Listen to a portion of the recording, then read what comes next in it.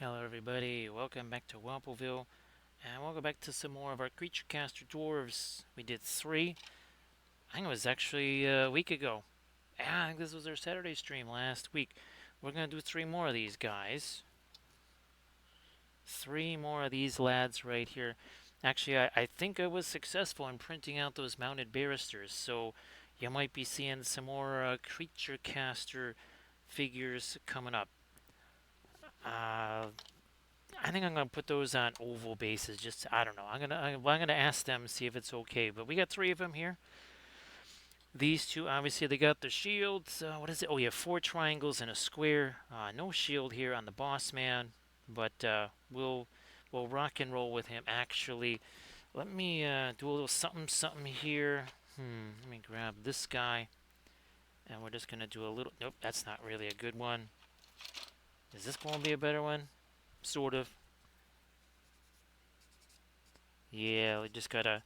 There's a little bit of a line right here, one of those little FEP stretch lines. Hey there, Crazy Wolf. You're the first one in. So happy Saturday there, Crazy Wolf. Yeah, just do a little something there. So Crazy Wolf, I just got. I had to get him direct from Elegoo because for whatever reason, all of my resin and my filament is significantly more expensive on Amazon, and I was able to get on clearance. Now, of course, it's the only there was pink and there was beige. That's the only matte PLA they had on the clearance sale. However, I was able to get 5 rolls for $58, no sales tax, no shipping, or free shipping, I guess I really should say. So, yeah, Crazy Wolf, if you're in need of that, maybe that could be helpful for you. I might have to avail myself of that again because 4 rolls of the black matte PLA on Amazon were basically $42 plus obviously taxes. So I'm thinking that 58 for 5, that's actually about the same because right now again you'd have to pay 52 bucks to get 4 rolls. You add the tax onto that, you're looking at the same cost for 4 as you're getting for 5. Now, again, I would prefer the black matte PLA for obvious reasons, but we'll just we'll roll with it. Now, I did get a whole bunch of stuff that came. I thought I had those in, or do I have them in here? No, I thought I had them in here, but the golden acrylics arrived. These also arrived here. So that's actually a new one. That these are both new. Yeah, actually, these are both new from the Griffin Elkids there. Crazy Wolf. What's interesting is there was a time not too long ago where I thought I've got something like let's see, 7 times something like 28 or somewhere around 28, 29 rolls of filament, right?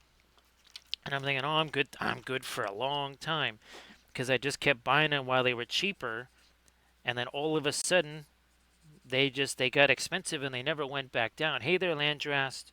I don't know if you heard what we were just talking about there, but I just then I've got 5 rolls of the beige matte PLA coming direct from Elegoo.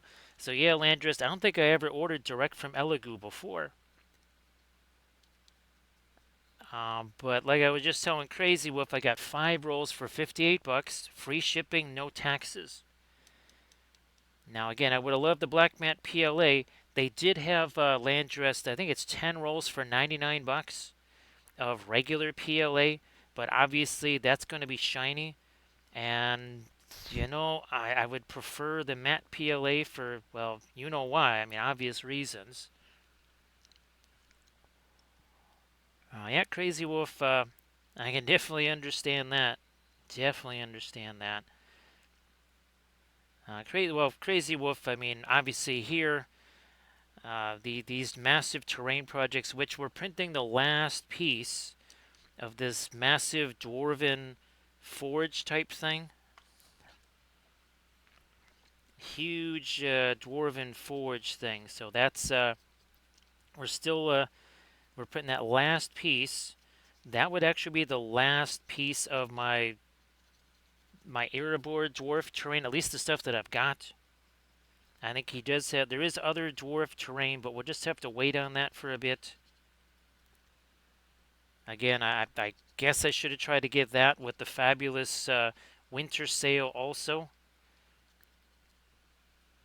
But hopefully there might be an, I don't know. Landrest is my mini factory tend to do like a summer sale also. Hopefully that would be handy. So yeah, Landrest. If you need, I know that you just used up a whole bunch. Actually, Landrest, how many spools did that massive terrain piece take up? So Landrest, I'm considering. This is crazy talk here. I'm actually considering taking that point 0.4 nozzle off of the printer, putting the point 0.2 on, and experimenting with some point 0.2 nozzle stuff to see what it can do. Now, you've done obviously a bunch of point 0.2 nozzle stuff. It's gonna, what would you say, at least triple the print time?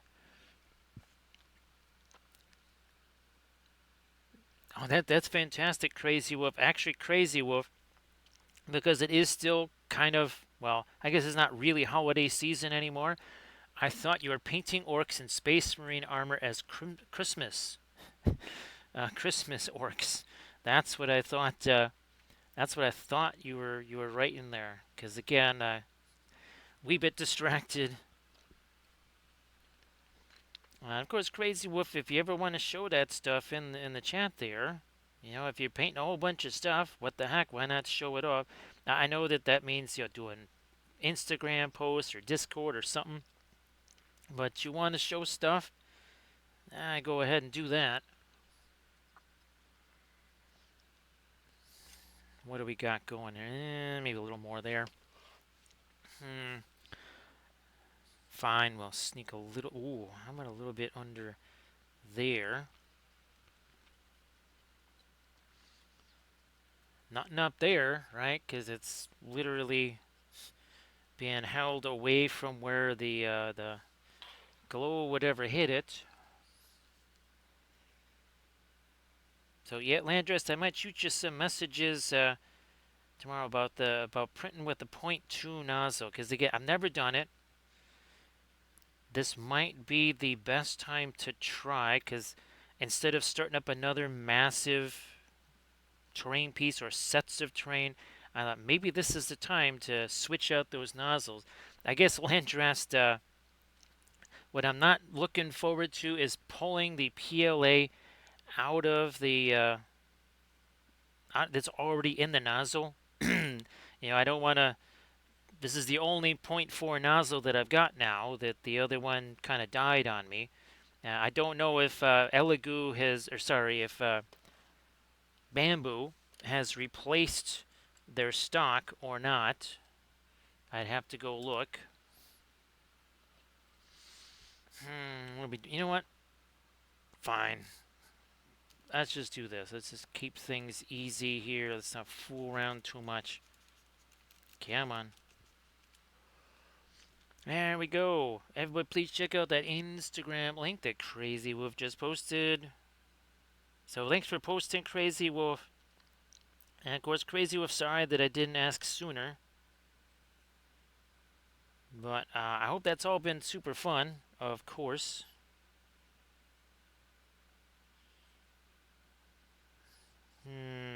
Now we'll leave that alone. We'll leave that for right. What do you got going on down here?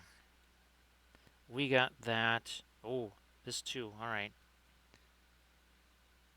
What's going on over there? Hey there, Blades. I hope the stream was fun. Sorry I didn't get a chance to hang out with you. And nice to see you there, Ryan. Geez, Ryan, I figured I wasn't going to be seeing you because, well, uh, I believe the quote was, it's as insane as you thought it was going to be. It's even more insane. But Ryan, I hope that it's one of those things where it's a billion times the work, but I do hope it's all working out. And of course, Ryan, if you well, you got enough stuff to do, but if you wanted to share, also, same thing there, Blades. If y'all wants to share the stuff that you've been working on, and again, Blades, sorry I couldn't join you on the stream there. So Ryan, I was just telling Crazy Wolf and Landrast that I had to resort to going direct to Elegoo, their clearance sale, to get basically more affordable matte PLA. It's going to be beige, so we're going to, I guess that's going to lead to some different videos.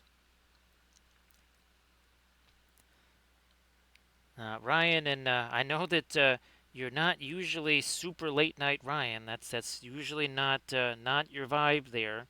So sorry that's been so much work, Ryan, but I do hope that it is all yielding great results there.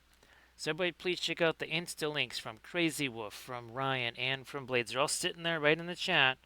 Go check them out. And of course, give Blades81 a follow because Blades also does the streaming stuff. Where's my. I did get some Van Dyke Brown. Is that in here? Nope, that's still in the other room. But again, I did get the golden high flow acrylic, and it turns out we did have containers of fluorescent stuff. I guess I should have looked first, but I mean, those are several years old, as in like 10 years old, so maybe it all works out. But these are new ones here. I think they're both series. Yeah, they're both series one. Essentially, this is supposed to be kind of a substitute for quinacridone magenta, and well, we got Prussian blue. So we'll see how those work. Hey there, AD.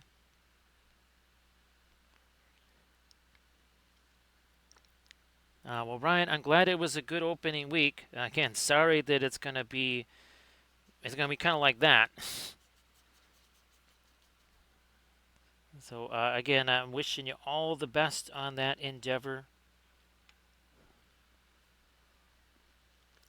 So yeah, AD, I meant to send you a picture of them. Sorry about that. Actually, AD, if you want to share your stuff in the chat too, holy smokes, please go ahead and do that. Sorry, AD, should have said that right away. Uh, Yeah, I think there was nine, either 9 or 10 that showed up. It's hard to say because I actually already put some of the ones we already have here. Those kind of joined the other ones. Now, again, I did build the basis for these here just because. So sorry that is just so incredibly exhausting there, Ryan. I mean, we had an inkling, right? We had an inkling that it could get a little bit hectic for sure. Yeah, fine. We'll just hit that too. Whatevers. You too. Hey there, Spoon Handle. How you doing? Everybody, please give Spoon Handle a follow. So Spoon Handle, well, same deal. If you want to post something in the chat there. Oh, in Danthrin Blue. I think that's the other thing had out here. Where the heck where are you hiding? You're around here somewhere in Danthrin Blue. There you are. That'd be this here.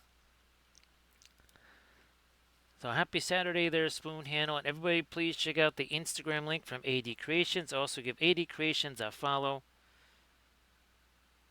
AD, I think, well, that was it for the ice days or rain days because they ended up not being snow days. And again, Spoon Handle, you want to share something in the chat, please go ahead. It was a very weird Saturday today because we had a glorious college football Thursday, a glorious college football Friday, and then today was NFL playoffs, which I mean, they were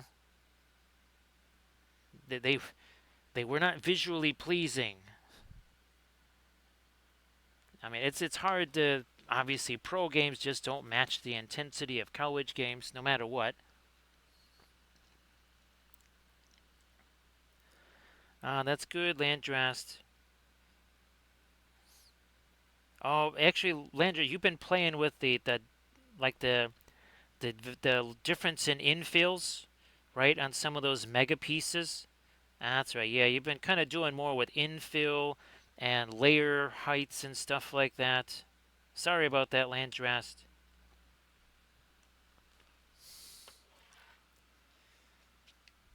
All right, let's do the same deal here. And again, everybody, please give Spoon Handle and AD Creations a follow if you could. Spoon Handle, will you be streaming later tonight?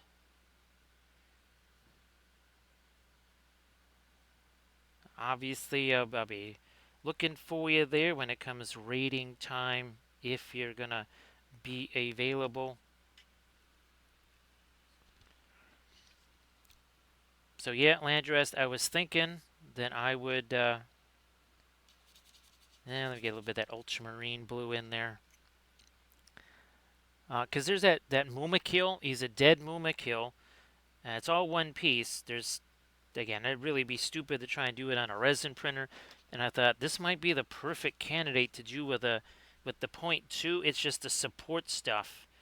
That's where things get kind of jinky there.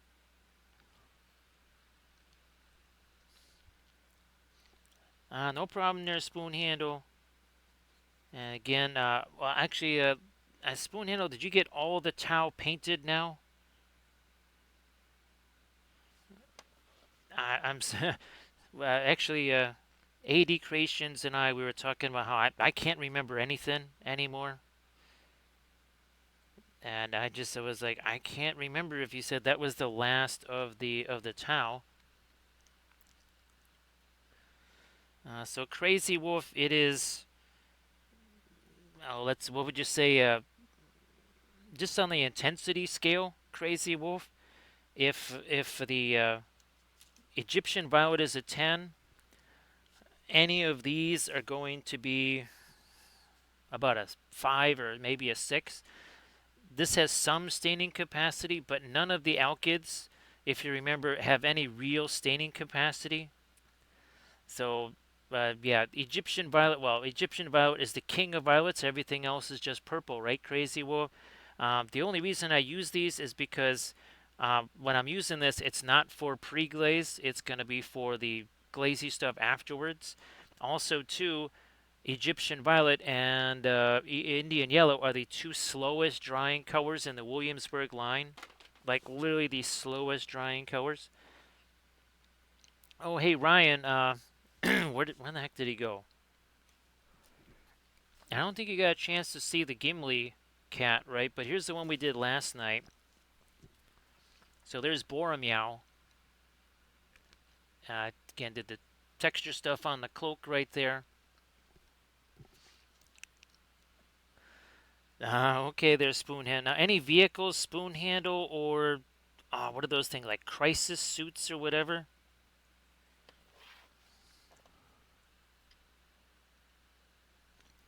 Thanks, Ryan. Appreciate that.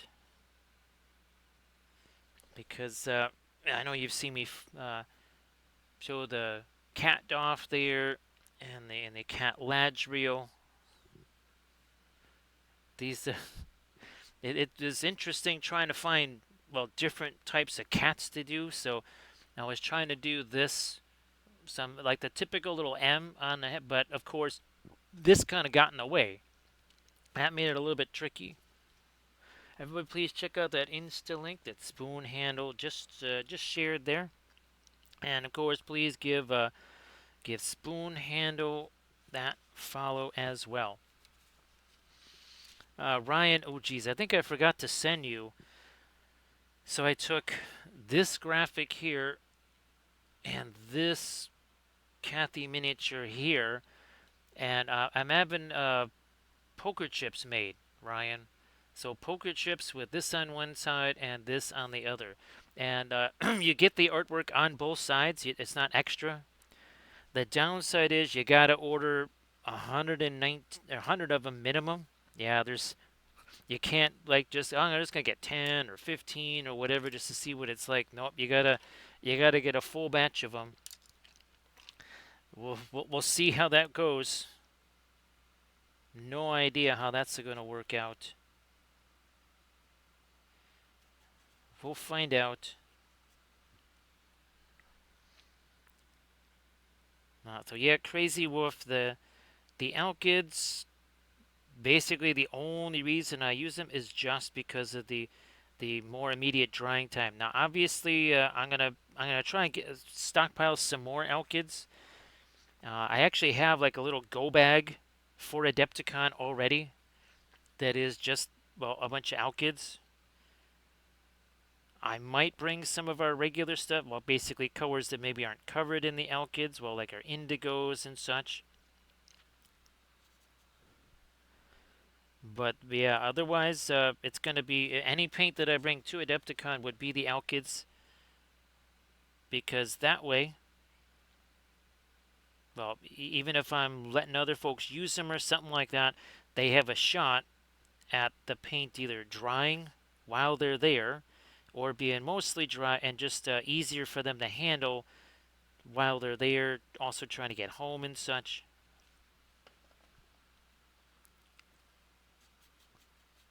Doing the same stuff that we did on these dwarfs here. And of course, again, we're going to do our 4 triangles and a square pattern on them.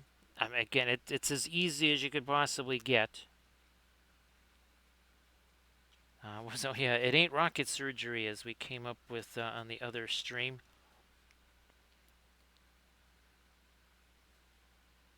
This is obviously the dwarf texture roller here. Where is... So you can see a lot of that pattern here on the Gimli kitty right there.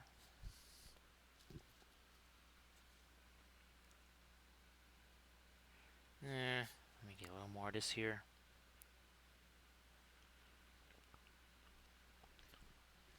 So obviously Armored Wolf is very busy at LVO. So we'll see when we see Armored Wolf.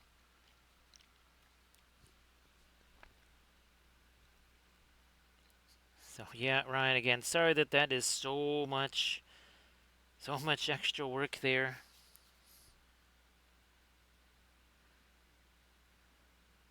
I guess the question is, is it that kind of crazy? Because, well, just the initial business, and it's like it can be that busy, but once you have things logistically down, it'll be hectic, but not beyond insane. But we know how it is, right, Ryan? With self-employment goes perpetual work, unending, never stopping, 7 days a week, 365. Actually, more sometimes like 367. Yeah, it actually finds a way to sneak a couple extra days of work in on you every year. Which is why my last day off was in 1989. So you got that to look forward to, Ryan. Which means, let's see, it's 2025. So yeah, I don't know, sometime in 2053, you might get that day off there, Ryan. Just mark it on the calendar. Hey there, Armored Wolf. Great to see ya. Great to see you there.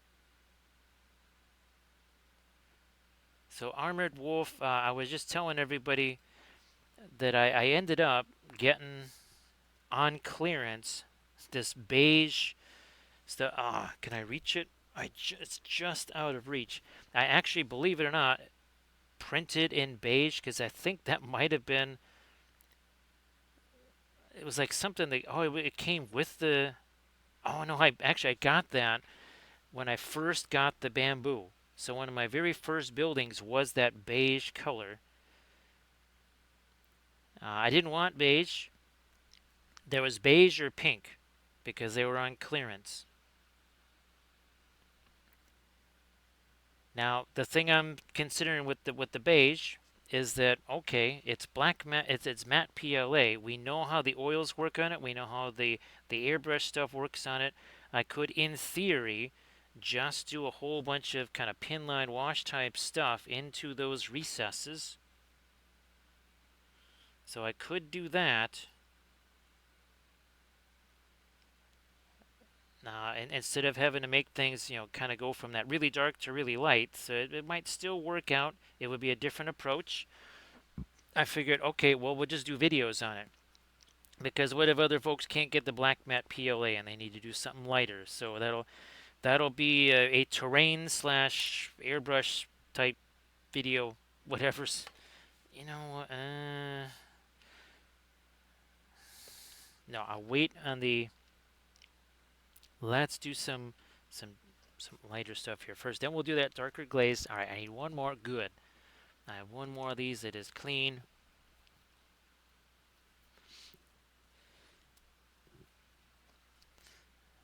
Yeah, right. I definitely hope that this. Well, all kidding aside, that this kind of clears out a little bit and that actually, in some weird way, creates more painting time rather than less.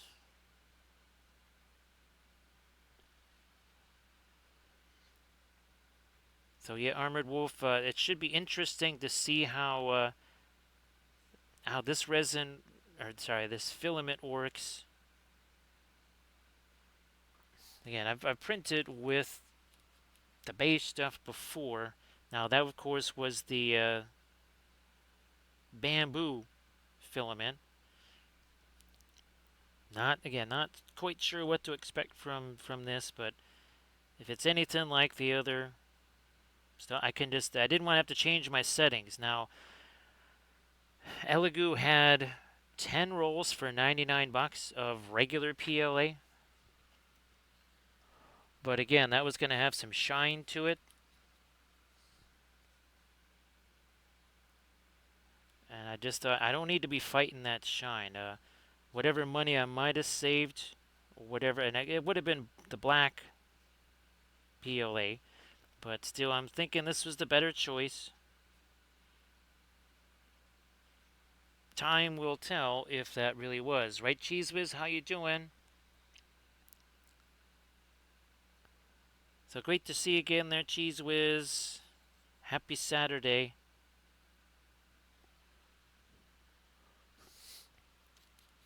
So Blades, the Kathy Goblin was looking really fantastic, of course. And Blades, you know, it's always hard with the room, like here, right, to portray him as glowing. It's weird. You almost have to have like less of it be the lighter color. It almost has to be semi darker everywhere for the glow to kind of show through. But I think it worked out pretty darn well there, AD.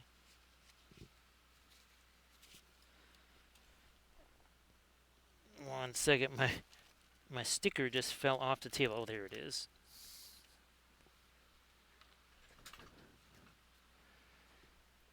So here's the last two kitties.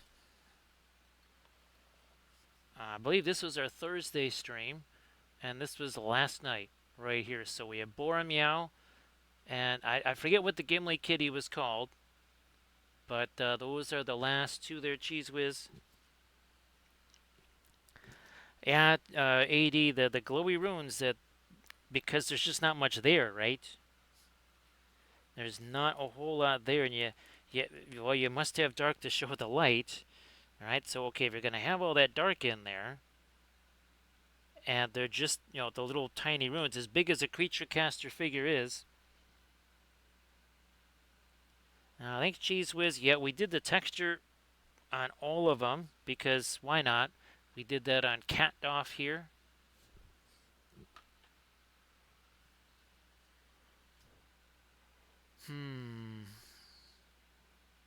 Yeah, let's do it. Let's do that here. So AD, it should be very interesting to see what those mounted banisters, barristers, not banisters, mounted barristers look like from Creature Caster. I'll send you pictures. I'm going to try to, jeez, I'll try to prep them tomorrow. I'm not sure how the heck I'm going to do all these things, but I'll try to prep them tomorrow. Because I also have to prep our ships for Armada Monday. And again, I've got I've got the Marina Nationale ready to go. So that would be Dunkirk, Richelieu, and Carnot. Again, that's the. I also have a cruiser printed out.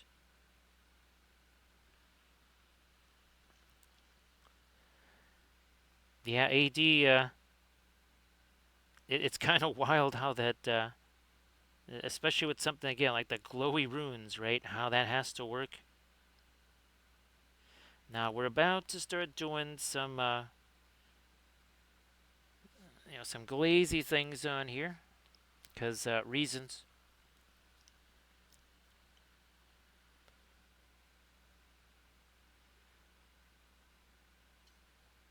Let's do this because the priority for tomorrow is to film part 3 of this series right here. So that is the ultimate priority right there. Because in theory, I could prep the ships on Monday. The thing is the water effect. They have to have a chance to at least set somewhat. Ah, there you go. I have to say that the creature caster cloth tends to be fairly well sculpted. Wouldn't you say, AD? It actually looks like cloth instead of just like some kind of like I don't know, like taffy that's being pulled in a direction or something. It seems to me to actually look like cloth.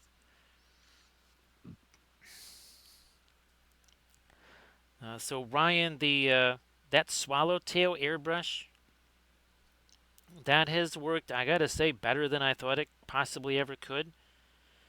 And of course, that compressor, Ryan. Yeah, we were. I mean, how many hours did we spend discussing that at Gen Con? That thing has been phenomenal. Oh my goodness. That's really, I mean, literally, right? It changed everything because there would still be no airbrush videos if it wasn't for that stupid compressor that Ken said, "Well, here, maybe test this out for a few minutes," which we then used the entire weekend. I never would have known about that. And actually, well, let's see. Now, Landris, you've had a chance to use your Galeri, right? I think that's how you pronounce it. I could be wrong. Alrighty, alright. Let's start doing some darker glazy stuff on here. Let's start doing some darker glazy stuff because here, let me just grab one of these dudes. Oh, and by the way, this is 32 minutes. Yeah, that's 32 minutes right there. I ain't saying, I'm just saying. I was just saying. That's 32 minutes. Hello, little hobbit. Spark my ganja. Thank you so much. You appreciate that. You know what? We should do it this way. It's like, you're a little bit bigger than the other guy. It's like, what other guy? Well, Gandalf the Grey. Well, I'm also gray. I'm like a gray cat. It's like, I can see that too. You're burning some catnip in your pipe there. He's like, well, I suddenly have the urge to like scratch your eyes out, so maybe it is catnip. Thank you so much for that follow. Appreciate that. Shoot at night. We actually had another We've had actually one Gandalf 6 at least on every stream so far. Well, that's not a 6. We'll take that deuce right there. So thank you so much for the follow. Shoot at night.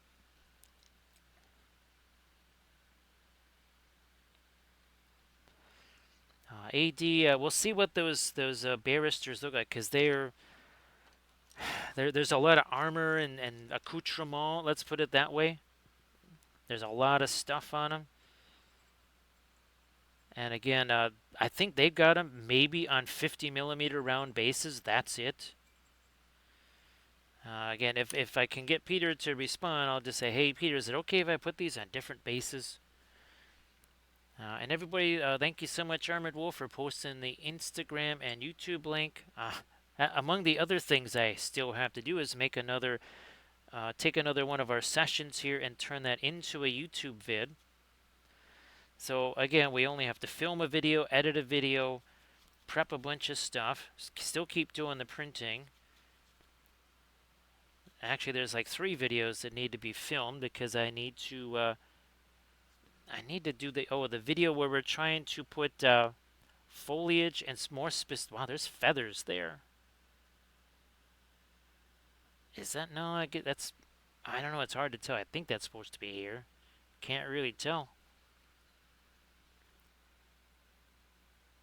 Can't quite tell what that's supposed to be. Well, we're gonna get that blue off of our axe here.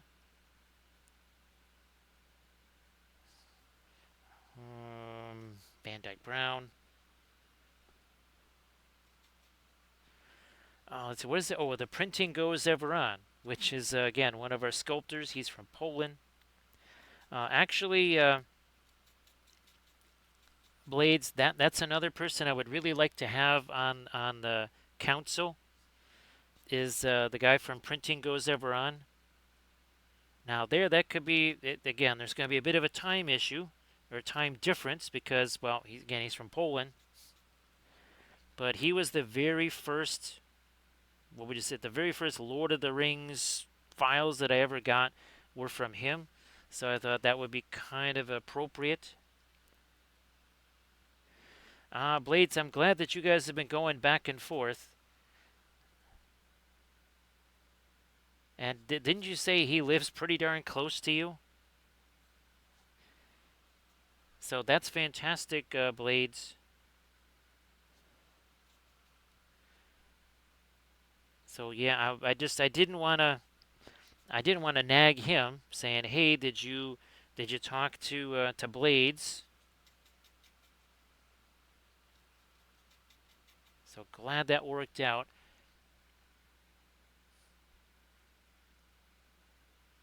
Let me get a little bit of the Van Dyke Brown down there. Also, here we're gonna backtrack to the Fulton over here. Hey there, Valfera. So Valfera is this new unexpected mustard activity. Oh, those are feathers. Those are actually feathers there.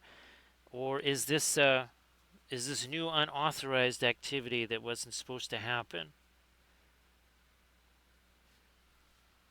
It's definitely been up tempo. That's for sure. So yeah, Blades. He's got that new Rohan-inspired terrain that he's doing. Geez, I got to get him to actually send me those files so that I can maybe. Oh, that's right. Maybe I could be painting that. Oh, there you go, Blades. I could be painting it on that stream because in Discord, right, it can at least just show my camera real quick to just say, "Hey, look, here's what Mark is talking about."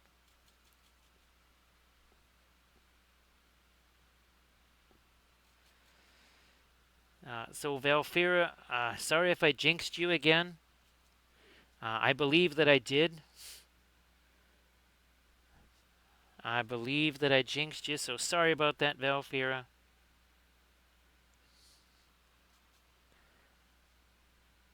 The problem is that I can't oh, what is that? Do the reverse psychology on the curse. I can't say, well, I hope everything just blows up and everything goes crazy, because then it'll just be that much more. So that's a possible thing there, Blades. That's good.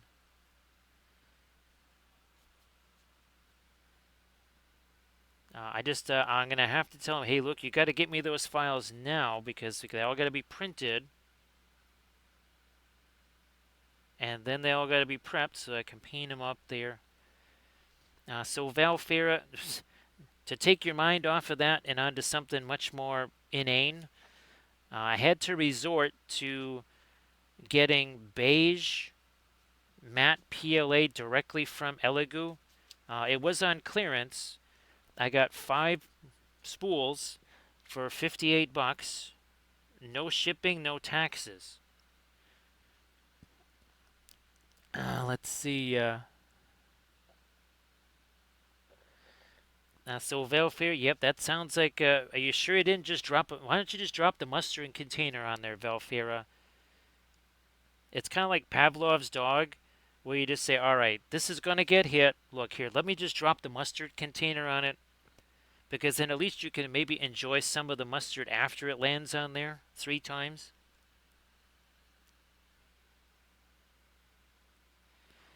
Yeah, Blades. Well, I'll shoot you some messages after the stream and stuff. I know that some people, we who do this, it's like, oh, we're just going to be on a stream. We'll just talk about stuff, whatever. For other folks, it's not quite so easy, right, Blades? So hopefully that's not something where he's like, oh, I don't know if I can do this talking thing. So sorry those orders didn't come in there, Velfer. I know that that was supposed to kind of keep you supplied there while all of the craziness is going on.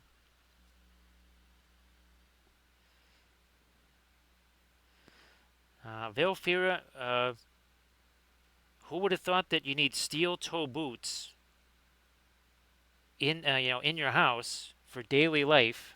But you never know. It's one of those things. Just I guess you just have to wear the steel toe boots all the time. Yeah, Blades. I kind of tried to explain it to him. I mean, obviously, it's very low impact, right? I mean, it's just a bunch of people talking about miniatures, and all he really has to do is just kind of describe what he does and what it's like.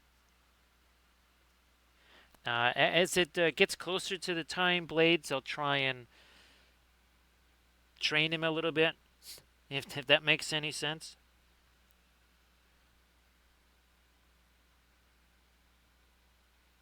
I'll just say, here's the kind of questions they most likely are going to be asking. Where is my... This must be what I'm using here. So Cheese Whiz, I hope everything's going okay. And of course, Cheese Whiz, if you want to post anything in the chat, please go ahead.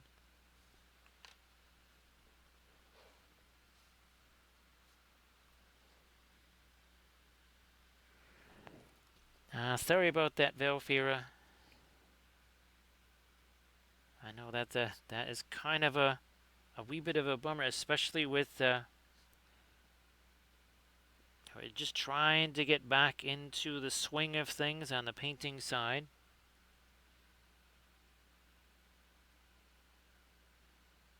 Now we will do the same freehandy stuff on the cloak. I might do something actually a little, well, I don't know. We'll see with all of these folds here on the cloak. I don't know how much we'll do freehand wise on there.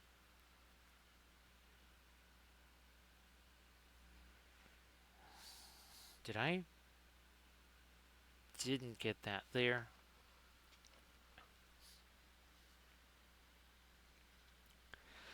Valfira, this, talk about your one shot right there, this Puro Orange.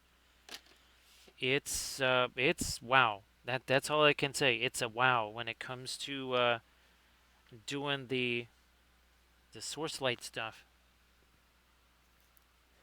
You wish to join the Linseed Fellowship. Yes, you wish to use the oil paints. Do we need to bring out the Hypno train? Do we need to bring out the Hypno train to make sure that everybody switches to the oils? We'll do it. We'll do it. See, now, Blades, I cannot confirm nor deny that if they switch to my camera here that I won't bring out the Hypno train.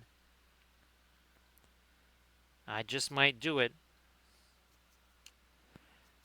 So all of a sudden, everybody in the stream, they won't be talking about big acrylic anymore. They'll all be talking about oils.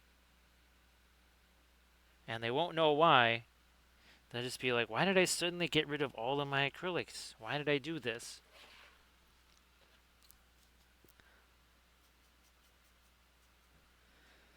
All of a sudden, everybody's doing color charts. Everybody's doing pre-glaze. Everybody's using filbert brushes, and they won't have no idea why they suddenly just changed everything. Oh, why? Because pin line. Well, look at that capillary action there, huh? This is literally seconds. This is what I did on the shield so far here. Again, good luck doing that with the acrylics in that kind of time frame.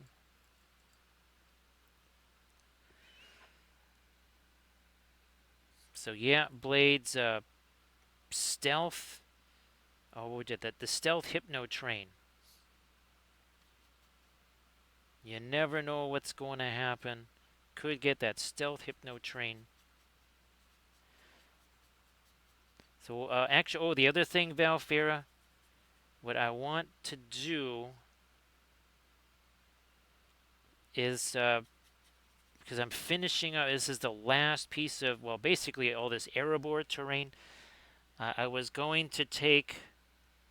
Oh, look at this lighter stuff here. I was going to take the point .4 nozzle off of the printer, put the point .2 on there, and try and print a few things with the point .2, which I've never done before.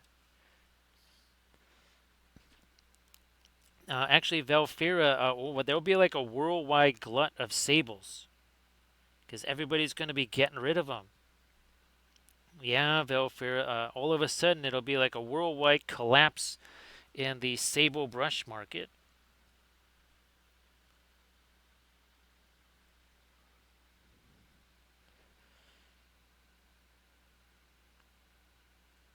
AD, I'm looking forward to, and I won't just do this stuff with the airbrush, AD, because this was mostly painted with the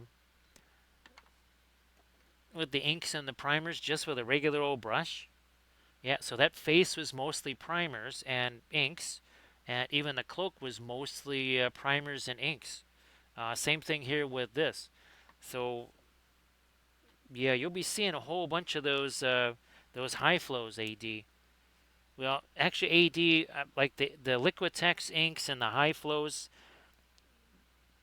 I don't know if it makes any sense, but I almost don't consider those acrylics. To me, I consider those precursor to oils because with those high flows, you really can't just. I'm going to do a layer of this and a layer of that.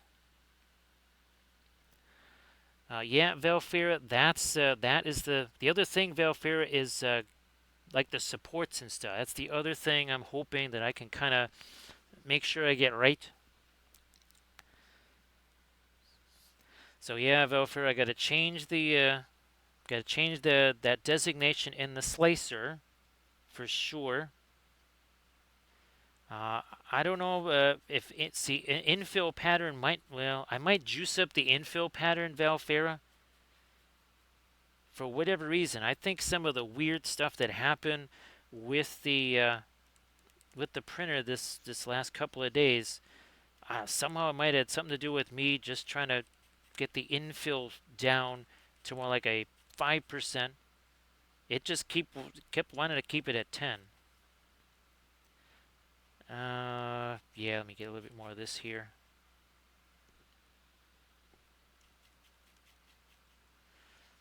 So yeah, AD, some of those videos I actually kind of call it getting into the mindset for oils because you're taking essentially a kind of a translucent ink, right? Or the high flows. You're mixing it with a white, and now you've got something that's kind of semi-opaque, which is basically the oils. Now, obviously, the drying time is somewhat quicker, but the general idea is kind of the same. Hey there, Denethor. How you doing? Great to see you there, Denethor. So, Denethor, hopefully you've kind of picked out something for streaming. Again, Denethor, something super simple. Something incredibly simple so that you don't have to focus as much on the painting. You could kind of focus more on the stream itself. Now, actually, Denethor, here's another thing. You could if you got two, or if it's something printed or whatever, or let's say you've got multiples of something, paint it before you ever do the stream. Now you got two things. You got like a painted example to show on stream, which, well, okay, look, we have a painted example to show on stream. And it's also more in your memory, Denethor, so then you don't have to be, again, kind of splitting your focus between, okay, this is new, responding to this or whatever. So that might help you out there too, Denethor, for making that first stream a bit easier. So maybe give that a try. Again, if you got something that you have multiples of, just paint it up. And now you got yourself, again, a painted example that you can show off. And then you also, again, now have something that's kind of in your mind. You say, I painted this before. I can do this again.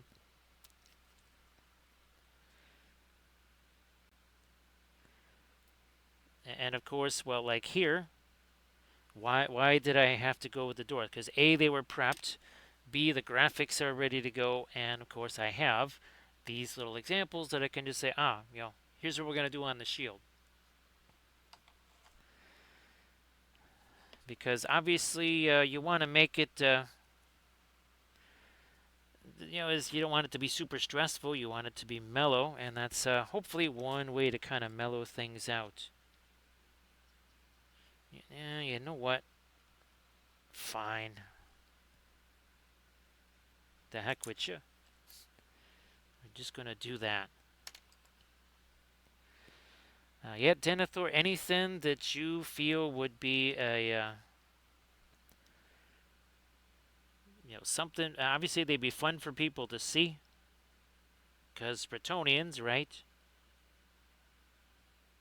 You would probably have fun painting them.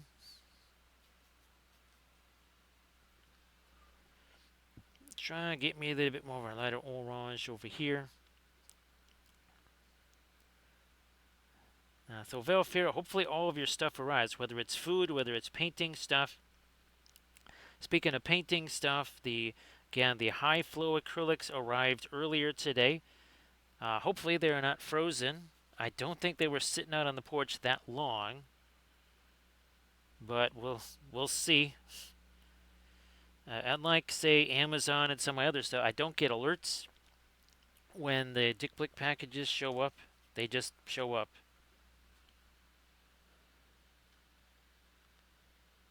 And of course, Denethor, you could, do what we did with the freehand, right? You could draw it out in advance.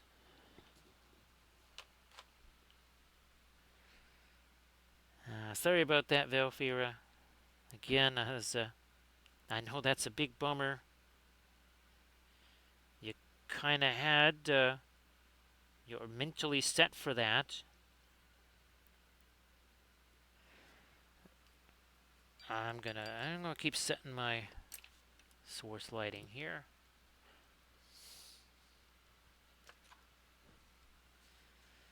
So again, these are the two new ones that showed up. This is going to be a substitute for Quinacridone Magenta and Prussian Blue.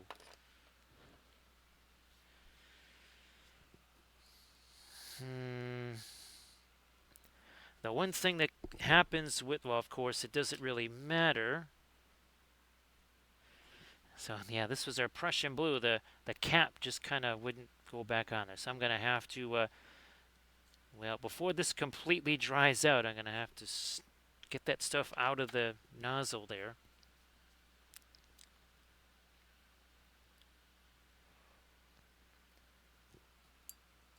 Actually, oh, that's right. I got among the other things. Yes, the other things I have to do tomorrow is make that roast, whether it's going to be in the slow cooker or in the air fryer. Never done a roast in the air fryer. This most likely, I don't know if it'd be too big to fit in there. It's probably on the cusp of being too big to fit in there, unless I sliced it in half. I don't know. Well, like I said, I've been doing the chickens in the air fryer, so I suppose the roast could still work in there. I wasn't sure if something like that really needs to be cooked slow. It's all thought out, So it's gonna happen either tomorrow or even tonight after the stream. I would prefer tomorrow, although tomorrow. Oh, that's right, the Adepticon sign up. Oh, there you go. Yeah, for folks that need to sign up for Adepticon, I do believe tomorrow at noon, or is it today? Well, it's almost today. It's 15 minutes more of Saturday. So yeah, you folks that want to do Adepticon stuff, I guess the card stuff opens tomorrow at noon.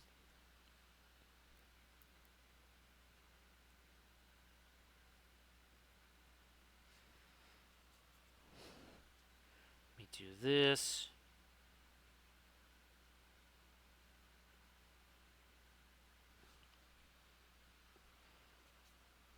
Trying to get some of my lighter oranges in here.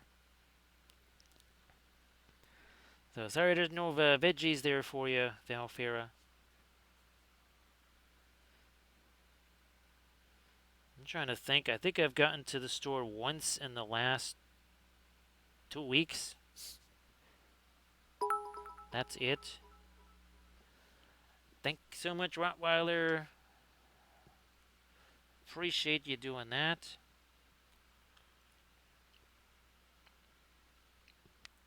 Where's Rottweiler? If you want to share some of your Smurfs in the chat there, please go ahead. Everybody, please give Rottweiler1616 a follow. Now, hey, Rottweiler, did you guys end up finishing your BG3 session, or at least getting to a point where you didn't die? Denethor, well, you know how we like to take basically whatever's on the miniature and make that part of the freehand? Right, we did that certainly here with our Galadrim freehand. That basically was just a design that was on all of the shields. I said, all right, well, we'll put it on the cloaks. What the heck? Belfair, do you think it'll take that long to crash? Let's see, you gave it an entire 0.00001 milliseconds. I don't know, that might not be a good bet there, Valfair. You might want to cut that down by about 50%. Yeah, I think it'll take way less time than that.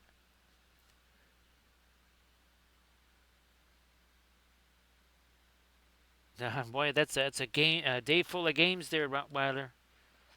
Speaking of games, those the games today were not very spectacular. I mean, I guess you could say they were like the college first round of the college playoff, but you know, Pittsburgh Steelers playing like Arizona State. Actually, they didn't even play as well as Arizona State. They didn't even play as well as Boise State.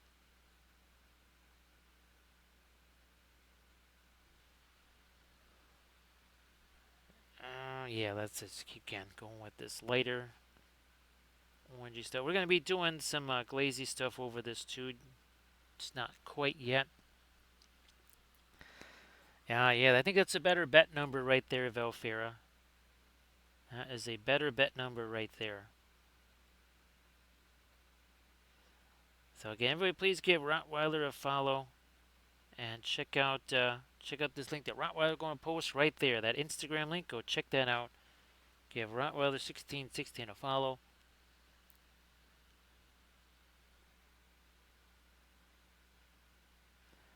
So I guess Armored Wolf, we use our emails then. I'll shoot you a message after the stream, but I guess that's what we do is we use our emails. I saw Charity's post on Facebook there.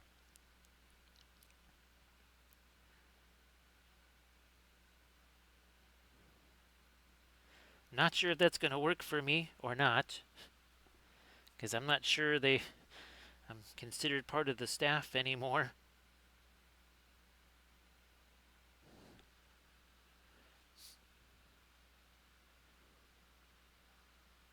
Now, yeah, Denethor, that would be super fun. Again, I know you want to do the painting, the sculpting.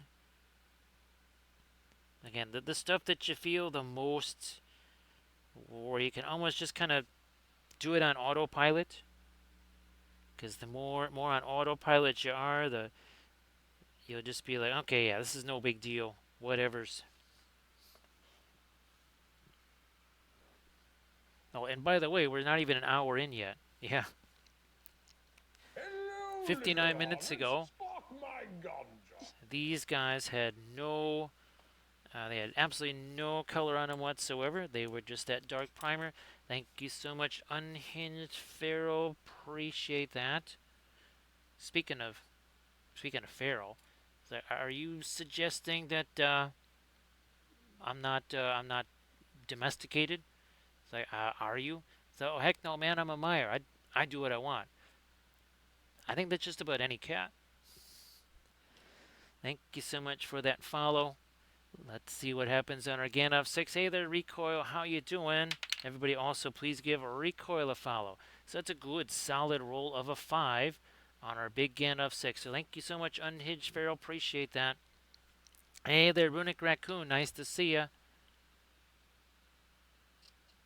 Again, Recoil, if you want to share anything in the chat, like always, please go ahead. So let's see here. Last night we painted Boromir. Night before we painted our Catly, whatever, and then of course before that was Catdoff, and then of course before that was Cat Ladriel, and then of course before that was two of the Argo kitties right there. So these are all 3D printed from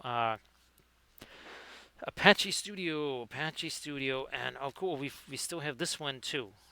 We still have Pincushion Borum Meow here. So everybody, please give Runic Raccoon a follow.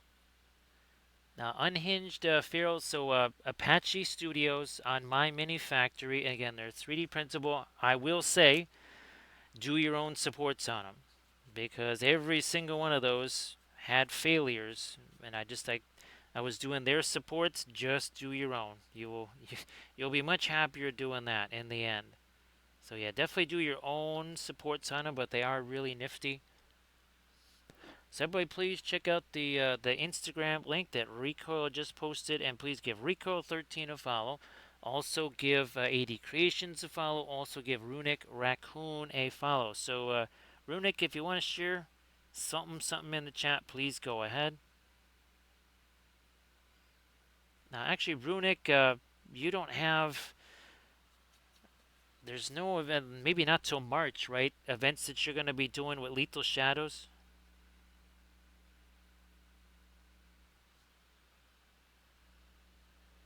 Well, that's hopefully you can get that set up there, Runic Raccoon. So recoil, I'm gonna try and use the point 0.2 nozzle. I think I might try to mess with that tomorrow. Well, I don't know about not tomorrow, not tomorrow. I'll have to tell you the story of the what is it, the beige PLA that's coming this way because I've been checking what now 2+ weeks on my black matte PLA on Amazon, and it's still 50 something bucks for 4 rolls. I mean, that's not a bad price, really, when you think about it compared to bamboo stuff. However, that's not as good as $41, or no, $42 for 4 rolls. So we switched gears. We went directly to Elegoo, and well, they had beige matte PLA on clearance. I got 5 rolls for $58, no sales tax, no shipping, or free shipping, I guess I should say. To be honest, I'm tempted to just do it again. I really would prefer the black matte PLA. Again, I'm not super good at math, but when you consider 5 for 58, no sales tax, no shipping cost. So again, Amazon would be no shipping cost, but since this is Chicago and the sales tax is 85,000%, that $42 is going to be at least $4 something sales tax. So your 42 becomes 46 for 4 rolls. Hey there, Rabbit Art. How you doing? Thanks for joining us on the stream, Lucky Rabbit Art. So you will be doing Gamma.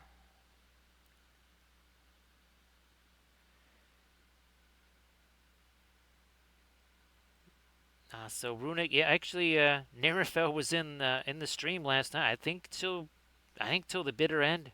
Yes, I think all the way to the bitter end. And of course, since AD is also gonna be able to make Adepticon, our Sunday dinner crew is intact again. Oh man, we lost our Sunday dinner crew before we'd ever really had a chance to get started. So great to see you there, Rabbit Art. I hope that you are doing very well, of course. And again, thanks for joining us on stream.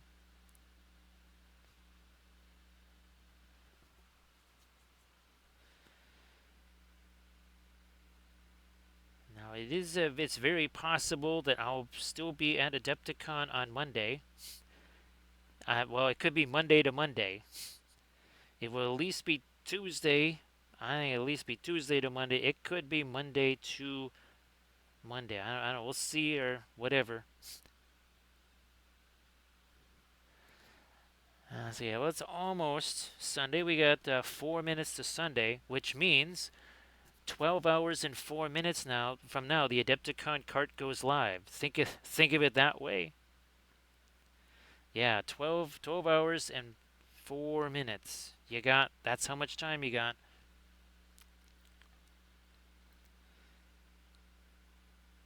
That's fantastic, AD. Wow, that's going to be quite the family event.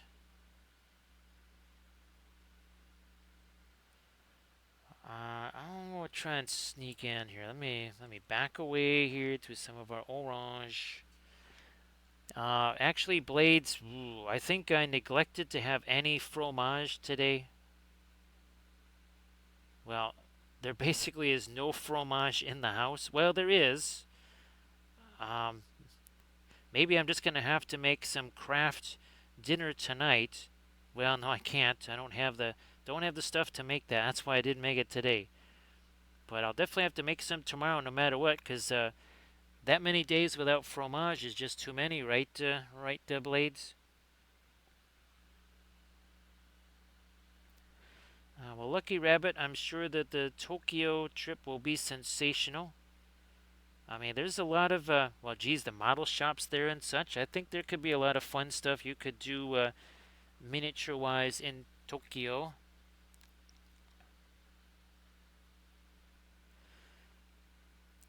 Now, of course, oil paint-wise, your main selection of oils there will be the Holbein oils, because ironically enough, made in Japan. But those, as we found out, they're not really the best for miniatures. I think as a 2D medium, they would be really fantastic, good high quality paints, but they tend to have a wee bit too much linseed oil in them, and therefore they get a little bit on the slick side, a little too slimy for the miniature stuffs. And of course, again, Runic, you want to share something in the chat? Please go ahead and do that now. Here we'll. So 1 hour and 8 minutes ago, these three guys again had no color on them whatsoever. Let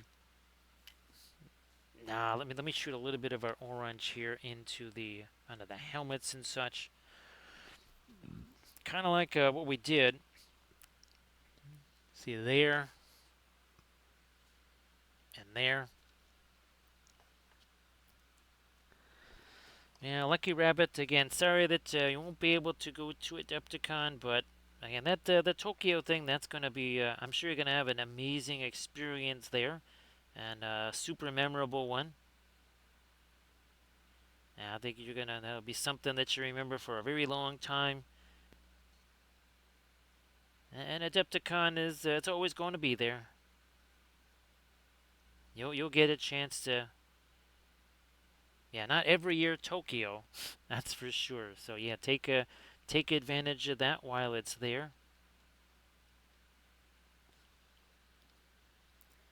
It is very much, yes, it's a impossible, right, right, Denethor?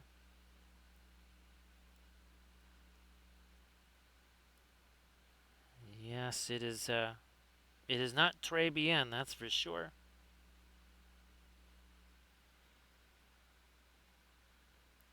I'm gonna get a little bit more of that orange. Just a couple of spots in there. Let's try these guys now. Thanks, Lucky Rabbit. It all, believe it or not, it all started. Well, you see those little gobos there. This is where it began. Where's my? There we go. It all started with the Moria army. It all started with this, and then where's? Oh, here we go. So then we did it on our dwarf army there. We even did it on our Moria, as I call it, the Moria. Whoops! I did hit the return button there. Our Moria Fellowship here, and then of course we even continue that on our Gimli Kitty right there. We even continued it there.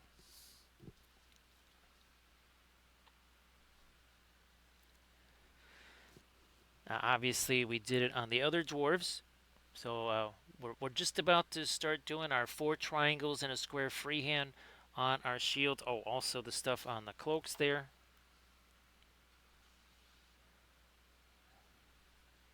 That's fantastic. That's fantastic, Runic. And again, so if you're looking here, though, this is Sculpey clay. We always use the gray extra firm. We roll it out. We take the texture ore from Green Stuff World, and again, you can see there is the texture. And we use all kinds of different tech. Where's Denethor? Oh, speaking of Denethor, so there's another one. Do we have a? Oh, here we go. So there's an example. We also have our Tomb Kings.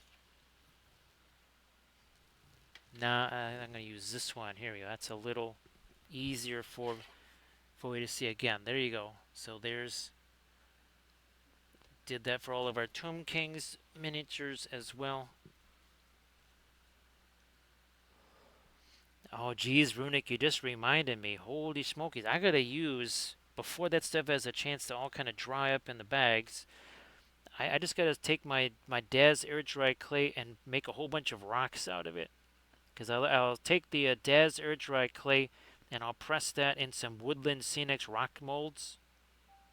Yeah, I gotta do that. Holy smokes. Thanks for reminding me there, Runic. Because that is something I need to definitely do.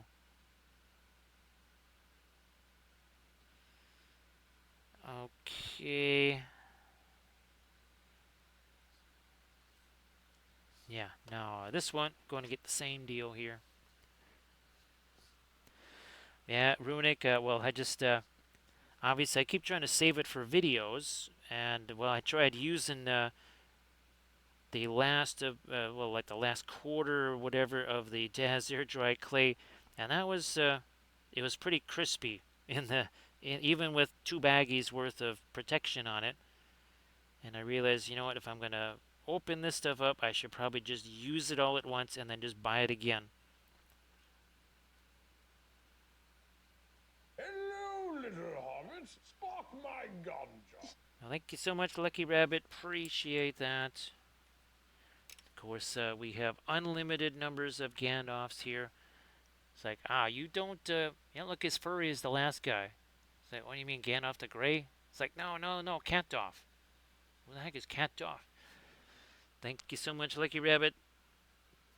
Let's see how much luck we get on our big Gandalf 6 here. So see you later there, Valfera. Well, that's it. Again, he avoids the one. Right, Valfera? Just avoid the one. So sorry about that, Valfera. Again, oh, hey, Valfera, one sec here. Let's have these two. So how's about we do a quick little film noir for you, Valfera, before we head out the door. So again, what we do? We just turned off the object source lighting once again. We'll try this again. as pronounced as it is here. I think we did get a chance to do this with our Gimli kitty, right? But let's try this again here. So, I mean, yeah, it just looks like reflected light now, right?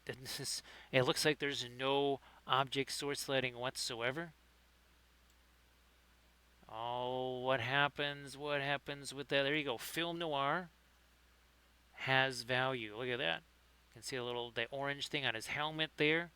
So again, film noir wise here, let's it all just disappears. Doesn't look like object source lighting anymore till we bring back that most vital of contrasts, color and temperature and saturation contrast. Need them all.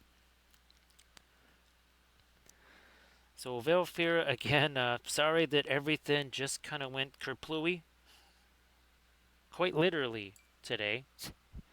That was quite literal kaplooey. Now, four triangles and a square.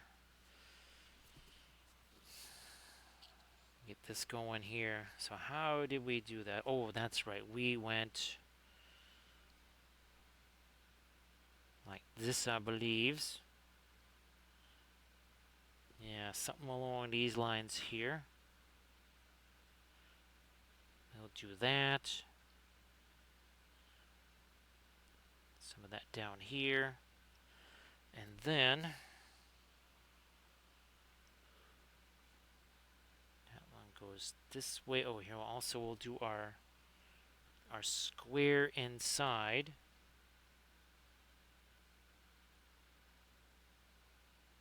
So there's our square. Again, four triangles and a square. Super simple freehand pattern that's really easy to replicate over and over again. And again, we're just using the oils like we always do, start to finish. Like we do on every stream. And these lads, if they're not dry by this time tomorrow completely, they'll be pretty close.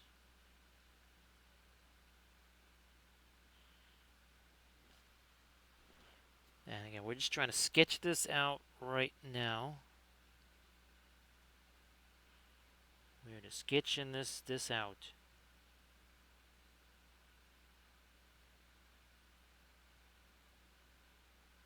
Maybe we'll move that down a smidge. Yeah, we'll move that down a smidge.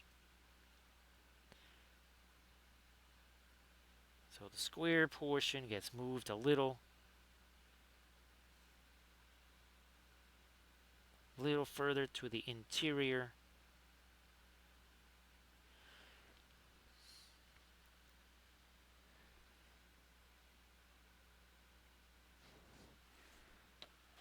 Let's see. Oh, and of course the recoil. I was trying to put some of the Nach foliage into the. Oh, I almost forgot our cloak there. Holy smoky! Let's do this.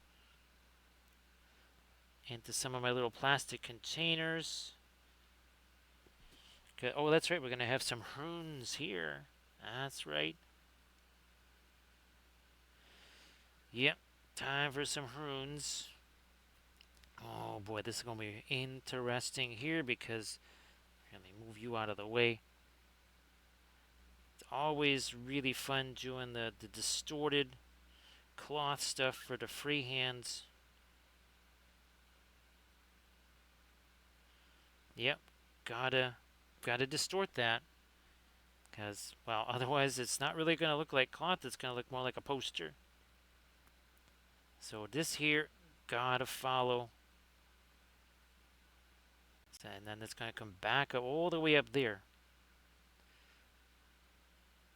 Again, these are 3D printed from Creature Caster right here. And of course, I got a whole bunch more Creature Caster stuff to print. Yes, we have some runes for Runic Raccoon. Actually, now I'm thinking, say runes for Runic Raccoon in Old English. It'll kind of sound like a bit like the Swedish Chef probably. Yeah, I think it's gonna sound a wee bit like the Swedish Chef.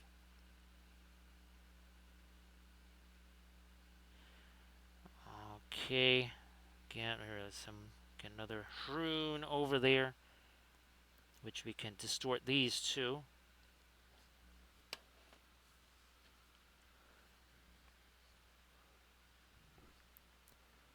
That's Mars Yellow Deep mixed with, oh, what the heck is that? Or not Radiant, Radiant Indigo. Dink, dink, dink there. Get our square. And then our 4 triangles. Now we'll push you down a little further.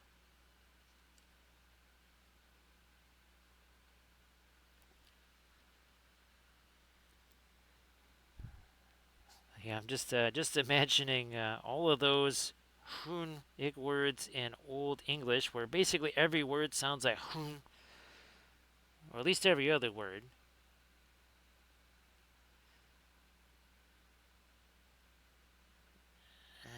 Yeah, there we go. Let's get our triangles here, and then we'll go back and we'll do all the over and under stuff.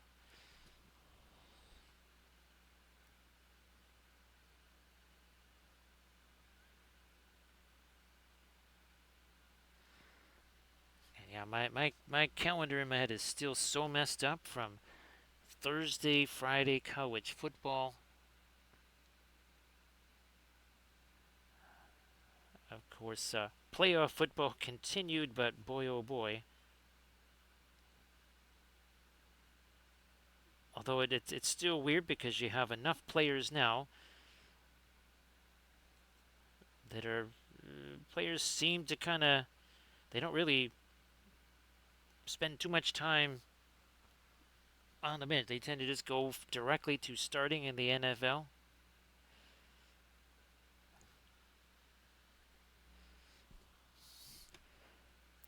This gonna be interesting. That's gonna go all the way down into there, and then again we have to offset this a little bit, and it's got to follow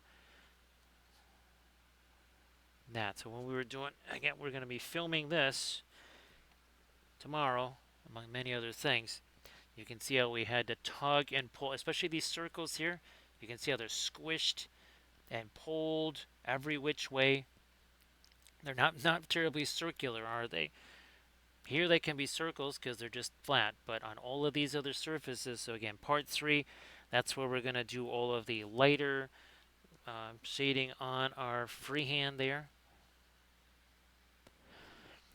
Well, AD, thanks for hanging out. Appreciate you being here, of course.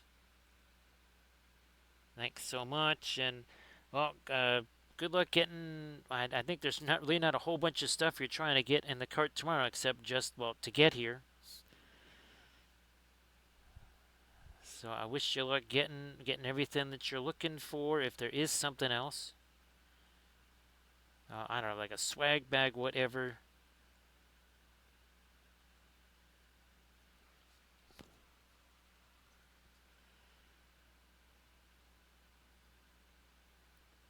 Do that. Another little rune over there, and then let's continue the pattern up here.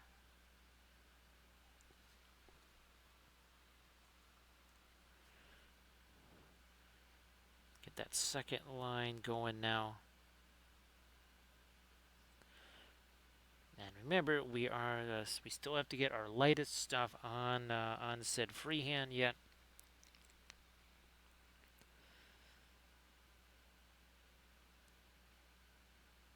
Now, AD, good look on all of the runes there.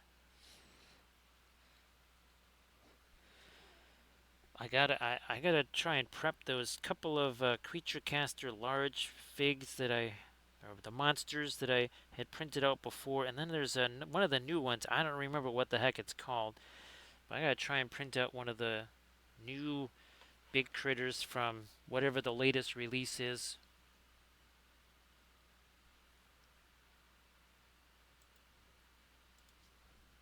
Alright, so we got that. We got our square, which means on this guy, no shield, but we do have to do some stuff there.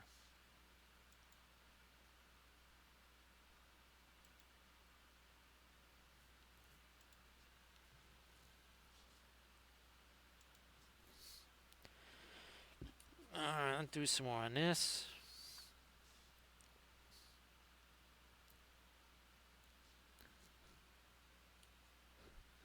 Right here. Okay. Start doing this line. Away we go.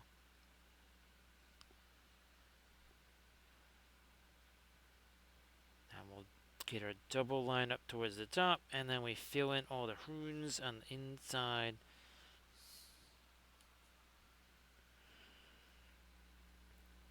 So we're gonna do a little changeola on the feathers.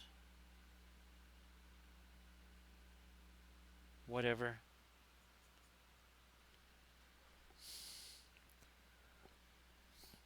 Here we go. First line. Up and around. Back down again. And the second line here.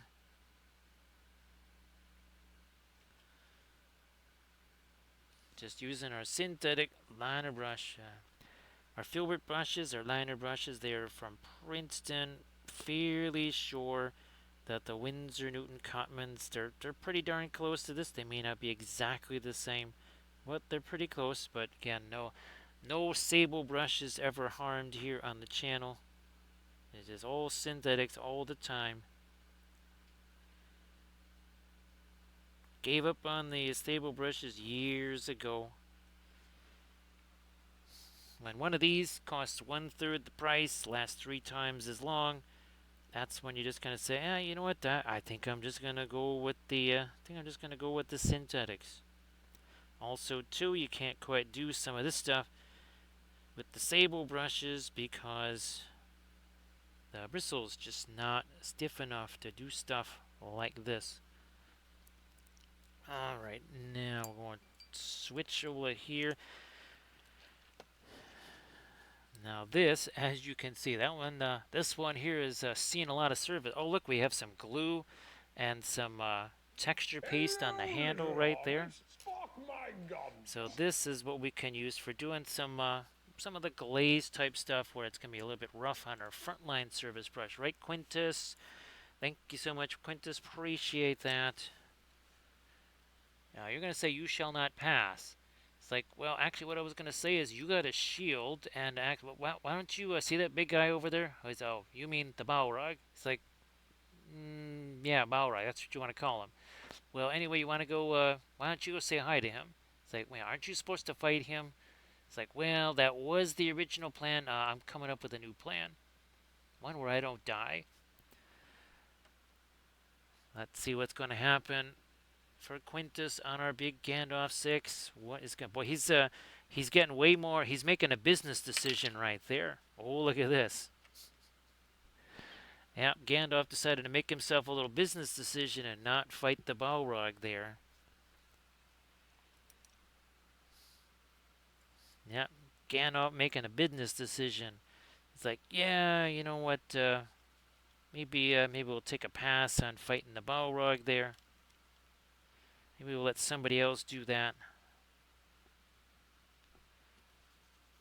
Gandalf just remembered that he left the oven on back in Rivendell or something.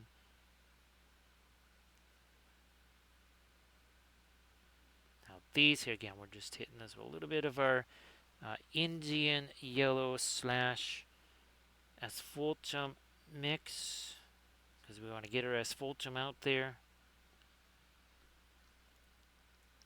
So that's going to be our. Let's just hit these two. Why not? Helmet. Yep, on this guy. I might even get the Might even get the little feathers on him too, just for funsies there. Switching those up just a bit. Again, the oil paints here, start to finish.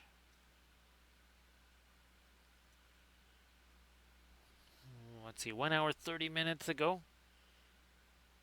These had no paint on them, they were just our dark brown primer.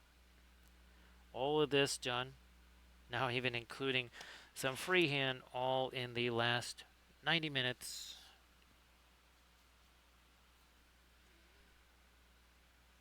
I'm not saying, I'm just saying. Could do this in 90 minutes, or maybe not do this much and a whole lot more time. So here I'm going to take a little bit of that, darken down some of that. Same here on this little bits of free-handy stuff there.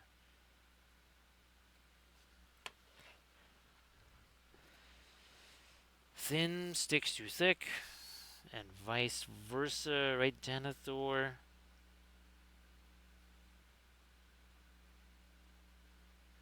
Okay, I think we wait a minute. What? No, I didn't quite get all of the gold on the helmet there. Alright, now we got it.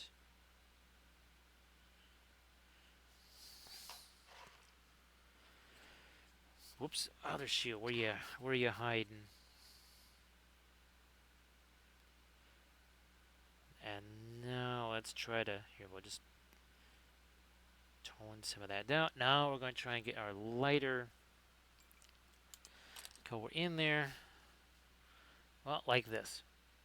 Again, 4 triangles and a shield. That's what we're doing.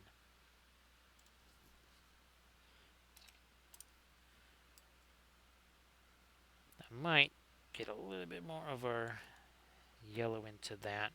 And I'm gonna already have to get some more fast matte white out here. So let's see what this does.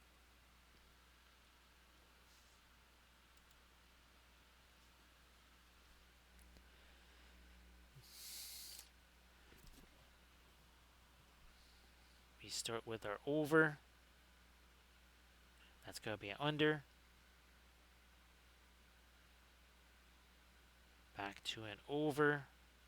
That's gonna be an under. We need an over. Another over here.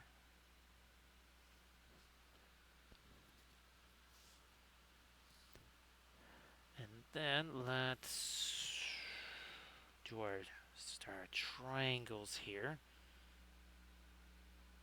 That one's an over. You see what we're doing? Yeah.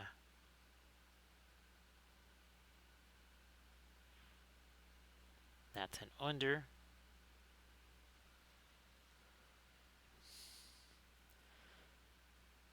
Up here. That didn't belong there. Oh, what a great tragedy. Oh, wait. Maybe not, because we just wiped it away.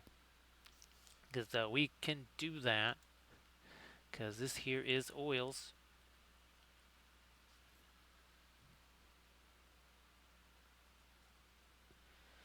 It's like we've got ourselves an eraser.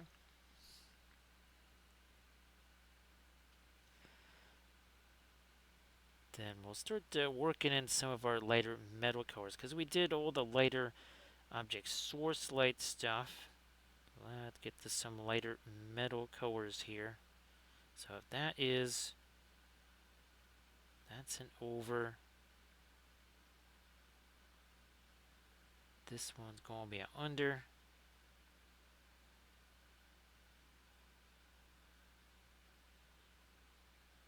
There we go.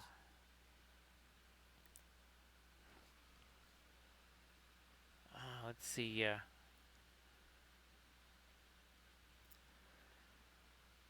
Recoil, that wasn't Shadiversity, was it? Because I know he does a lot of medieval warfare stuff. And he did that one where he looked at all the cities of Middle Earth and the fortresses to say, well, like Minas Tirith, there's in a city of that size, there would not be enough people living there.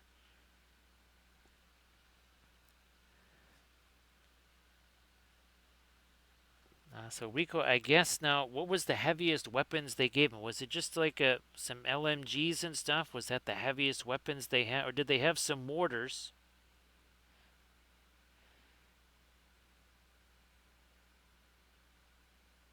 I guess the question is, Rico, did they run out of ammo? Because pretty much they would be doing just fine until the ammo ran out.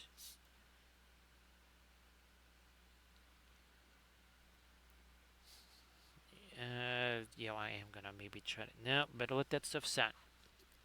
Let's not do this too. Let's don't be hasty. Don't be hasty, little hobbitses.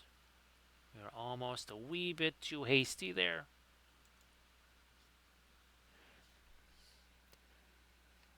Here we are again to our 4 triangles and our square. So we begin with our over here,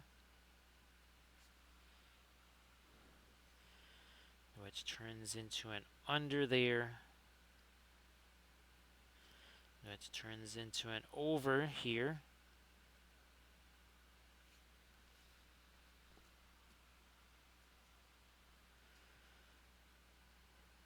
Over there turns into an under right there.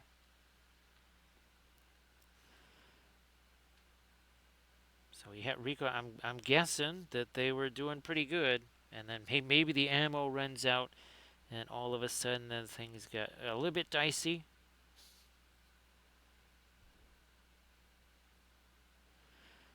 Okay, that's an over there. This needs to be an over here.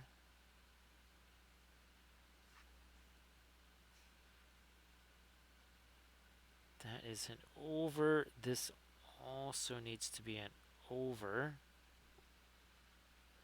And we'll get back in with our lighter blue or darker blues to kind of tidy up some lines and such.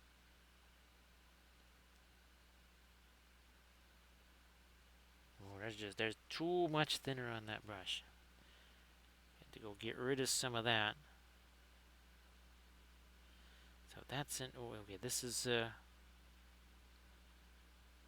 as an under. This one's gonna be in under here.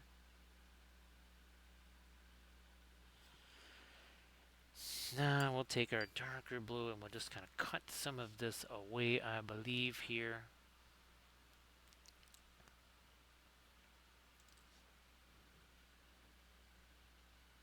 Thanks, Rico. Appreciate that. That should be pretty wild to see.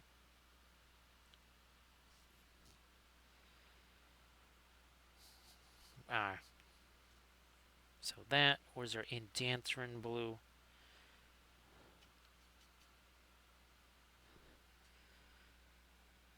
So now we do a little bit of cleanup such here.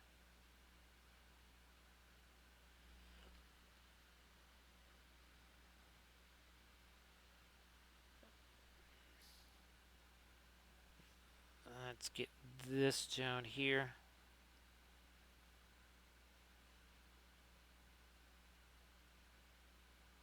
Just again doing some cleanup here, and a little more definition on the over and under as well.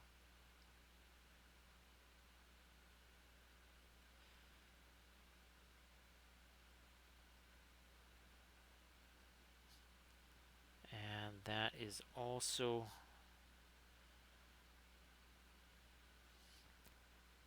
under.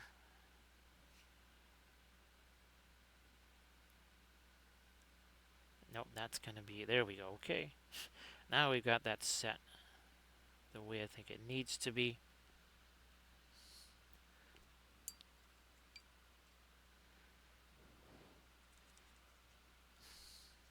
Come back to this now that we've done a little bit of tidying up.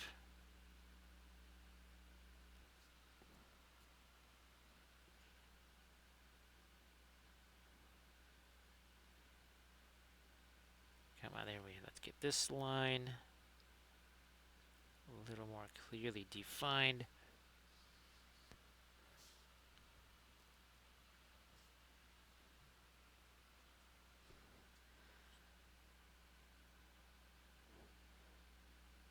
Down here.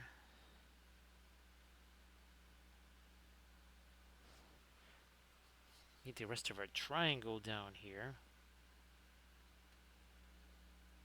There it is.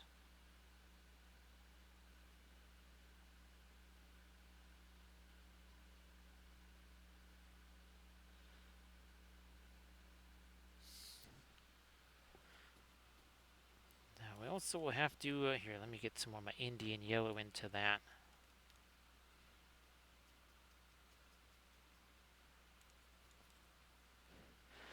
I'll have to let that set for a little bit up there. Let's fool around with this down here. Start making our cloak freehand later in these raised areas. You can see, boy, it has an immediate effect here.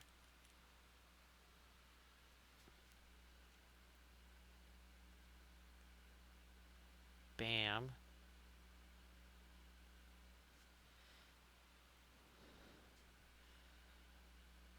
Along that. And let's get this line here. Yeah, that's, even though it's a little bit of shadow, we still need to do that one.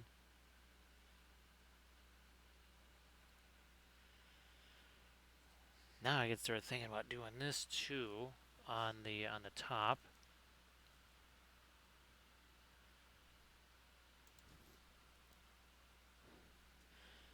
Oof, way too much paint on that brush. Let's get rid of a whole bunch of that.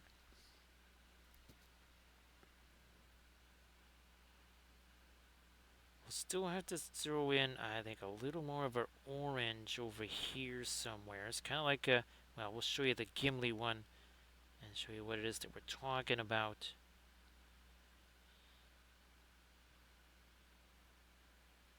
We need a little hint of orange there. That would be sort of like, see what we did right there on his helmet? Have to be a similar thing. Similar thing to like what we did there.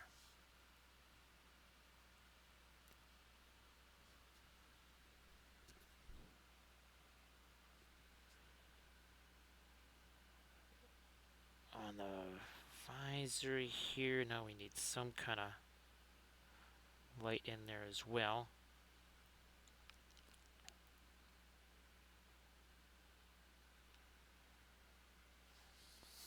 Where, you can already see the difference that makes on the helmets, right? Big difference there.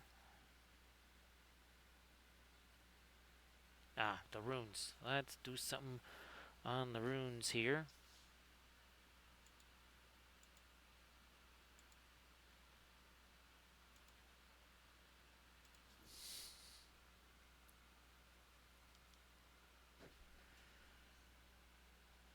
Also,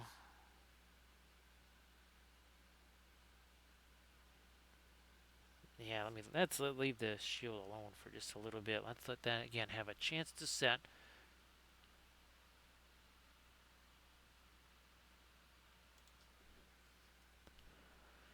This one here, we need to get that long bar. This one here with the right on the end of this, not the whole thing, but that in there. Then leave the rest of it, and then not mess with that one. We will get some more light on our foot. I'm probably going to also do another pin line wash in there, like only the oils can do.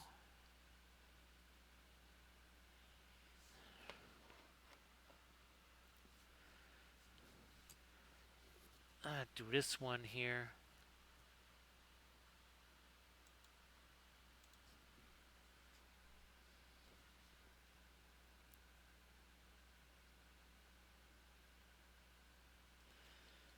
Right up there.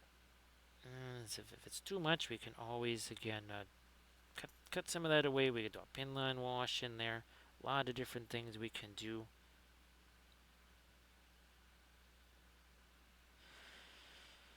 Can also take these brushes and again use them like a little bit of a blending brush here, so we can take some of that away. Not all of it. We'll probably get some of our green, be the radiant green in there, because if we're going to reflect that cloak onto a basically what's supposed to be a gold surface, well, it would be have a little bit of a greenish tint, wouldn't it?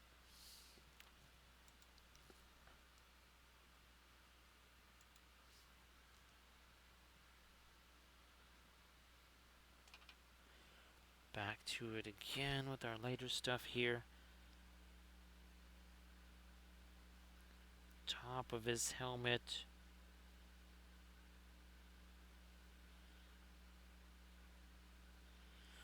Now I think we can do a little bit more on that shield too.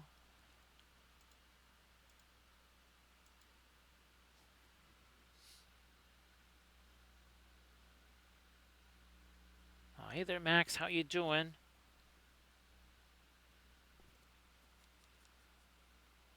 Happy Sunday now. Happy Sunday. I just looked over. It's 12:35 here.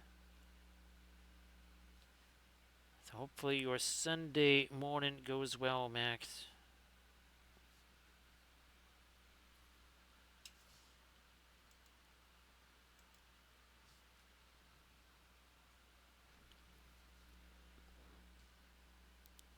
Is that over? Okay, that's an over. That needs to be an under, and then we're gonna come back again with our darker blue and do some trimming.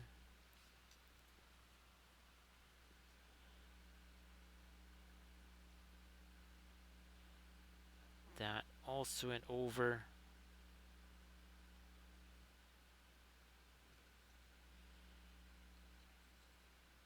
Now let's get the light on the cloak here, and this is actually technically not really. Hello, little hobbits. Spark my ganja. I so much appreciate that, Maxifuzz. I see you're back. It's like, yeah, I followed my nose, and I think there's a bunch of catnip growing in here. It's like, that would be that place with the hobbits. It's like, no, no, no, they got that pipeweed stuff. I'm looking for catnip.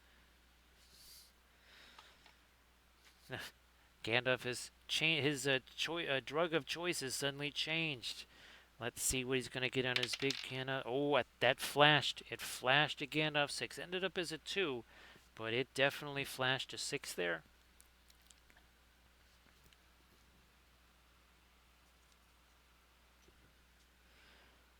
That was mighty close, I gotta say. Let me get So some more say of we these lights all. here up on his helmet. Max going to get a gift sub from Recoil. Thanks, Recoil. Appreciate that. And of course, everybody, please give Recoil 13 a follow.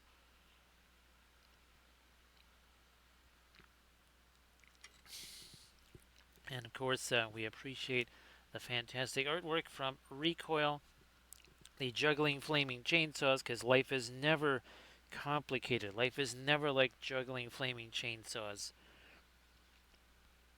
And of course, Recoil kind enough to create that also, where those fabulous figures that we did, the Lord of the Rings themed gummy bears. Hey, Rottweiler. Is that, do we have ourselves a hype train? I'm getting stuff flashing there. I don't know if we have our hype train going. All right, 37% to a level 1. It seems the Blitzkrieg has begun, and of course, submarine warfare is legal in a Blitzkrieg.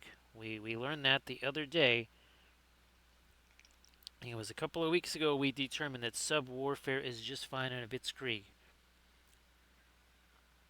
So thanks, Rico. Appreciate that. Let's get back to. Oh yeah, here we got to get some more of our lighter stuff on these runes here. Rico says, "How's about I win that Blitzkrieg?" There we go. Thank you so much, Recoil.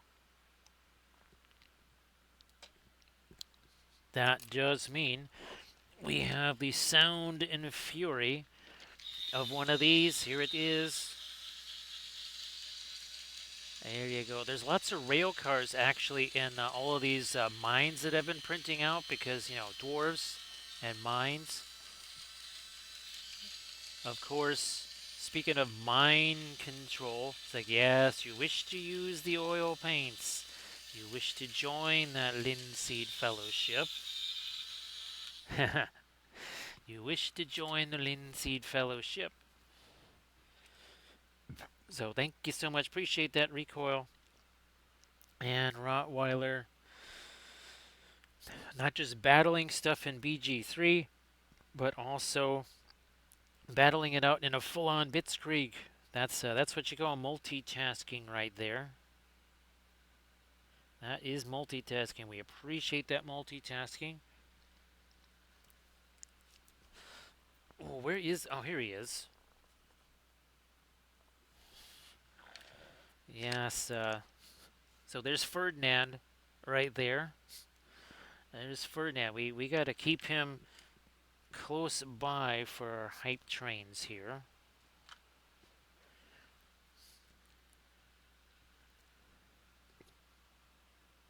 So yep. Thanks for reminding me there, AD. I almost forgot all about Ferdinand. And that is one of our Song of Ice and Fire. Oh, I got actually some more Song Ice and Fire stuff that I'm going to prep. I got some. It's a huge surprise. It's cavalry. So we did the Lannister. I almost said Lannister Barrister. No, we did the Clegane Brigands. But I've got some Baratheons. Yeah, I got some Baratheons. And I think we'll just stick with the usual yellow coat. Where the heck are the rest of my? Ah, here we are. This is some of the Baratheons that we painted up on stream. So yeah, we'll be doing the kind of that yellow color and oh, if you remember, what was the color?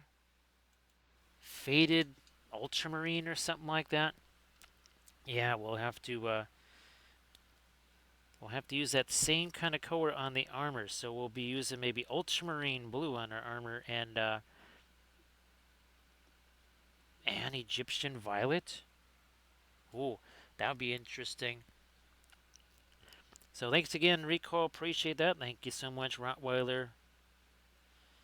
Once again, we're finding some of our lighter stuff on that freehand. Okay, now let's get this out of the brush. Let's get to that darker blue stuff again.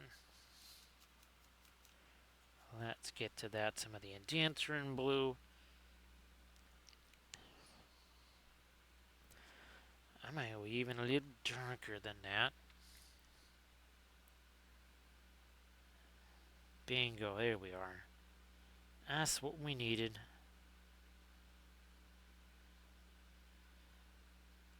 Come on. And here.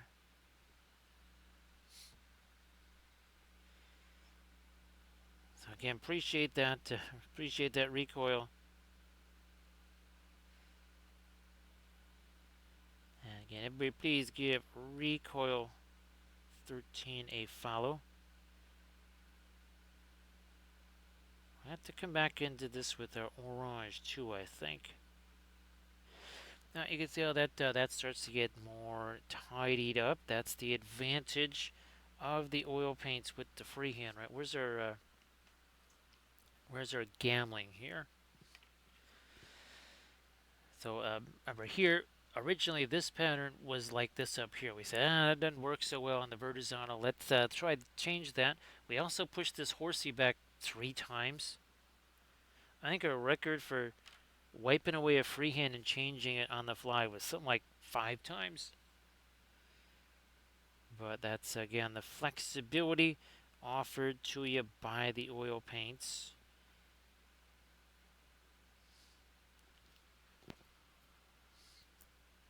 Tidy up this too, and of course we can always come back with our lighter stuff as well if we need to.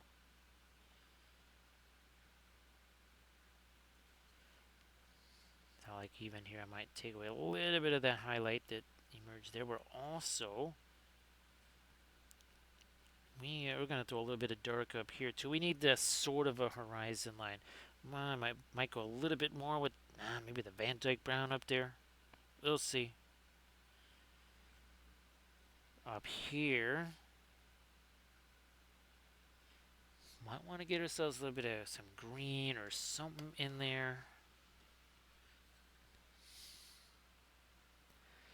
So thank you so much for making the hype train possible.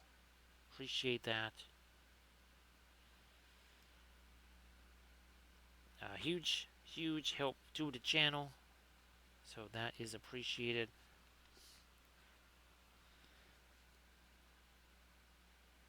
Let me get some of these darker things going just to clean this up. Let's get you cleaned up a little bit. I might actually go back with some of our darker stuff here. Might actually get a little bit of our Mars yellow deep onto this to tone that down a bit more. So what the heck? Why don't we do this? So there's our hype train. But wait a minute. I see a pachyderm. I see a pachyderm. There it is. There's our pachyderm. Look at he just go right on through there. He's just pushing everything over because he's a pachyderm.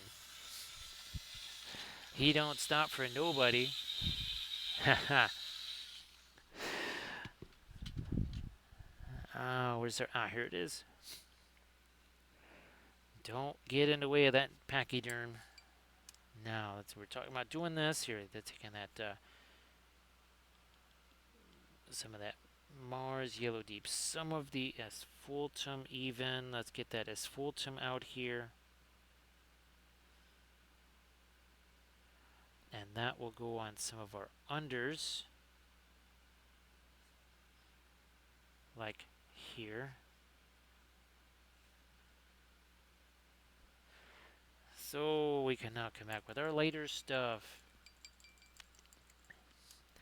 So thanks again, Rico. I appreciate that. You know what? I'm just going to throw more of this out there. So that's the Gamwood Fast Matte White. Now they still make this. All the other Fast Matte colors, not so much. Those are all gone. Sad. Very sad. Basically leaves us kind of with two options for straight up alkyd paints. The first one, this is your much less expensive option. That's the Griffin alkyds. This is like Williamsburg level pricing here. Still alkyds though. So that is the CAS Alkyd Pro. Same 37 mil, but you could be looking at almost double the price of the Griffin alkyds. Yeah, just almost double the price, which is kind of wild, but you know, again, you kind of get what you pay for, I suppose.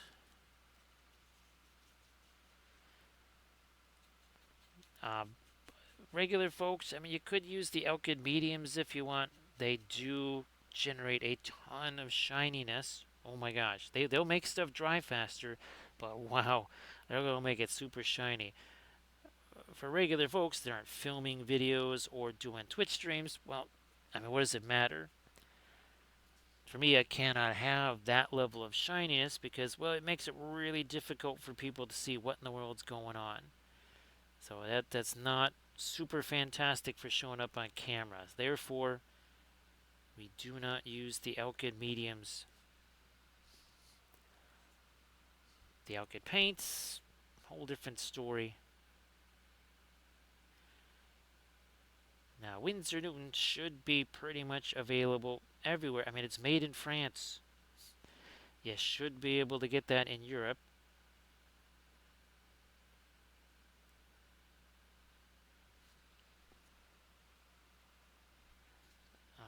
And again, the CAS Pro, that I'm not so sure about. I don't quite know where that's made. But the alkyds most definitely help that paint to dry faster. There's no doubt about it.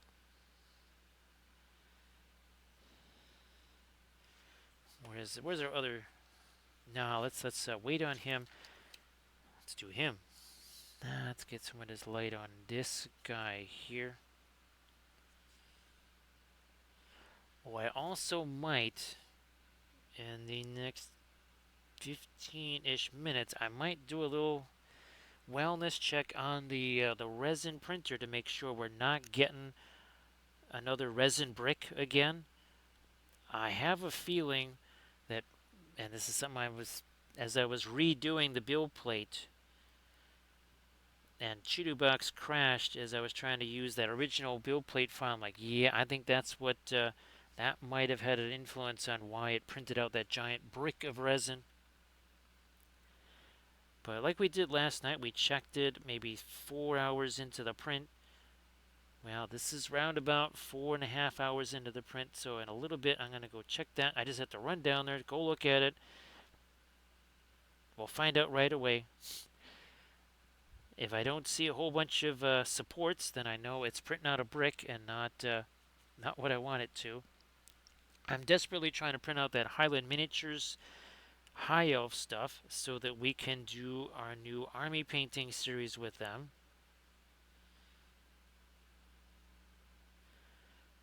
And that might even, I don't know if we're going to use the metallics on that. I was thinking of trying to do a TMM oil painting series.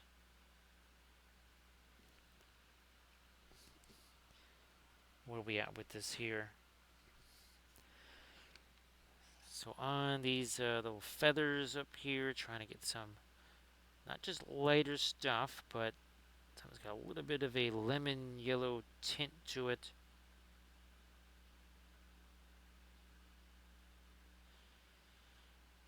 And these are 3D printed from Creature Caster.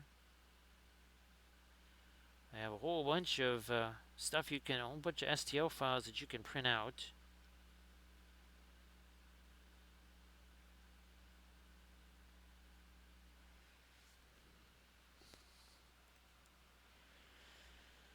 What's going on here? Let's get this guy. Some lights up there. Also on that visor. These pauldrons here.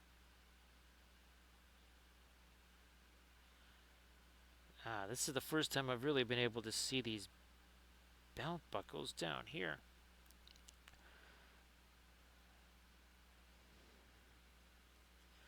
Did we do them? Yeah, we did them there.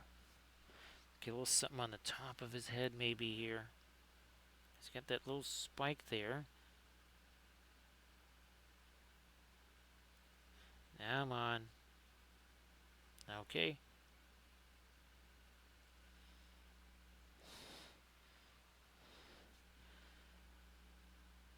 A little something lighter on that blade.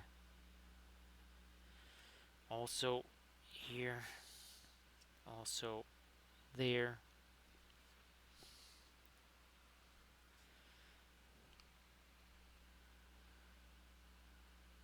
Come on. Some of that light along here. I'm going to try and center up some super light stuff in there.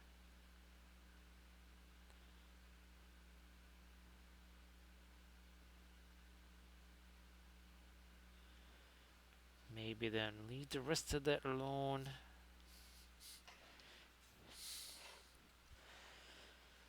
This guy. Those axes here. Then what we'll do is on some of this, we'll take our fluoro orange and go over the top of that. This is one of those situations where we just had to be patient, not hasty little hobbitses.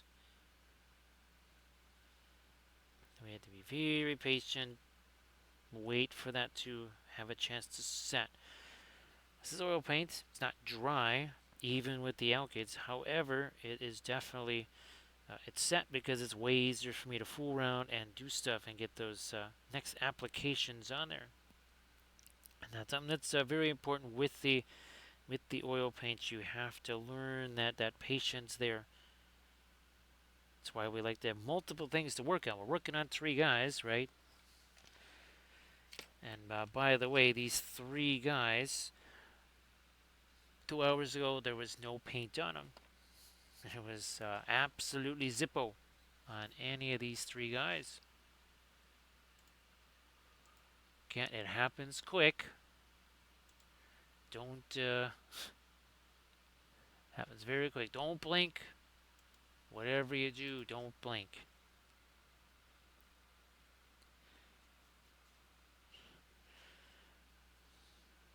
Yeah, I'm going to throw a little bit of that on the metal here. Just touch. Maybe something up there.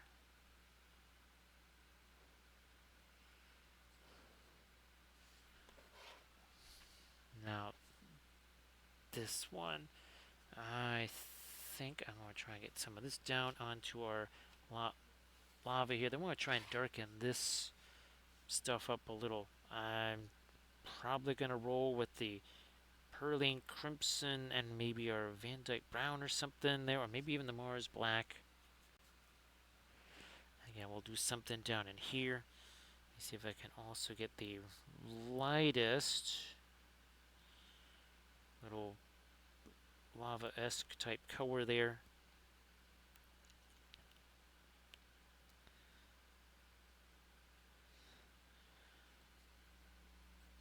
I think, yep, we did that over here, so... Oh yeah, let's, here, we'll go the other direction. Grab this. Yeah, that's our Perline Crimson, super dark red. Not a cheap color. It's one of those pricey ones.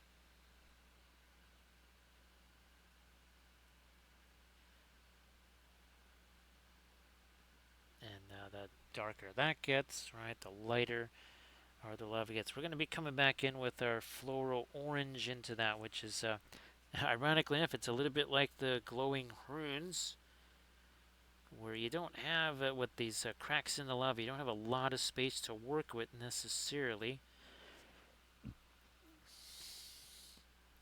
Like that there, we don't want that to be orange, right?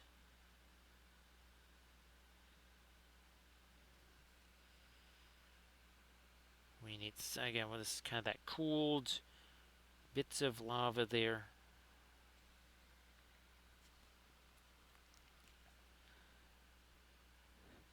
And I'll probably come back with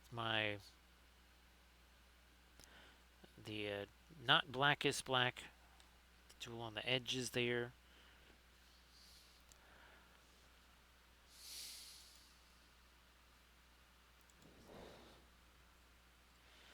I might, here, while we have our Perline Crimson, let's make that very much into a glaze kind of thing here. We're just going to drop that into a few areas here on the base, right along that edge.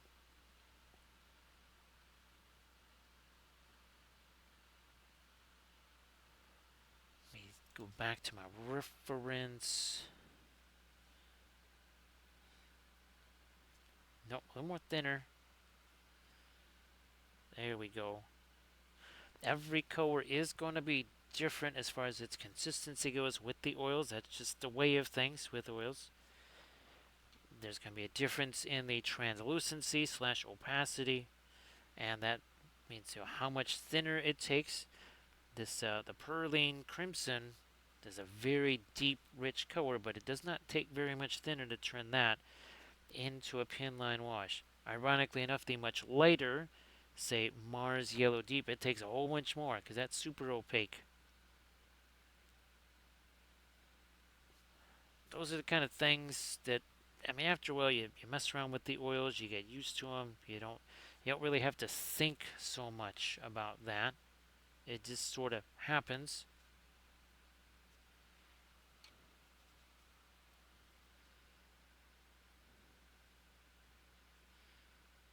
Let's do that here.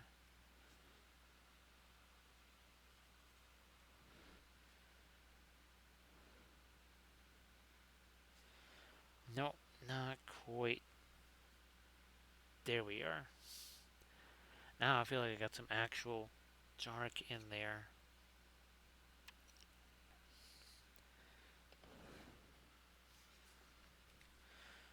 Let's get some of that over here too. Again, we're using that beat up liner brush because, again, it's not a frontline service type of brush. But still, it's going to give us a decent amount of control here.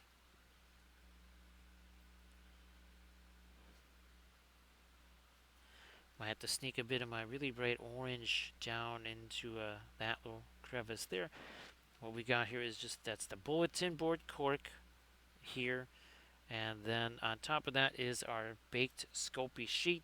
So you take the Green Stuff World texture roller, you take gray extra firm Sculpey, you roll that out, you put the texture roller over the top, bake that in the oven.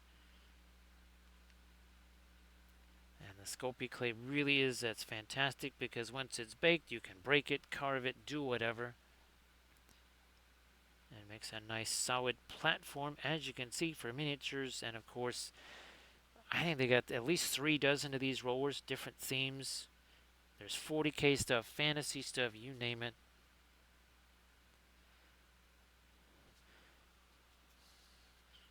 Every so often they go up on sale, so maybe get yourself a few when they go on sale.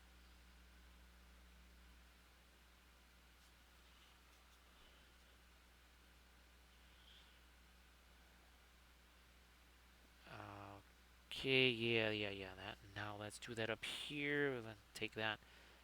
Boom. Also on this arm too, I think. Yeah.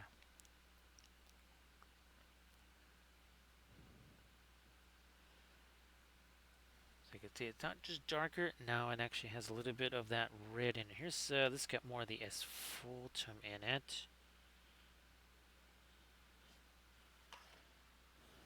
There's one more of these. This one. I haven't done any of that darker stuff on him.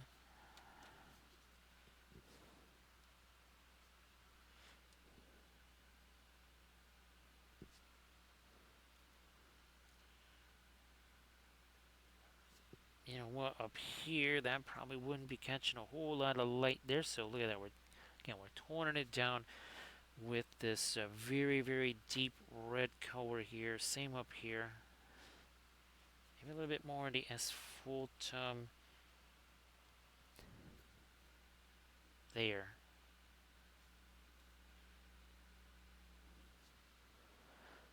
Hey, Jack, how you doing?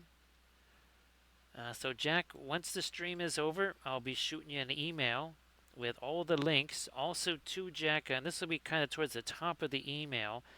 Ryan was kind enough to create this search engine. So while you have all the links, there's also going to be that kind of, it's almost like a search engine type of thing. So let's say you want to, okay, I want to find just a color theory and oils videos without having to look through the list. Or you're looking for like color theory and oils blue. Well, the way Ryan set that up, if you type in color theory So oils say blue, we all. you're going to be seeing basically only color theory and oils that have blue in it. So hopefully that'll be helpful for you, Jack. Thank you so much, Sarge. So Sarge, how you doing with the snow there? I think you had what, 6 or 7 inches maybe. I saw your picture with the, I think it was a ruler, right? That you stuck out on the veranda.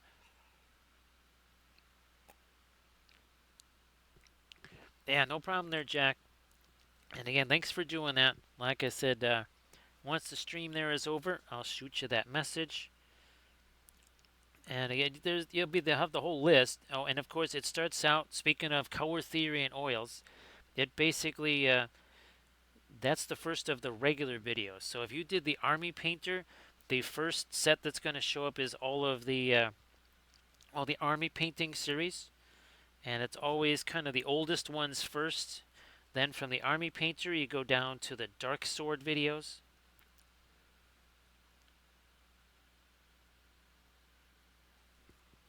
So Sarge, I mean, we had maybe an inch and 3/4. I don't think we even had 2 inches here. We had basically almost nothing. Again, down. Actually, let's see. Denton got maybe 3 or something. Hey, Axella, how you doing? Thank you so much.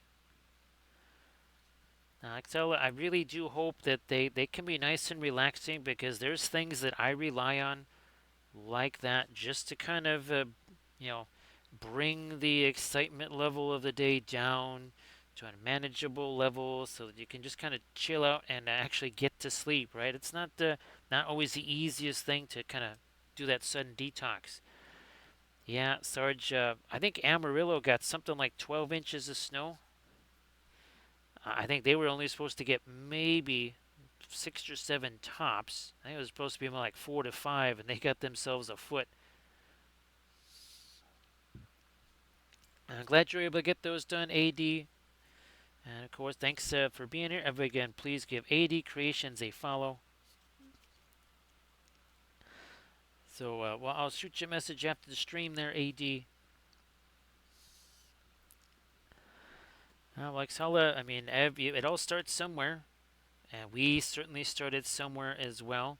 We had the good fortune that there was lots of folks that did some nice how-to videos. Well, no, this was how-to blog posts. Yeah, there wasn't no YouTube back then.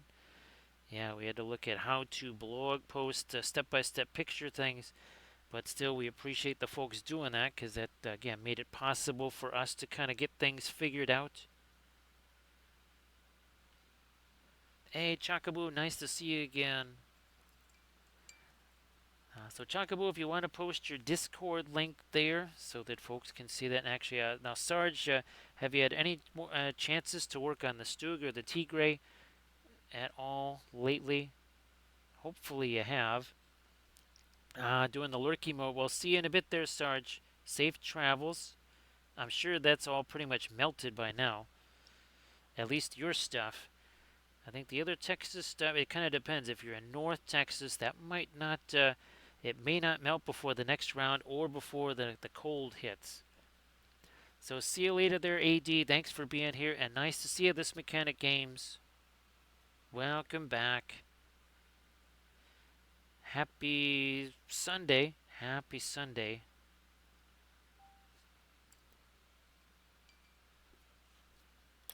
And of course, let's see, where's our latest two series are on the rats and of course on the lizards. So how you doing there? This Mechanic Games. Oh, and actually the next video. Hello, little hobbits. Right. Oh, Spark here it my is. ganja. So this will be the next one. I'm recording this one tomorrow. So this will be part 3 on this series. Hey there, MTellies, how you doing? Now everybody please check out that Discord link that Chocoboo just shared. And of course, MTellies, if you want to share your link as well, please go ahead and do that. Thank you so much, Goth Girl. Appreciate that.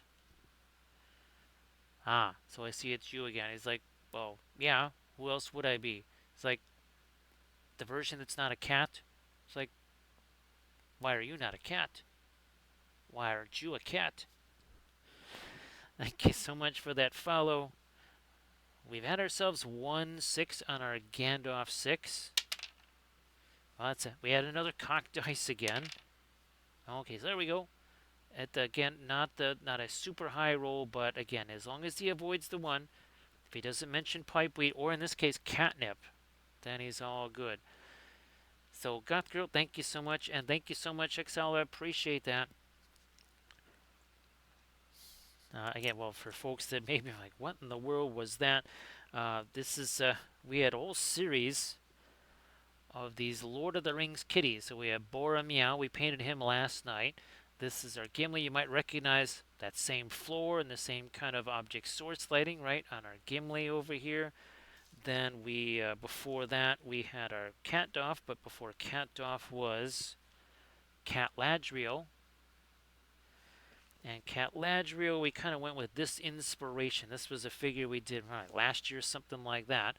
So these are 3D printed birch trees. Here, this was done on a resin printer. These birch trees done on a FDM because, well, big. So yeah, that's kind of a little difference in the two. And then, of course, there before that was the Argo Kitties. There was a couple of them. There they are. And that's the other thing. Amongst the 20 other things I got to do tomorrow is get the water effects on them. So yeah, there's the Argo Kitties. Those are from Apache Studios.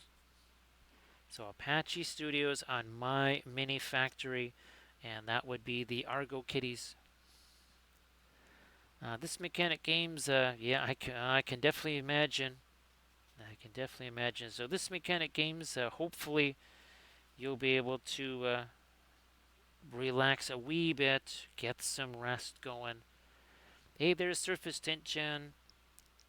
Surface tension. If you want to post your link there with your fabulous oil painted stuff, that would be sensational. So folks get a chance to see that.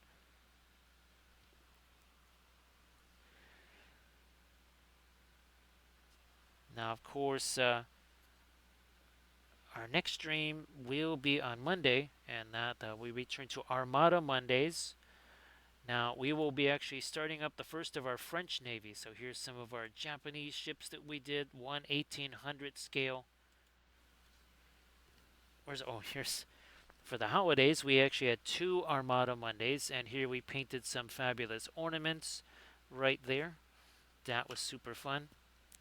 Hey there, Artemichael. Artemichael, if you want to share some stuff in the chat, please go ahead. Hopefully, maybe not quite as crazy with the weather there. And of course, again, everybody check out that link that Surface Tension just posted. Check out that link. And again, fabulous oil painted stuff. That'll kind of show you what is possible with the oils. And yes, we're just using regular artist oils here, straight from the tube. Here we got our four. Now we call them the big four. Used to be the big three. Now it has become the big four.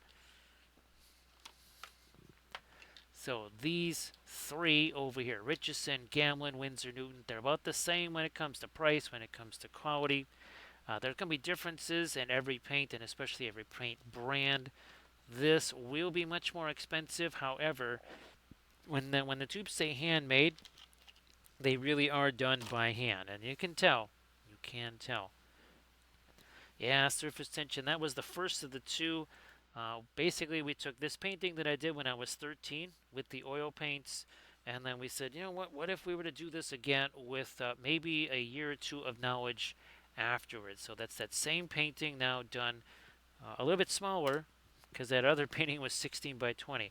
Everybody check out the Instagram link that Arta Michael just posted.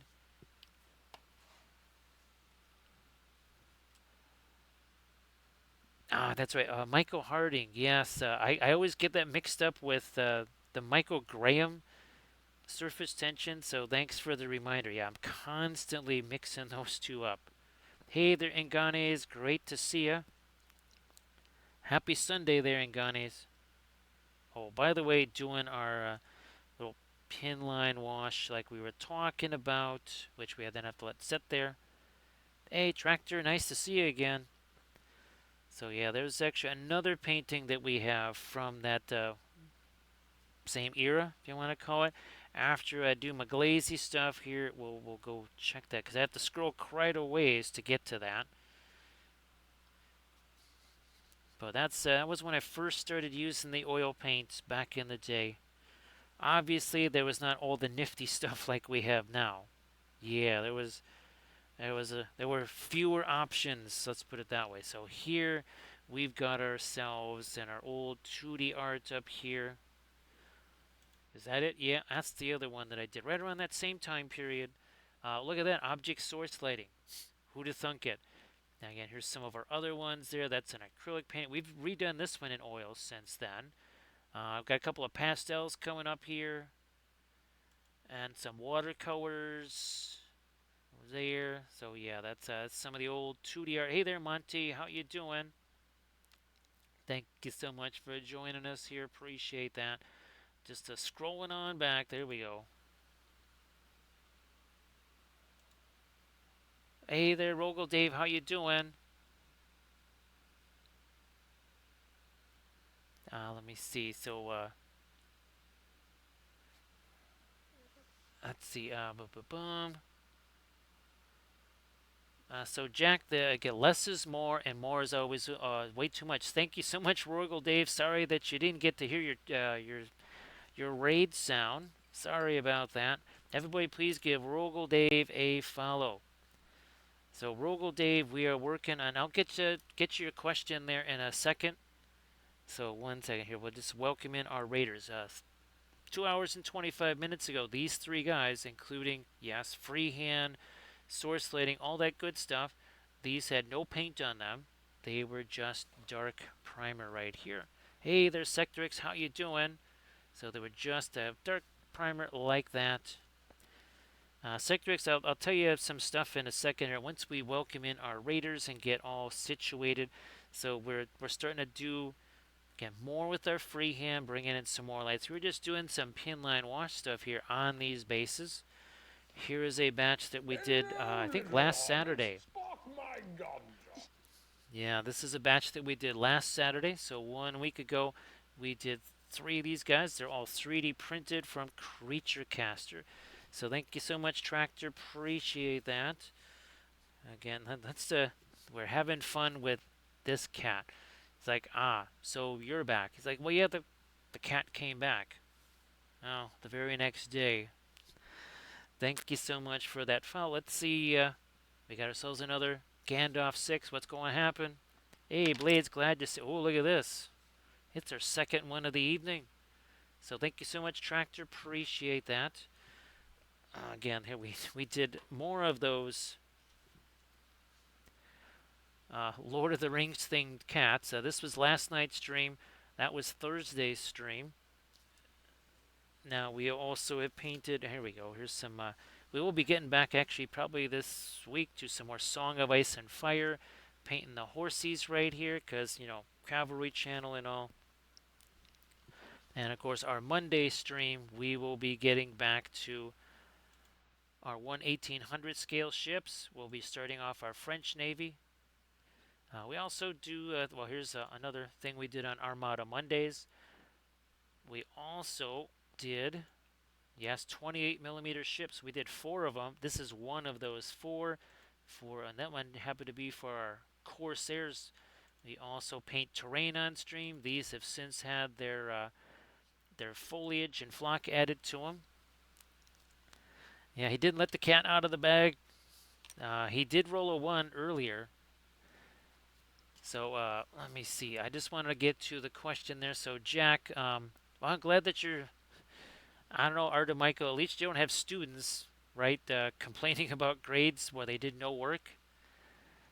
So Jack, the dry brush thing is critical. We're constantly doing dry. You can see them here with our filbert brushes.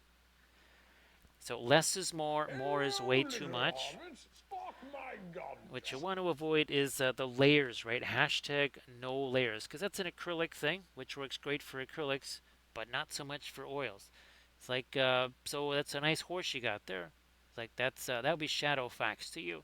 It's like, yeah, yeah, dude, he's very cranky. Wait, what was that? Oh, wait a minute. That's right.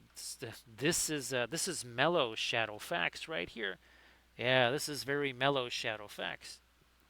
Oh, and of course, you can go back and watch all of our streams. If you want to catch some of those cats or whatever, all you have to do is go back, and every session is saved as a highlight. It's kind of like a YouTube channel. Now, we just had a 6 on our Gandalf 6. What's going to happen here? Ooh, it was close. It flashed a 6 and then went to a 5. So he's rolling hot. He's a rolling hot. So, Monty, thank you so much for being here, too. So Sectrix, yeah, I'm hoping to. I think I might just try tomorrow. There's some files that I'm tempted to use that point 0.2 nozzle Sectrix, and I'm just thinking, okay, what's the best way for me to get that filament out of there so that I can, switch out from the point 0.4 to the point 0.2. Look at that, a little bit of medicine never hurts, right? Surface tension, little bit of medicine, sometimes a lot of bit of medicine. Appreciate that. And of course, thank you so much, Dark Smileys. Appreciate that. Now, of course, if you want to, also please give out those follows to say Rogel Dave. Rogel, if you want to share, I know you just finished that stream, so you don't have too many pictures right now. But if there's some Discord link, whatever, you want to share that in the chat, please go ahead. That'd be fantastic. Yeah, I'm gonna try and do some more detailed prints. I've got this. Basically, it's a Mumak that is, shall we say, expired, and I want to use that for terrain. But I would really like to print it out with, not the usual layer lines. More medicine, more better, right? Surface tension.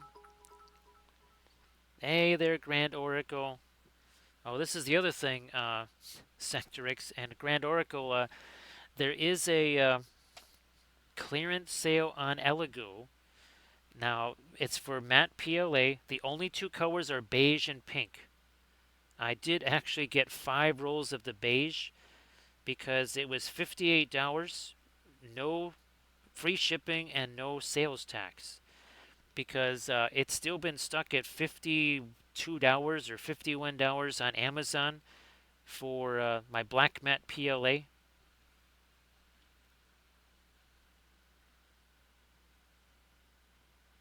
So yeah, the sadly the black matte PLA is no longer at that fabulous 42-ish dollar price anymore. So we had I tried going direct to Elegoo. The only black they had was the regular, not the black matte, but just the black PLA.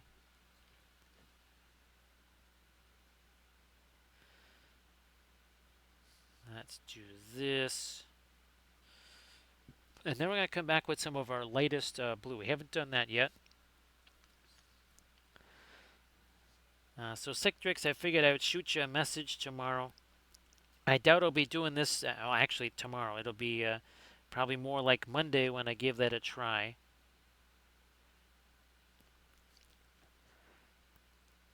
But the last time, well, the nozzle was destroyed, so it didn't quite matter how I ripped the filament out of there. Now it's a little different story.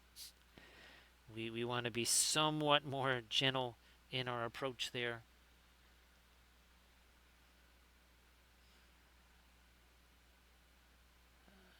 Yeah, let's do this. So the whole reason we love the matte PLA is so that we don't actually have to spray anything on it. That's kind of the whole point of it. It saves a ton of work. Also, well, now that it's wintertime, there's nowhere to spray. Yeah, there's nowhere for spray cans to be used anymore. You lit the Grand Oracle. I have been using that for just, doing the. Okay, so that's. I knew there was a load function because I'd used that. I've never used it to unload the stuff. Glad that you're home there, Sarge.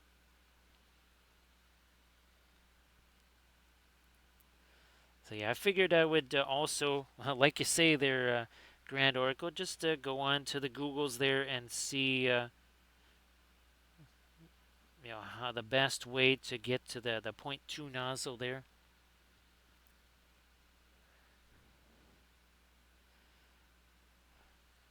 So Sectorix, the regular, oh, non-matte filament. I think it was 10 rolls for 99, so basically $10 a piece. But I knew that was going to have the shiny stuff, so I thought, okay, well, let's just, because the beige stuff will actually work.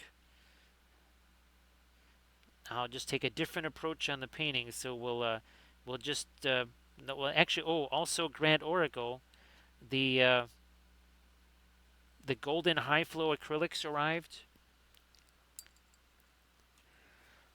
So those arrived earlier today. So we'll be testing out those also. And that's why another reason why I thought we'll just go with this beige stuff. because then we can maybe actually explore the uh, the golden acrylics even more.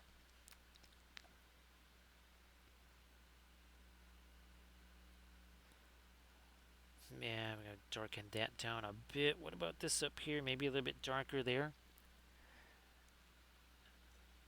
So Rogaldave, thank you so much again for the raid. Appreciate that. Sorry that you didn't get a chance to hear the usual raid sound that plays. We were showing some of the old 2D art because well we sometimes do 2D art here on the channel as well. This is an ornament that we did a few weeks ago.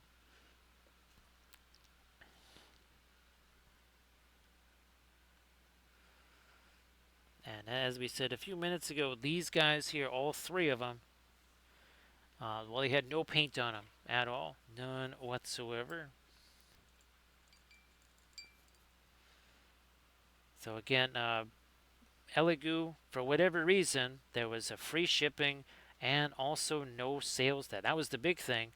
Because okay, even if I get my 4 rolls for 40, basically 42, by the time you add the sales tax for this area, which is 8,000%, now you're looking at maybe like 46-ish dollars or so.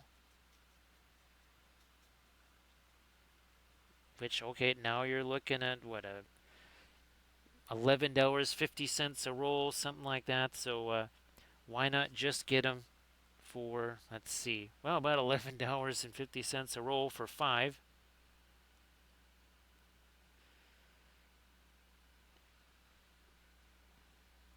It should be interesting to see what it's like, as I only ever had one thing that I painted. It was one of the first terrain videos featuring, or maybe it was a printing video that featured that Conquest Creations terrain, and it was actually that beige color.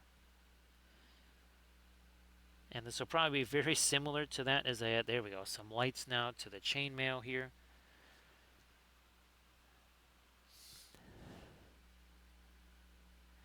So yeah, Sector X, I just thought, why not take the opportunity here, since I just finished printing basically an entire Erebor board with all these dwarven structures, as I have more lights down here. Maybe this is the time to try out that point 0.2 nozzle.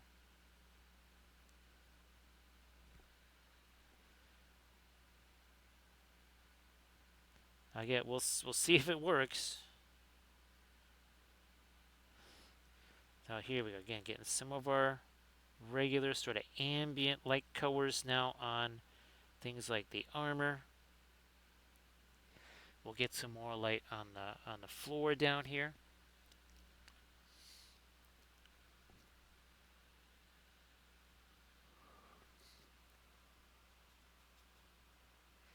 So yeah, that other situation was kind of that was a weird, rare situation where basically the nozzle clogged and it basically shot the filament through it and blew the nozzle right off. But that nozzle had been in use for over a year, so it was kind of due for getting changed anyways.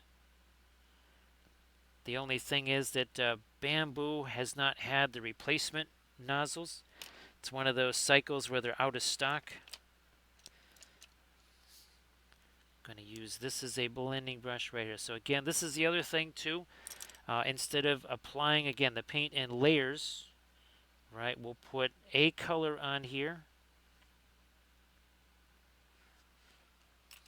And then we'll take something like this again to use as a blending brush. So see that's a hashtag 1 layer, not multiple layers. Doing the same thing here. So you're going to get much more adhesion when you kind of take that approach there.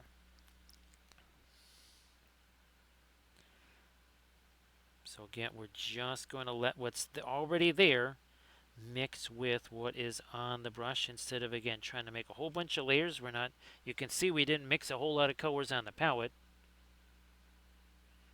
Right, we are letting this mix on the figure. The figure becomes your palette. So you can see very quickly how we've been able to juice up the some of the lights on that cloak here.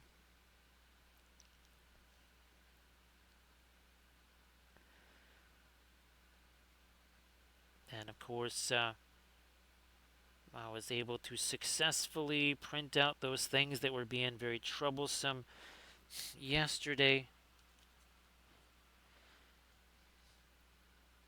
Uh, I think that maybe should be more of our fiery core. So I'm just going to do this again. Just going to take that and mix that with our blending brush.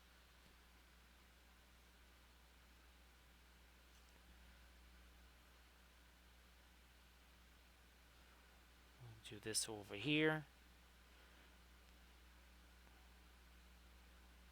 Again, you could see there's how many colors did I mix? None. I just started putting that color on there. And as I do this, that more and more of that bluish gray color gets on the figure.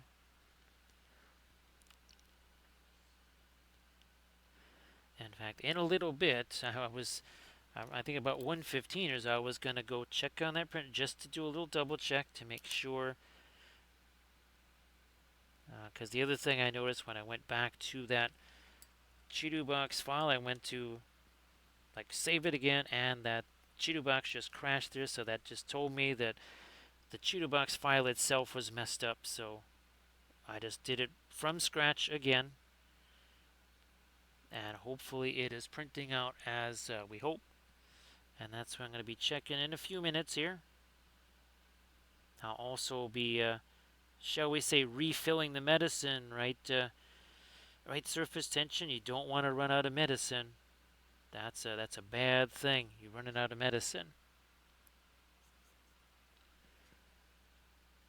Again, it's not something we do for enjoyment. It's strictly for the good of the stream, so that our voice stays intact. Sacrifices must be made. Where's that blending brush? Here it is. There's a blending brush. So once again, not doing a bunch of layers, right? Just taking what's there, take what the defense gives you, and now you can kind of see that the difference in the helmet and some of those other areas. We'll also be doing some stuff on the hair and the beard.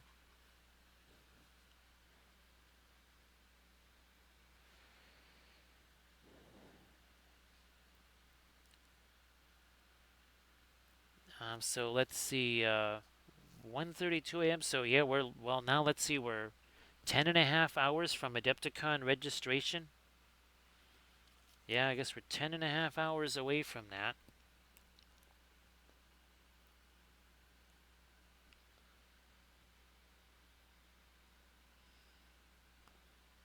That's very good there, Rottweiler. Because, well, we need that kind of proteins, right, to get through Adepticon. Yep, we needs that protein.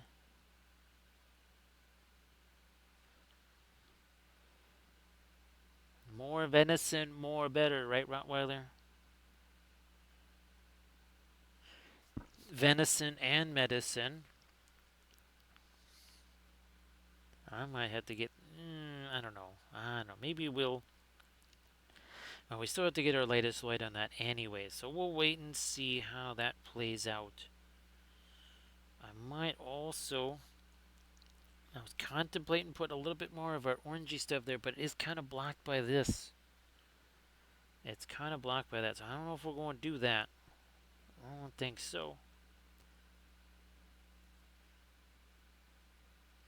Yeah, we still have to get some of our lightest blues up on the helmet there. Still got more on the crazy shield boss here. This is a really an insane shield boss. You know what? That should probably be lighter. Again, as you can see, we're doing lots of just mixing on the surface. This should make a big old difference. Yep, that's going to make a big difference there.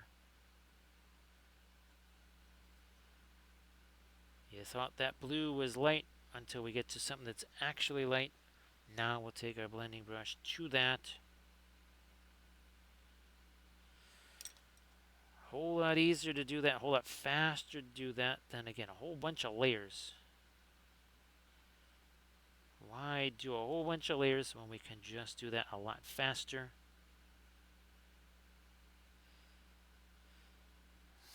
Where's that? Again, this is our fast matte white here. I'm going to get some of that along our edge, because edges. We got these little metal buckles over there.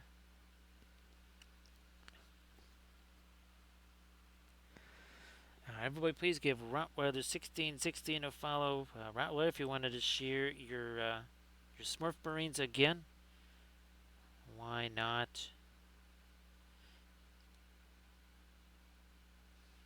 Come on, more that light up there. There we go. So we got, oh yeah, here, let's get some sharper edges here on these steel toe boots there.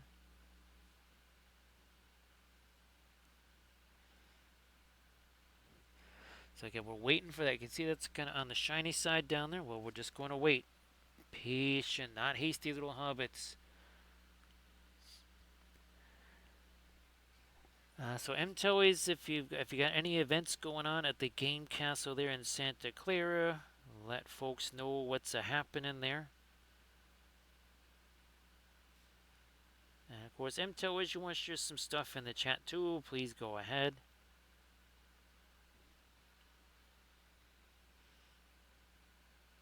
Yeah, Landria, that's a super technical hard thing that we're doing there, right? It's what is it, rocket surgery? Yeah, that's what we started calling it, rocket surgery. It's super complex. And of course our liner brush does it all. We can use it like a blending brush. We can use it almost like a filbert brush. So many different things we can do. And again, we're going to get a little bit more light in our 4 triangles and a square freehand. Yeah, Rottweiler, like I was talking to folks earlier in the stream, I'm just trying to stockpile a bunch of these. I've got essentially like a little go bag of just the alkyds, so that folks could maybe have a chance to use those if need be, and then they would have a chance maybe for that figure to be dry before they have to try and take it home. Now again, those aren't necessarily ideal for, say, the pre-glaze technique, but they don't have to be. All right, let's start doing some of the lighter stuff on this guy here now. Boom, right there.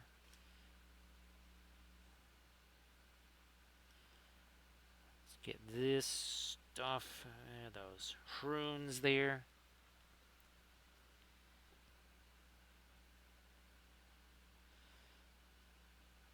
Stuff there. So Rottweiler, I don't think I'm going to try and bring any camera stuff this time, because I don't really foresee the opportunity to be able to do that. I don't know. That would just, especially since it's a whole new facility, and I don't know where anything is. I think I'll just, I don't think we're going to be bringing cameras and laptops and all that kind of stuff.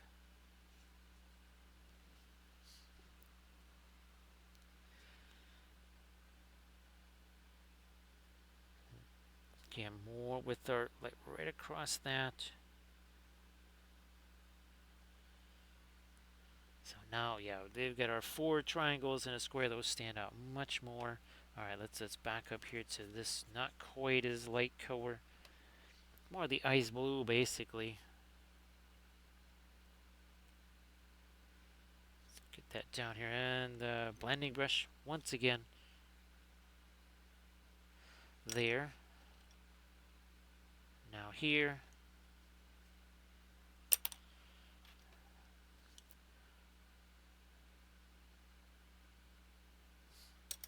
Yeah, it's a whole lot easier to just do this. Right? How long did that take? Besides, not long. We're still gonna go with an even later application after that. So we're using regular artist oils here. Typical brands: Windsor Newton, Richardson, Gamlin, Williamsburg.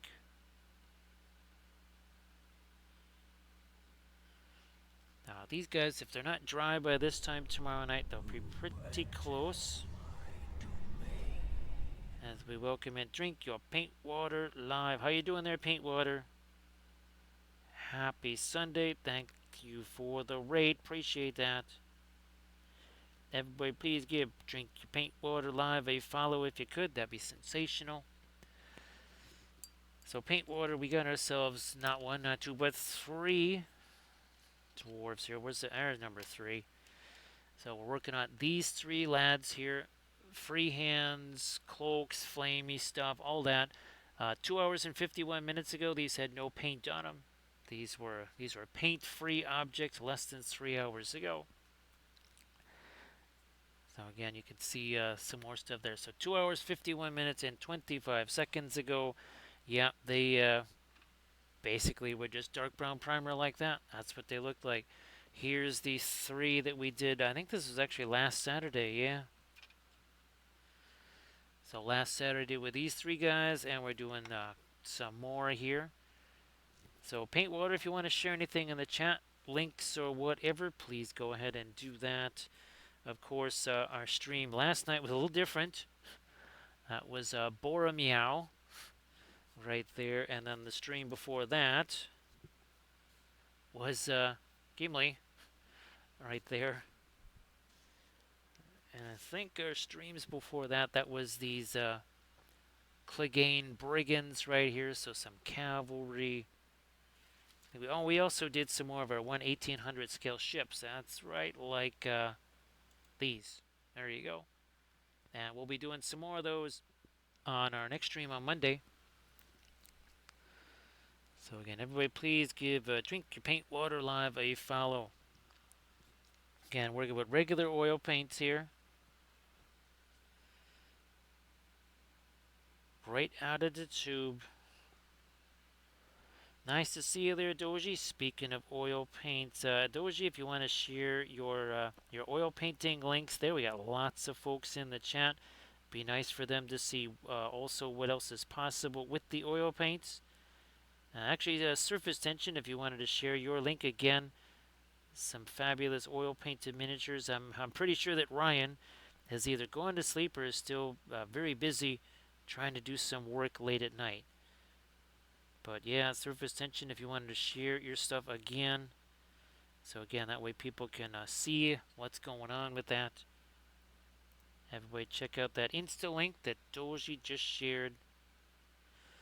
Again, that is kind of show you what is possible with the oil paints.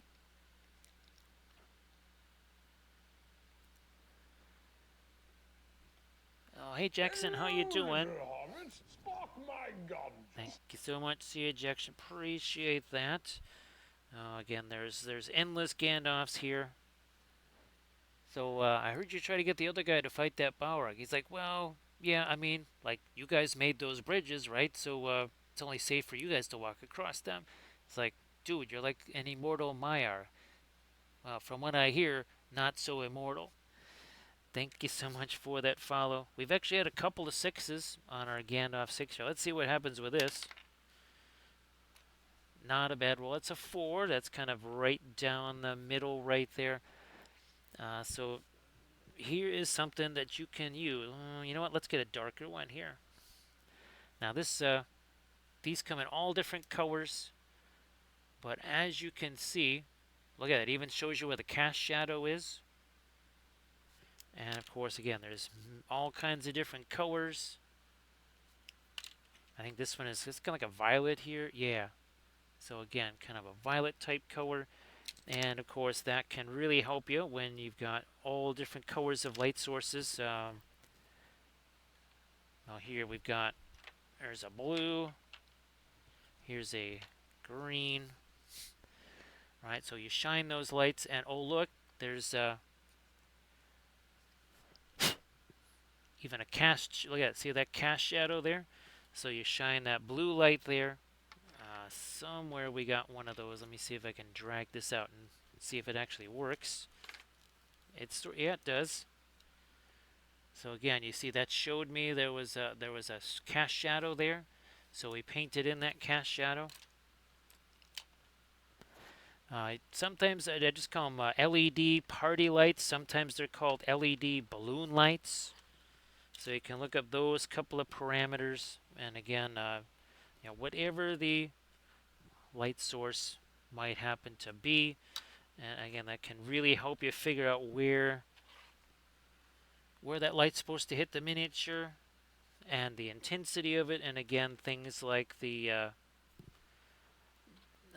cast shadows. I think we got another one here that's also got a bit of cast shadow on it. Yeah, see, there's another cast shadow on this guy right here. Hey there, Sloopflock. Nice to see you. I hope that you're doing well. And again, you could take a picture of it, right? And now you got yourself a ready-made reference that's all set for you and ready to go. And of course, again, it's the same thing that we did here. See that cooler colors on the top, cooler, grayed down colors down there, warm colors, intense saturated colors. So cooler, desaturated, warmer, and saturated. So Screaming Biscuit, we kind of call them the Big Four now. Used to be the Big Three, but that has expanded to the Big Four because Richardson is pretty much now part of that mix. So here's our four main brands. Now these three right here, these are pretty much the same when it comes to price, when it comes to quality. Every brand is a little bit different. Heck, every paint is a little bit different, even within that brand. So Gamlin, Winsor Newton, Richardson, again, they're good quality oil paints. This will set you back more. The Williamsburg are going to be more pricey because when it says handmade on the label, it really is done by hand, and they are very good quality right there. We also use a very high quality odorless thinner. In this case, Speedball is the main brand. Mona Lisa, kind of your sub brand. And of course, we don't use a lot of thinner. Look at this. That's all the thinner that I've used over the last 2 hours and 57 minutes. That's a water bottle cap right there. Also, for cleaning the brushes, we're not using the thinner. We're using this Winsor Newton. Oh, look, it even works for acrylic. It's not hazardous, no vapors. Again, that is for cleaning the brushes. So yeah, Doji Cobalt Teal Bluish, still the most, well, technically not the most expensive color because I got it in the Fabulous Winter Sale. Actually, at the Fabulous Winter Sale, I think is going on Dick Blick right now. And of course, again, you can watch the some of the older videos. Well, you can see all of the older Twitch sessions. All you got to do is look for just go to the highlights. Every video's got a thumbnail, so you'll be able to see what that particular subject was about and such. I'll get me some more of my orange on that helmet there too. Yeah, I'm ready to do that. So let's see. Where's our? Here we go. So here, now again, Winsor Newton Cotman are very similar to the Princeton Velvet Touch. These are not sable brushes. They're just synthetics. This is about 1/3 the price of a sable brush, and it lasts about 3 times as long. No problem there, Screaming Biscuit. And again, if you want to check out some of those older sessions, also too, the YouTube channel has a bunch of tutorials. Also too, we have the Patreon page where there's, well, 2,000 hours worth of tutorials.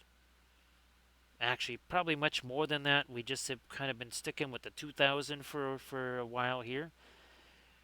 Now, Doji, as much as these guys look interesting in the film noir, that the Gimli from last night is really fascinating. So I don't think you had a chance to see that yet.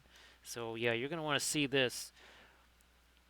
The object source lighting quite literally just disappears on him when we do our film noir. So again, look at areas like this, areas like this. Again, cooler on the top, warmer on the bottom until we do that. And now he just looks like he's got maybe a little reflections on him. Uh, yeah, we just turned off the light sourcing because it's not really light and dark. It would be this. Let's reveal. Look at that. There's the big reveal. Again, warmer saturated colors, cooler desaturated colors. That is going to really, really, really help in creating your source lighting effects. So thanks for being here again, Sloopflock. Appreciate that. And you can do that too. You take a picture of your miniature with your phone. Every phone camera has some kind of app that lets you mess around and take all the saturation out of there. So you could do the same thing yourself with your own phone camera. Doing a little bit of stuff with our blending brush there. How's about we lighten this up a little bit more here? And again, as you can see, did we sit there and mix a whole nother color? Nope, we did not do that because we're going to get our fabulous blending brush here somewheres. Not that one. We'll use this one. Now, thanks, Doji. Appreciate that. So, you can see we just took what was there and we just kind of pushed it around and extended. Again, instead of layer after layer after layer, why would we want to do that? We don't need to do that. Well, not with the oils anyhow. Don't have to do that. Maybe not too much thinner in that. I'm going to go one more round on that. Also, a little something, something up there. We want to get some more of that orange up there too.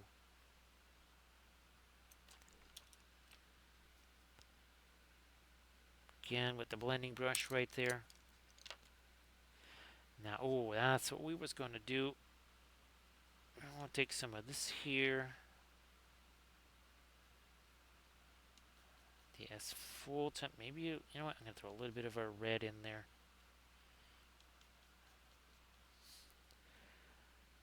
Too much paint on that brush. Let's get rid. Again, less is more. More is way too much. So Jackson, the Reaper paints that for the longest time that's what we used. The Reaper liner paints actually were some favorites of mine. So yeah, and actually a lot of the videos that you'll find on the well, even on the YouTube channel, yeah, you'll find a fair amount of vids there that also are Reaper paints in nature. So see you later there, Surface Tension. Thanks for being here. Appreciate that. And have yourself a fabulous Sunday there, Surface Tension.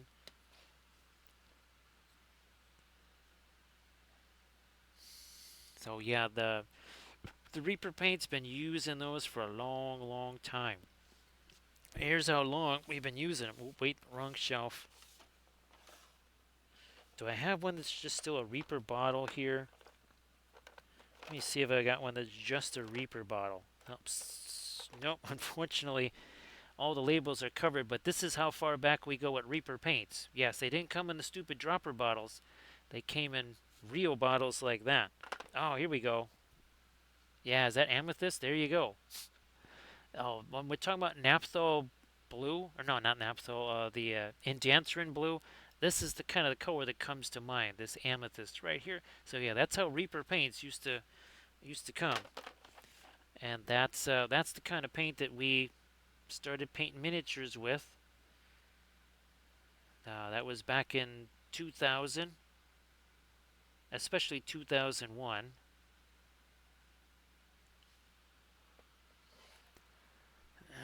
where we at here? Here we are.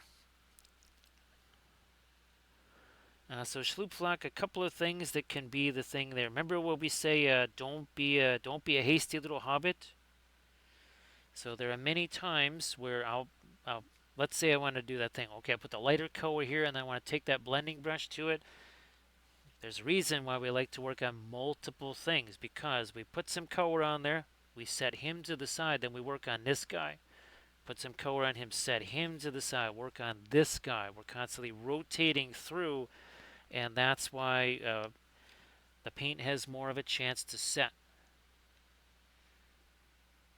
Oh, that's a nice little deal that you got there, Jackson. Glad you're able to score that. So that's fantastic. And again, there are a bunch of vids on the YouTube channel and such that are also just they're just acrylics. You can check those out too. Yeah, surface tension. Holy smokes, surface tension. Last time I got a chance to play anything was the summer, maybe. Yeah, it's been a long time. And the other thing, Sloopflock, again, the primer is another thing, right? Because we're always using the Stynylrez primer right here, not the Vallejo stuff.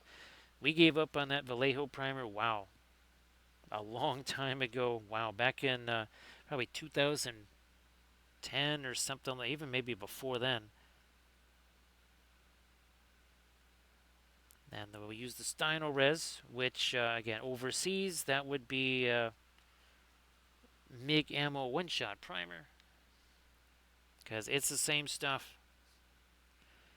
It might say MIG ammo. It's made in the Badger factory because I saw it. Right, Sectorix? You saw the blog post?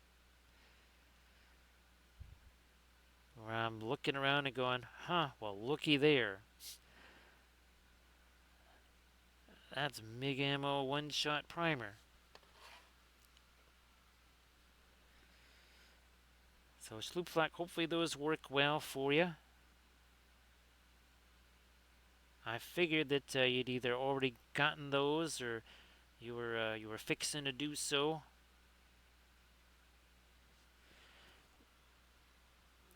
Let me just see if that making it a little lighter. Ah, there we go. I think it's about as light as I want to go with that. I might come back with maybe a teensy bit of a maybe Van Dyke brown glaze on that. We'll see how that goes. We will see how that goes. Let's get to this guy now.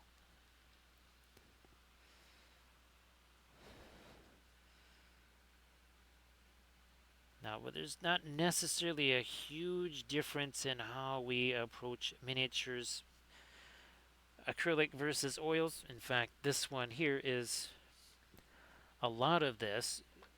Where are they at? Here's one. So I took things like these Liquitex Green Stuff World inks, mixed those with the primers, and we basically made custom primer colors. Practically made a fluorescent primer. So a lot, actually, the face is mostly primer and the inks. Even the cloak, a lot of that is primer and the inks, and then we went over the top of that with the oil paint. So that is, there's lots of options, lots of different options that you can do with the oils. You're not really locked into just one approach. I mean, we do a bunch of different approaches here. Like here, we did the darker primer, mostly because there's no way to get some of that usual pre-glaze into the crevices. It was the same rationale behind our Tomb King's chariots, right? Because there's no way we're getting into all those areas with a pre-glaze. So we did the darker primer, right? And all of this was done with that kind of blending style where we plop a color on there, push it around with another brush instead of many, many layers. Usually you can kind of tell when you're getting things figured out with the oil paints because things take less time to dry. Doji, right, Doji? That's when people tend to realize, okay, I must be figuring this out because it took a week to dry or 2 weeks to dry. Now it's dry in a couple of days. And that's one way to know that you're starting to get things figured out, that you're not piling on too much paint. And the reason that happens to folks that are new to the oil paints is, well, I mean, that's what you do with acrylics. You pile on a ton of paint because that paint is very hard to get on the miniature. That is not the case with the oils. Case in point, the mural that I did on a wall that was, what, 130 inches by 94, something like that, and I used maybe a tube and a half of paint for the entire thing because that's how easy it is to spread the oils around. If that was acrylic, it would have taken half a gallon. Would have used of every acrylic paint I probably would have had. Yeah, Doji, again, like you say, it can be a little bit of a struggle over time, and eventually then you kind of get things figured out.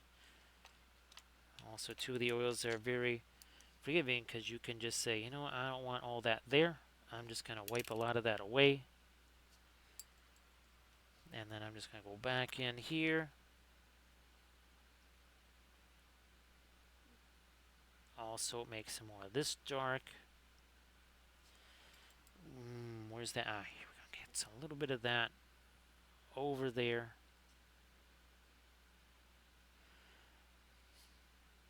Yep, much better. So again, able to make some nifty changes there. Hey there, Toasted Doom. How you doing? So hopefully we can give you a wee bit of a hand there, Toasted Doom. Oh, you know what? I forgot to put out on the palette. That was this here. Yeah, our brown oak. Let's get some of that out there.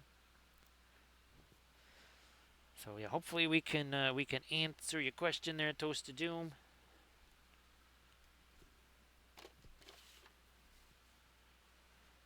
Get this stuff out of there. I think I will just stick with this brush. So we've got, again, that brown. That's going to go up in here. And then we'll go really light up there too. Alright, so we did that. Now we're going to take some of this here. Mix it with our fluoro yellow. It's the ultimate lemon yellow right there. Some of the fluoro yellow, some of that fast matte white. Toasted Doom, I can't unfortunately look at stuff while I'm streaming. You could, if you want to send me a message on, say, Instagram or something like that. Of course, Toasted Doom, maybe you could, if you got that on Instagram or something, you could post it in the chat, and other folks could maybe, they could go click on that and see if they could maybe answer your question.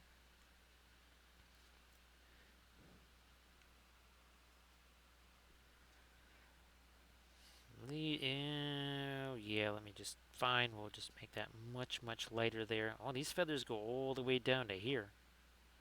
Didn't see that before.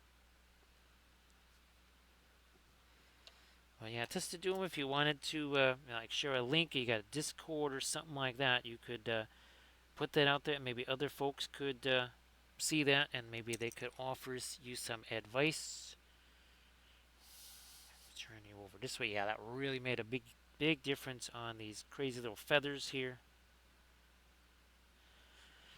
And again, that is mixing wet into it, just like right there. See here, same deal. Right? No layers there. Yeah, Schloopflag. Just what we're doing right here. You just don't get this with the acrylics. And of course, when it comes to painting the terrain, holy smokes, it really makes a big difference. And I don't know if it'll be this week, either this week or next week. We're gonna start painting some of that dwarf terrain on the stream here. Again, it'll be the FDM printed stuff, much like our Hobbit holes that we did. You can check out the Instagrams there to see what those look like now with all of the grass and foliage. Of course, we will be getting back to some of our BFG ships on our Armada Mondays. I got those Tau ships that I'm going to be working on That's kind of the next batch of ships that's going to happen.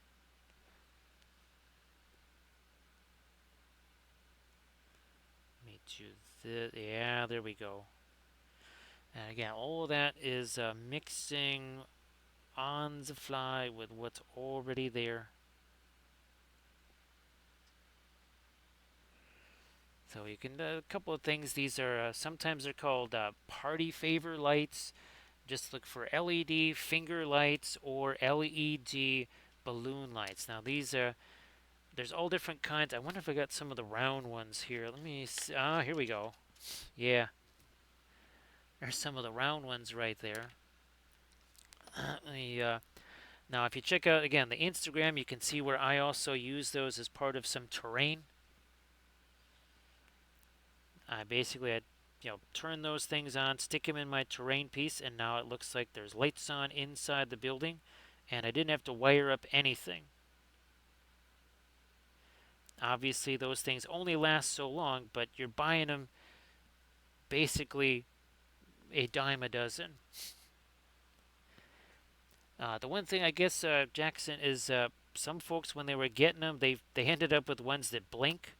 So I guess you don't want to get the ones that blink. I never ran into that problem. I have yet to get any that are blinking. Okay, so yeah, now we got some nice light going on there. Hey there, Heavy T, how you doing? Yeah, Heavy T, I'm guessing because we're always what kind of party? But then again, I guess kids parties, which depending on how raucous the kids are getting, could be potentially, I guess, a rave also. They lighten up you a little bit more there.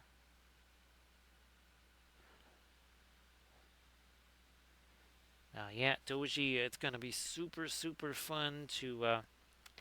And of course, the first thing we'll be doing, right, is taking our blue to do a cleanup on those edges, like what we did here. Oh, on our shields, right, with the four triangles and a square. And then we'll get all the lighter stuff in here on our freehand. So it'll be episode 3. We're going to be filming that tomorrow, amongst about 12 other things. So Heavy T, hopefully you survived all the weather stuff. As we lighten this up around here some more, this belt thing.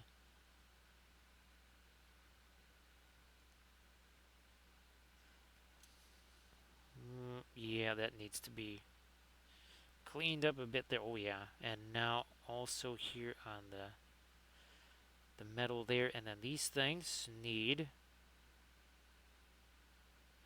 to also be a whole lot brighter there.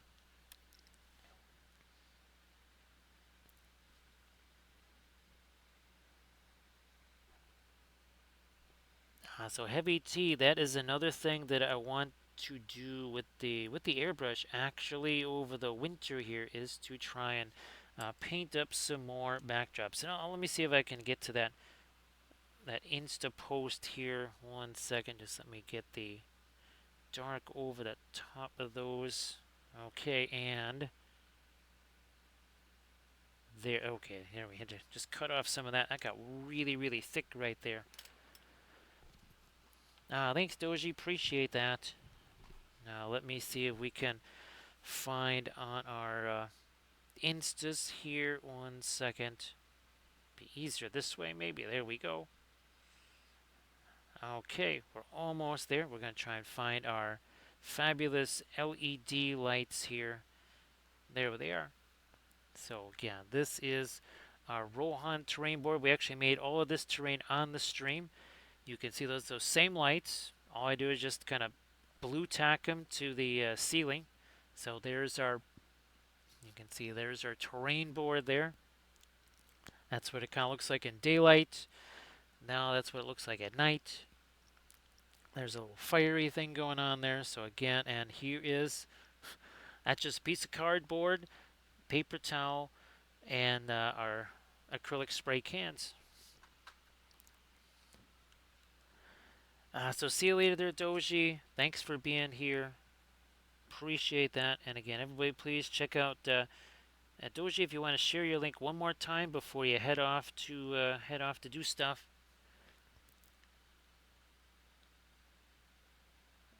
Let me see.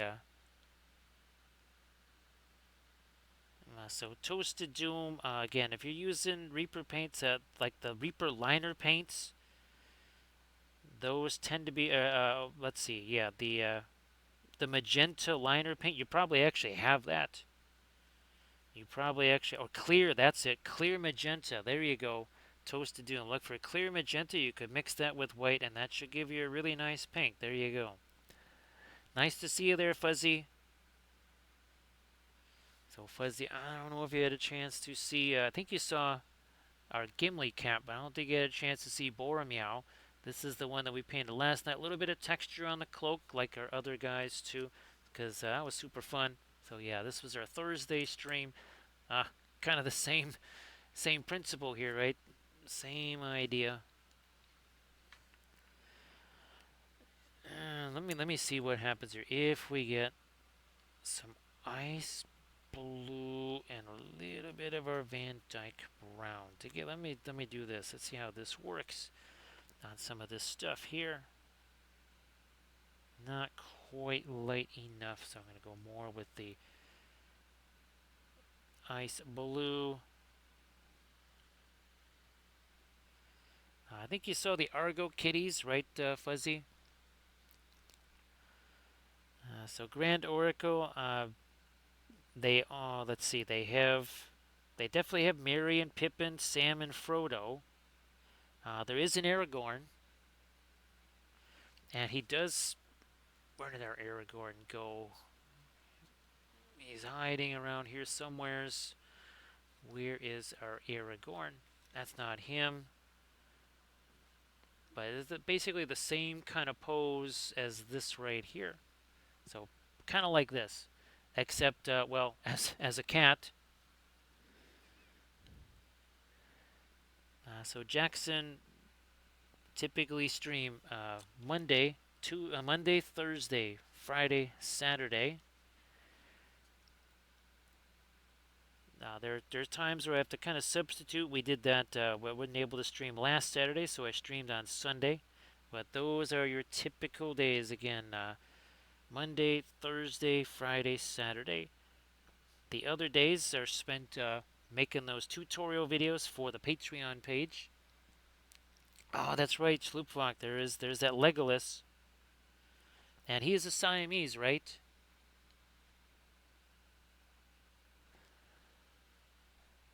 So Sloopflock, we're working here 7 days a week, basically from the time I can crawl out of bed till the time I crawl back into it. And it is, again, 7 days a week. It is non-stop. Sometimes, again, it's for making videos. So obviously, when we're streaming. And when we're not doing that, we're doing printing stuff, or we're doing graphic stuff, or we're prepping miniatures. Essentially, yeah, there's those few brief moments where I make some food or walk to the store. When we are not doing those few things that don't involve miniature stuff, that's all it is either streaming or filming or editing, or while trying to construct new filming areas.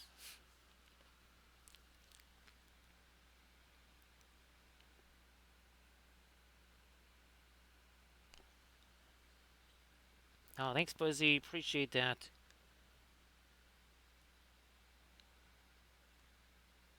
Yeah, Fuzzy, it is not for the faint of heart, I think, as Armored Wolf and I like to say. And also, as Armored Wolf says, hashtag no sleep in Wampleville.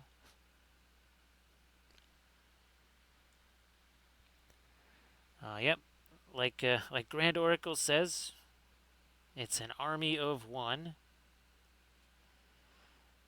I still use the term we because actually, technically, Kathy was the one to start us with the miniature painting. It was not really me, it was actually Kathy that started the miniature painting stuff. So that's why I kind of use the term we to try and distribute the credit there. Because back in 2000/2001, Kathy was actually the first one to start painting miniatures. That was when we were still doing the 2D art, which that suddenly changed to miniature painting because in 2001 a certain event happened that for us was just like what happened to a whole bunch of folks in 2020. And that was where we suddenly had to become miniature painters. Literally overnight. Did I already do the lighter stuff on this here cloak? No, didn't do the lighter stuff on this. Unfortunately, Fuzzy, back in 2022, there was the dreaded cancer involved, and we have do of course thank everybody on the stream, of course, Grand Oracle, Armored Wolf, and everybody else for helping us out while she was sick. Did not come to a good conclusion, unfortunately, in the spring of 2023. So that's why it's now it is an army of one. So we just put some more of that fast matte white. I'm looking like where the heck? Oh, it was sitting over here. Okay, there it was. We will mix that. Yeah, a little bit of our ultramarine here, and that's why we do. Oh, here we go. On certain like the anniversary, and we do the Kathy again. Dark Sword and Reaper. Speaking of Reaper miniatures, they were kind enough to make this Kathy and Jiro figure to try and help us out with all the costs of that. There's also where's the Sayo Kathy? All I have is the ones with. Oh, it's there. It is. So this is the one that Reaper did again. That's done in their Siocast plastic there. Thanks, Floopflock. And I guess there's the now Dark Sword. Those were very limited. I mean, there was literally just a hand. I think it was 200 of them. But you can still get the Kathy figure on Reaper. I do believe it's still there because it's a Siocast fig. Actually, Kathy was the first one to do the Twitch streaming at that time. I was doing YouTube Live. But in March of 2020, that's why. Oh, gee whiz! This April, where'd my Wapelia spellbrush go? He was sitting right over here. There he is. So every April we celebrate our stream anniversary by painting another Wapelia spellbrush. We do that every year. Well, Grand Oracle, that's okay because it is a Dark Sword figure. It is a Dark Sword figure, so don't dismay. Well, obviously, well, unless you want to repaint it, if you could prime over it and repaint it if you wanted, but there is one of those destined your way because again, it's a Dark Sword figure. So while you won't maybe get a chance to paint it, you will actually have one of those in the household. Grand Oracle, that's well, that's why I keep painting as many of these as I can, right? So that we can give those to all of the folks that were helping us out. So yeah, just give give me a chance to get the those crazy boxes packed up. Holy smokes! If we could just have that 30-hour workday and the 10-day work week that I have requested for quite some time, right, Grand Oracle? That request has been in for a long time. Has not gone answered yet. That's very disappointing, right? We would definitely like to have that extra time. Might actually get 3 minutes to sleep every single day. That would be unheard of. I want to experiment here with chucking some more of our lighter stuff in here. Yeah, I think we had to do that. I think we did. Let's try this over here. Yeah, let's try this over here. Uh, Now, a lot of the basing stuff, actually, that accelerated development really quickly because I would do something with the basing and then Kathy would kind of take that and expound on it, and then, well, it just kind of went back and forth and back and forth. And well, we also say we because, well, we do have the fellowship here. We call it the Linseed Fellowship. There's actually emotes of the Linseed Fellowship because so many folks worldwide, they're painting with the oils. Some of them are streaming and such, but all the information is shared. So if somebody finds a paint brand or a specific paint or some kind of tool or supply that works very well or solves kind of a little bit of a problem, well, we kind of spread that information around as fast as we can, and it's almost like there's dozens of us kind of in a laboratory developing things. So that's why we appreciate all the folks, again, Surface Tension, Doji, and then, of course, Valfera and Grand Oracle and other folks. They say, hey, you know what? You might want to think about this material. Oh, we also, the folks from Battlecraft Supplies, they supplied me with a bunch of these. And again, there's different sizes and different configurations. And these are the weighted ones, really like those. So again, folks like that, and of course Armored Wolf, who has been there from the beginning, from the very beginning, essentially March of 2020. That's when the streaming began. We'll see you in a bit there, Sarge. Sorry that I haven't had a chance to send you a real message, except for just kind of reacting to things. So yeah, Sarge, I'll shoot you a message. Looking forward to seeing your message.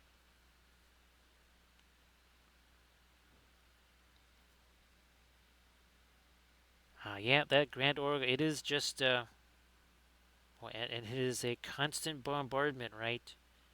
And every time you turn around, it's like, woof, something new. Well, look at that. Now, oh, here's something. Here's something. Get this. Little bit of our yellow in here. All right, let's do this. These little crazy things in his beard. Supposed to be metal. Little bit of a highlight on them. Yeah, Sloop Flock. Now, of course, the primer painting. The reason we do that is, well, especially, well, here, let me, where's a vehicle? Like this one, yeah.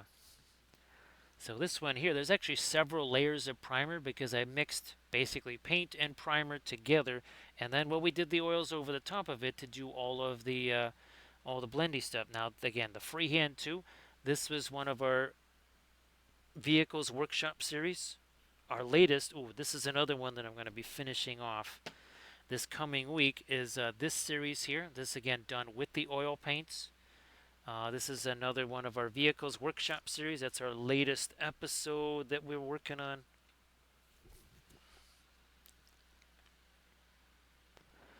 So see you later there, Sarge. Again, sorry that everything has been just so crazy. Yeah, there's a whole lot of people that have had a lot of crazy stuff going on in these last couple of months here. And we appreciate everybody that joins us here. And of course, we appreciate all the folks that are asking questions because that's what helps everybody else. Maybe they kind of have that question in their mind. What if they can't get to their phone to type in the question? So if you ask a question maybe that they were really wanting to ask themselves, you kind of gave them a chance to maybe hear some info they might not have gotten. All right, now this is about as light as I this is as light as I can go with my yellow right here. Bingo. Yeah, these folds. Let's do these folds. We'll be doing again the same thing on this vid when we film it tomorrow, so you can kind of see here, see how that is kind of all just one color there. We will be lightening that, kind of what we're doing here. Obviously, this is much simpler than what we're going on over there, but it's the idea is the same idea, and that's what we're doing again, getting that lightest our lightest color on here. All of this wet into wet. Now, when we're doing, say, our army painting series, things change. Or, like that figure you just saw, because what, we've done 2 episodes, right? Well, that paint is dried after each episode. And what we kind of do is we strategize while we're working, sometimes ahead of time, and we say, okay, where do we need to be with this thing so that we can max out the efficiency of that thing drying? Because, well, here, you can see I can put my hand on this thing. Well, something big like that, I might need to put my hand on the figure itself, which is less helpful when you got wet paint sitting around on it. That is why we try to get to a certain stage at the end of each episode so that once again we can take advantage of that paint being dry instead of going, well, paint dried on us. Oh well. No, we try to turn that into an advantage.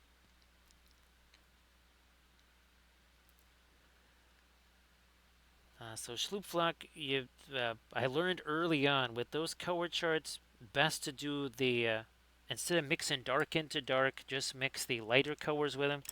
And you always want one of them to be basically your titanium white, because that's kind of your control color. Here, we got a couple of them here. Yeah. So I always, notice the first one's always the white, because here we get the most true look at what the color is.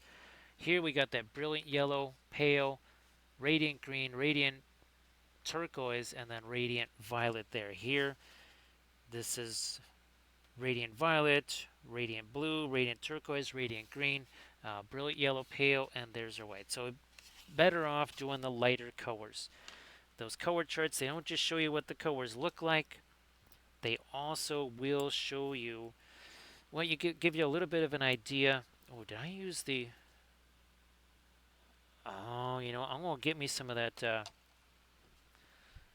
manganese blue hue out here.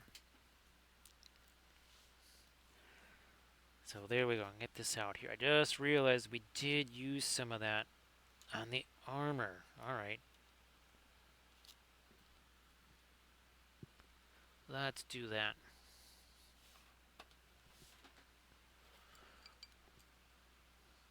Manganese blue.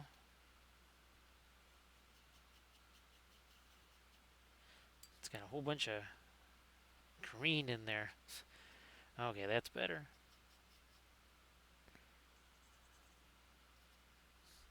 That's going to go up here.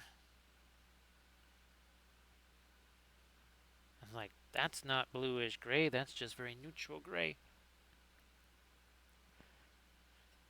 So when you're new to the oils, that's probably a really good idea.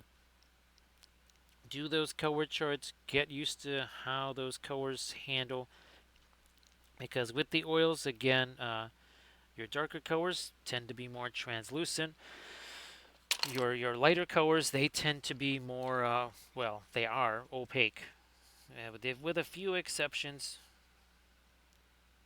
very few exceptions, but there are some. Now that's more like it. Okay, now I gotta do this. Where's this other? Yeah, that's it. Whoop, let's get some more of our manganese blue on there. There we go. And of course, maybe take figures like some Reaper Bones figs, stuff that you might have a whole bunch of and you don't really care about. Also, you could do one light color, one dark color. Now again, there's no film noir here. That's just Van Dyke brown and brilliant yellow pale. So you could do something like that. And again, that way you're not struggling with the consistency of the oils, plus thinking about colors and everything else. When we were doing our watercolors back in the days of the academy, it was a 10-month class. For the first 3 months, we had one color. It was called brown. It was called brown. So Jackson, when it comes to the oil paints, the color theory and oils vids, those we like to call those kind of more beginner type vids. because it really does talk about the mixing of the paint and how does it react, as opposed to specifically trying to paint a miniature.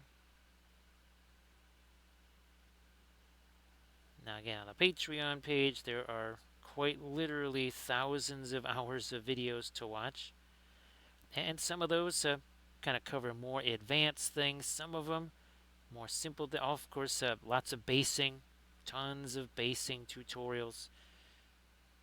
Well, basically, actually, this is all of these guys were part of a tutorial where I was doing the basing.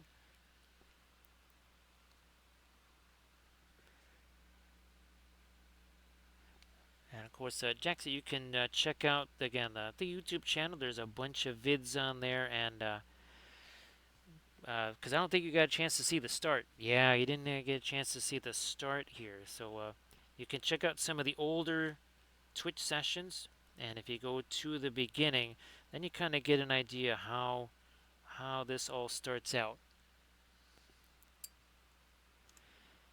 There's also a whole bunch of back in the day I used to do YouTube Live. There's a bunch of those on the YouTube channel. I need to restore some of the dark right there. Also here. Now this on shoe. We're gonna go a little late. Ooh, okay, well, that went quite how I wanted that to go, but we're just gonna have to roll with what we got here. This is again some of that manganese blue hue.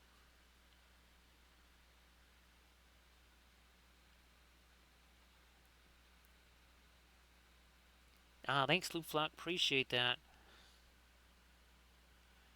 And of course, I do apologize for constant changes, right? Because well, things do develop, and well, even here, like this manganese blue, we just happened to. What was it? Oh, that's right. We were fooling around with it on this. That's right. There's another one of our Kathy Giro miniatures, and now it's got its icicles and snow. But yeah, we messed with the manganese blue there. Never really used that before for a sky earth thing. So again, things are constantly evolving and changing. So yeah, Jackson, you got plenty of videos on the YouTube channel, and of course all of the previous Twitch sessions. They're all saved. As effectively, the Twitch channel is also like another YouTube channel, but I don't think there's any ads for watching highlights. So yeah, think of it as an ad-free YouTube channel. Again, at least I think it is. Obviously, if I watch my own highlights, I'm not going to get any ads on those. So I'd have to ask other folks if they actually get ads on those. I don't think so though. I won't. See that one. Let me just take this darker stuff here and just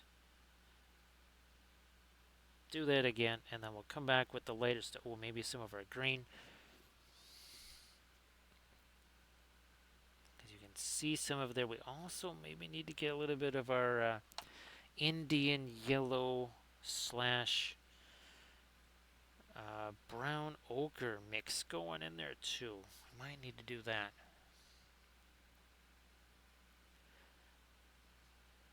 Another case here. We've got to go a little bit, yeah, taking that darker stuff, separating that edge. That's that crazy feather. Take the same yellow that we did on the guy's head crest and maybe put some of that on these feathers here. Just reasons. There we go.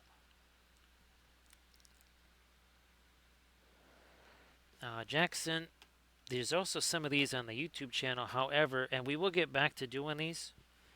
We call them Flat Thursdays. So this is literally the same paint we're using here is what we did here. And if you check out the Instagram, you'll see where we do the drawing of these. We figure out the composition, and we do these again, start to finish on the channel here. So we have tons. Well, I don't have too many of these paintings left, but as you can see, look, object source lighting, literally using the same paints that we use here.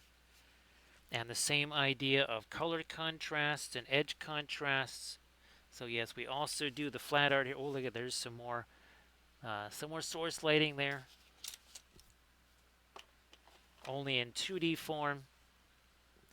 And of course, again, we just did two more of these little seascapes there. And sometimes we combine them both together. Where is she hiding? There. Again, that's our, nope. That's our Galadriel versus the Necromancer. It's hiding around here somewheres. There it is. So there's again, that's a combination of 2D and 3D together there. That's also another video series on the Patreon page. Sorry, I gotta scroll up to. Nope, I already scrolled past my. 1 second here. We'll get better. There we are. There we go.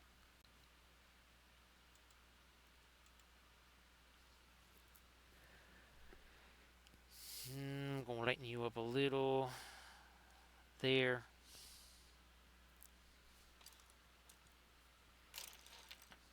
Somewhere. That must be. There it is. Nope, that's not it.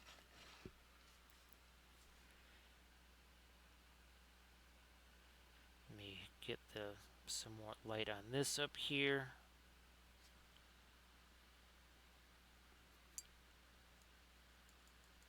So Sloopflock, it is all of it. There's the composition part of it. There's the drawing part of it.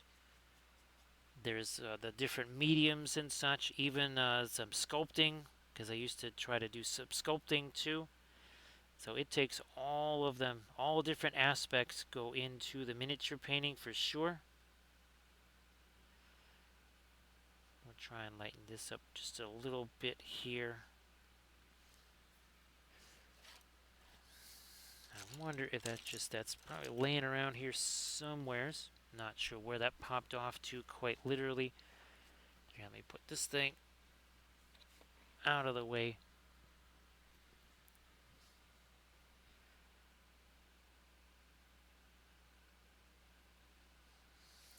Let me get the.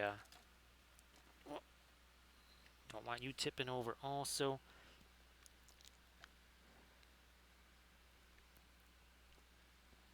So these are from Creature Caster. Actually, at Grand Orc, I think I successfully printed out those mounted barristers I was talking about last night.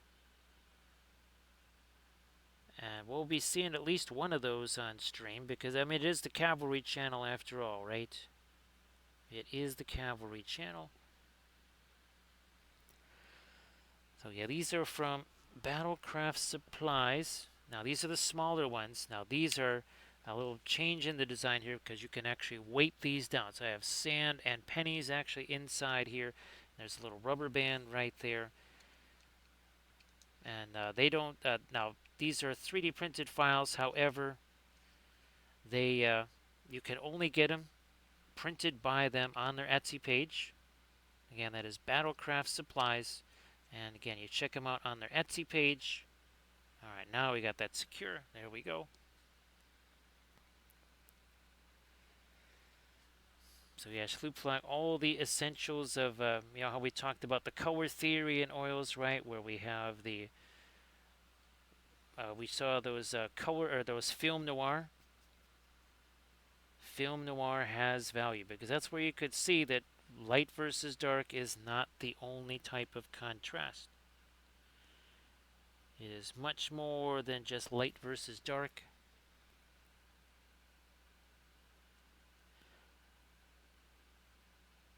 And of course, even things like edge contrast. Well, when you're doing a lot of portraits, well, edge contrast is very key because if you have too many hard edges, it's not really going to look like skin anymore or hair or anything soft. Well, same thing with all these people painting metal, and the metals don't have any harder edges than, say, well, the cloth that's right next to it. Also, too, they don't reflect the cloth onto the metal, which begs the question of, well, how does that happen?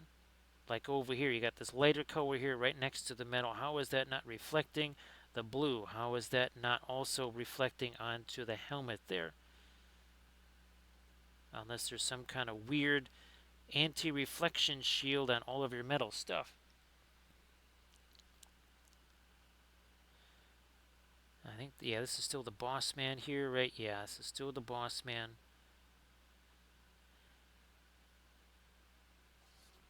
Blending brush. Tone that down.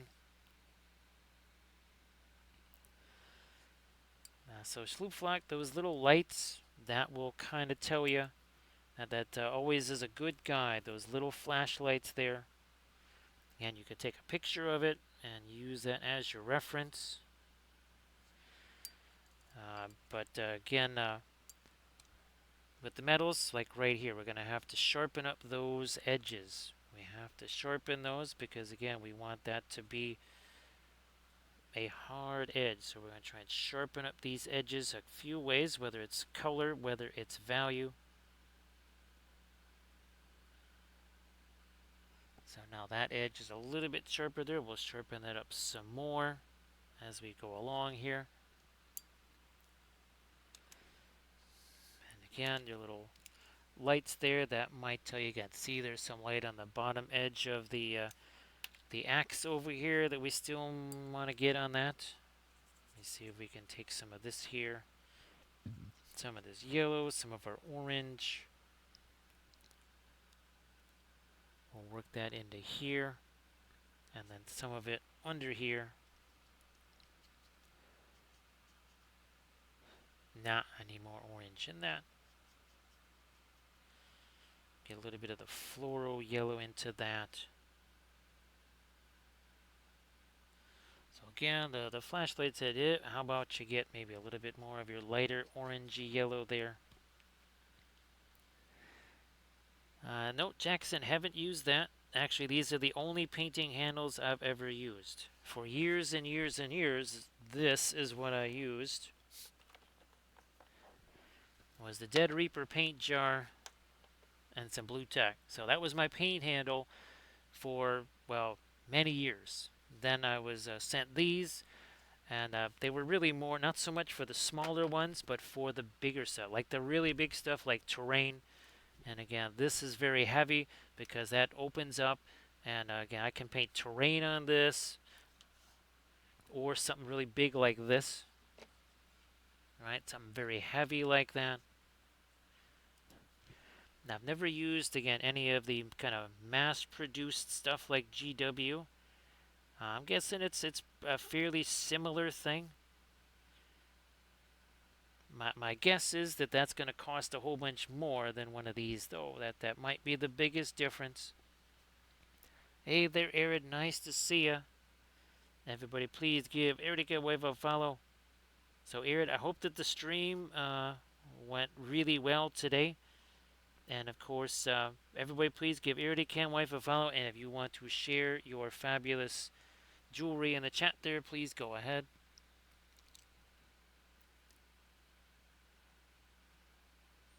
More, here we go. Yeah, some more of this up here.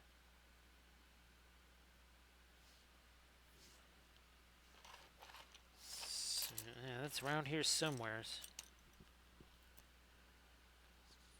Maybe we'll throw a little more of the light on the sides of this. Oh, we gotta get some cracks under those stones. That's something I was wanting to do. I knew there was something I was forgetting.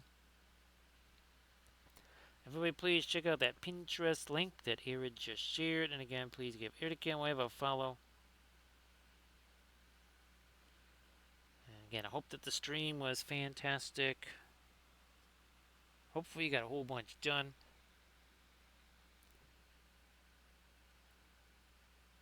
Actually, Irid, does it feel good to not have to be dealing with the dice towers anymore? Or was it such a part of your, like an intense part of your life for so long that you almost reflexively think, "Oh, I gotta start doing this stuff on that dice tower," because that was a wee while that you were working on those. One in particular.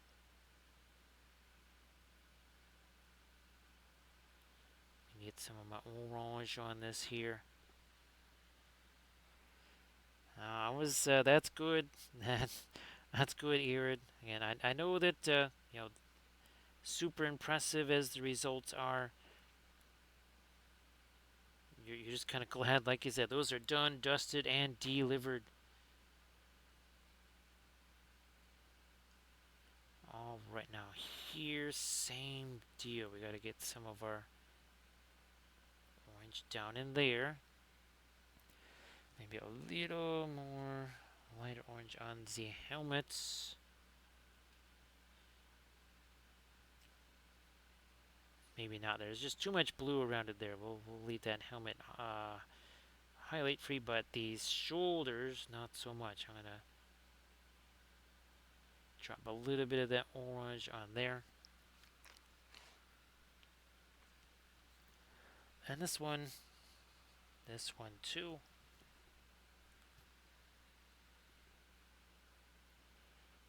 That's going to go right here. We're going to come back with some of our, some dark on the shoulder here too.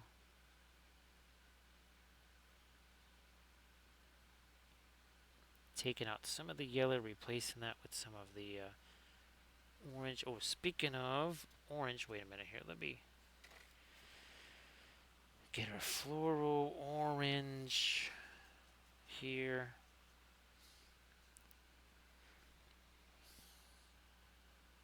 And over this. Now, again, this is, again, don't be hasty, little hobbitses.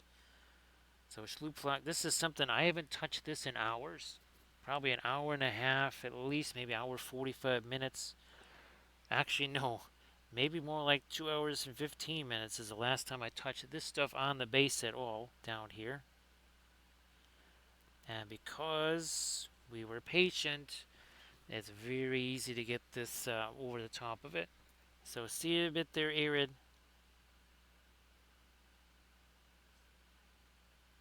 Get some of our orange in here. Now, what I might do is I meant to do this about an hour and a half ago, is I just want to check on that one print to make sure that that printer is behaving with this particular file, because it was a bit mischievous the other day. So there we go. Again, we put some of our orange on there. See how our lights get that much lighter? Yes, indeed. So again, we're going to be right back here. Hey there, Hinksha. Nice to see you back. Well, yeah, we will be back. Just a few mementos here just to check this thing out, and we will be turned. So don't go anywhere.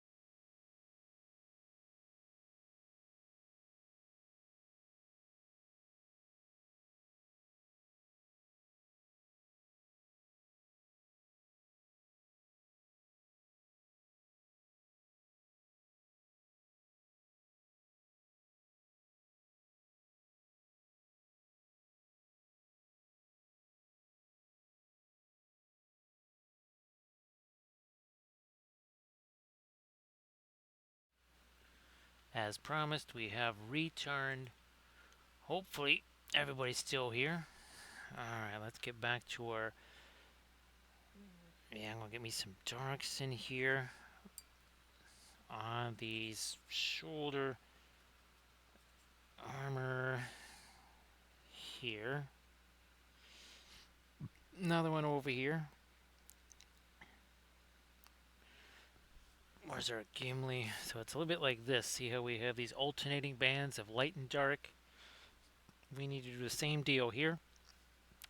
These are basically just cylinders here, so we kind of need to have the same thing going and up here too.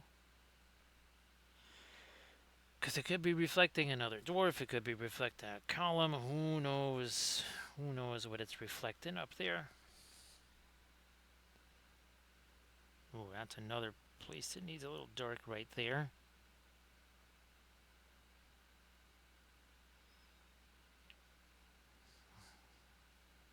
We're pretty good here. Ooh, this is another area here. We got, again, nothing but midtones and lights. We needed to have an actual dark color in there. There you go.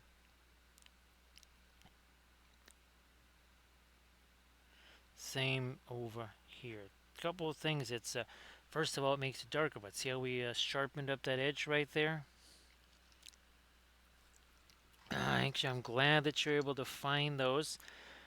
I think on Dick Blick, these typically are in that $5 to $5.35 range. So hopefully, well, that could be sweet if you found them even for less.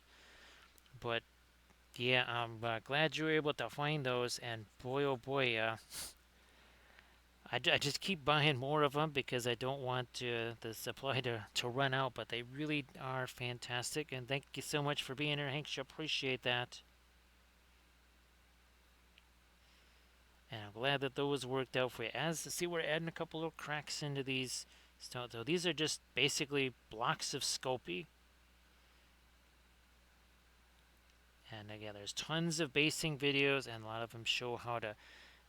Again, these were part of a basing video. So on the Patreon page, you can, if you want to see how these guys were done with their basing, well, there's a video on that. Again, up here, it's we're not doing a line there, so we want to have a shape right there. Definitely shapes, not lines. So we darken that down a little. Down in that little shadow area there.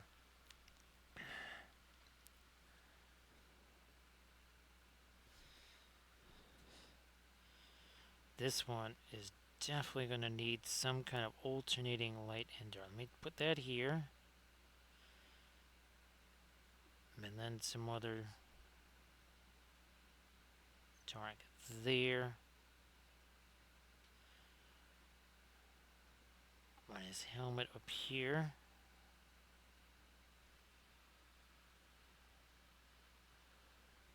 So recoil, there's 2 more videos on Smaug. The next video will be painting the base. And everything else is going to be with the oils recoil. So we're going to be painting the base with the oils, getting that all done, and then we'll paint Smaug himself with the oils. And then it gets real interesting recoil, because then we got to put all that stuff together. And then I'm going to have to do some kind of filler, whatever. Won't be able to film that because you ain't going to be able to see it. But that's where it gets real interesting recoil, is I've got to fill in those areas, because there's going to be some gaps where the base of Smaug and the actual base meet. So yeah, there's believe it or not, there's still 2 more parts yet to come on Smaug. And again, if you check out the Instagram, you will see the big old dragon that Rico and I are talking about. Recoil, actually, Navarrete, he thought it was done, and I said, oh, no, that's nowhere near done. That's basically just priming. Yeah, all that stuff that you see on Smaug, that is essentially just priming. I mean, it might be some fancy priming, but it's still pretty much just priming. The real painting yet to come with the oils. So Rico figured that it's going to be a lot like, remember the Nazgul and the Fell Beasts, where I did kind of do a little bit of shading type stuff with the airbrush before we painted them on stream. So it's going to be a little bit like that. Now again, that's got the floral orange in it. Oh yeah, let's get that floral orange down here. Come on, bingo! There you are. Ooh, that's looking saucy right there.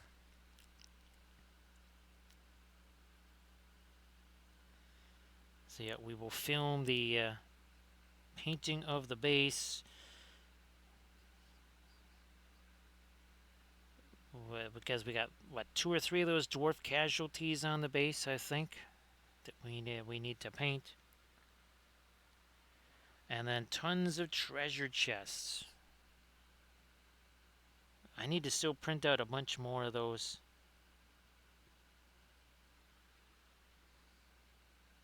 Might actually have to print some of those. Maybe a little larger. Oh, and the FDM style printer. Who knows? Oh, maybe. Well, if that .2 nozzle works. So yeah, wish me luck on that recoil. Wish me luck with that .2 nozzle thing, as again, haven't done that before. Needless to say, the first thing that I try to print out is not going to be some giant whatever. It's gonna be whatever real tiny object, something super small. Actually, maybe just do one of those treasure piles and see how that goes first, instead of being hasty and going right towards. Yeah, let's just print out like a 30-hour print, having never used the .2 nozzle before.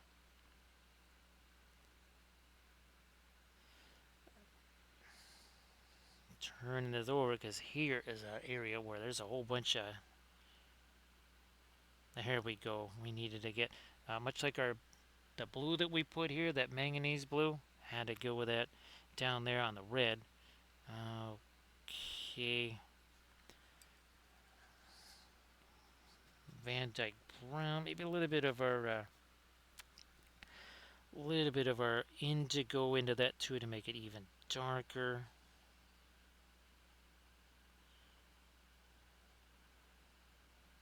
On some of our nut work pattern here on the base. So recoil, this is for the printer itself. So all of the FDM stuff is printed with a .4 nozzle. This I'm going basically half the size. And effectively going that small, you're not quite getting the say resin resolution out of your print, but there should be basically no layer lines at all. So yeah, we'll see how that goes. Again, I've only ever printed with the .4 nozzle.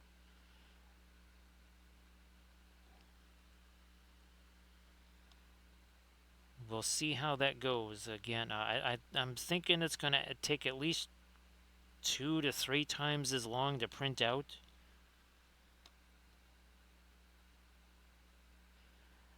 No idea. Even the thing that I was hoping to print out, it's that, well, basically a dead Mumakil. So he's not exactly like a giant building or something like that with multiple parts.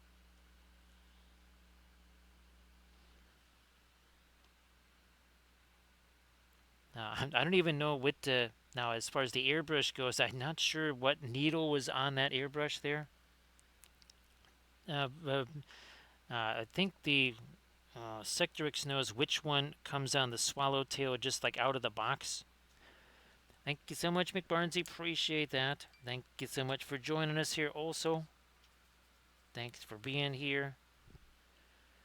Because Rico, I think there's, I think it's a point 0.5 is one of the needles that comes with that set. Hello, little hobbits. Spark my ganja. Thank you so much, Azurian. Appreciate that.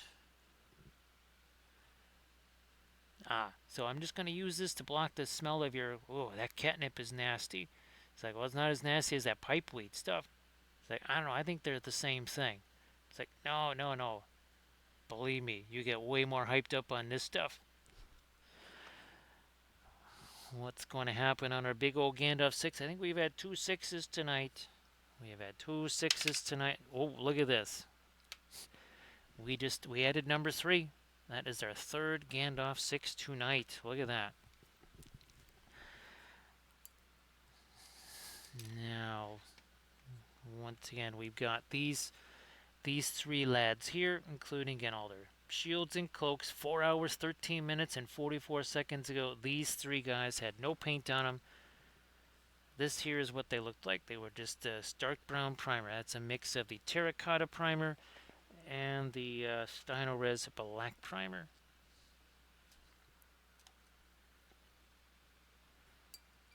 I'm trying to think, recoil, what is the, as far as airbrushes go, what's the finest needle? Well, it's that external, remember recoil, I was telling you about that external needle airbrush?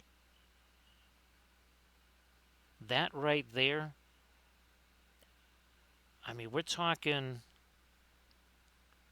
it would make a sewing needle look thick, recoil, and we're talking like a fine sewing needle. Yeah, that I don't even think again. I don't know what does a Google search for external needle airbrush reveal? I keep forgetting to do that search, recoil, because I'm awful curious to see if those are still even made at all. I mean, I wouldn't be surprised if they are not made anymore.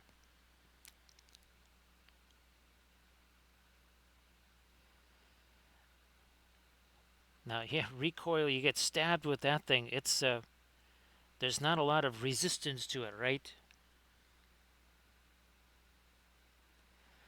That recoil, I don't even know what kind of search parameters even to use for that.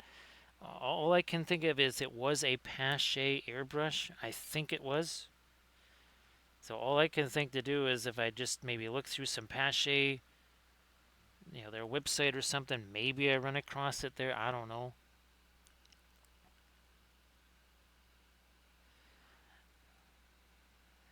I'll throw a little bit of this lighter stuff here on the stone blocks here, also on his boots here, because that is also supposed to be metal. Oh, that's way too late. We are gonna go way back here to something more like a middle tone. Yeah, recoil. I think it's safe to say that they just don't make those anymore. Recoil. I'm not even sure if you could get the acrylics through it. I mean the inks through it. Maybe I think maybe the inks, but there is no way you're getting paint through that. Like any of this acrylic stuff. No, not a chance. There is because even there were times where the watercolors barely went through it. And if you can barely get watercolors through an airbrush, that's when you know it's a very fine needle, right? Hey there, Deuce. How you doing? Odie Smokies. It's been a while. Nice to see you there, Deuce. I hope that you're doing well. Happy holidays. Happy New Year. Because Deuce, I don't think you had a chance to see any of the kitties, did you? Again, that's our Bora Meow from last night.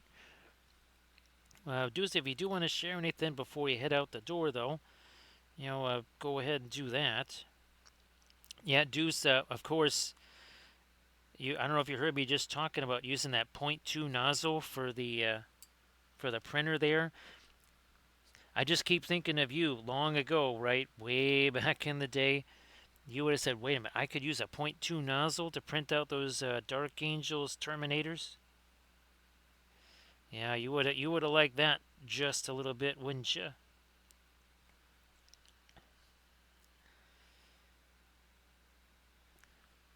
We'll do hopefully again, and I'm targeting sort of the end of January, especially February, with maybe trying to do an earlier start on the streams.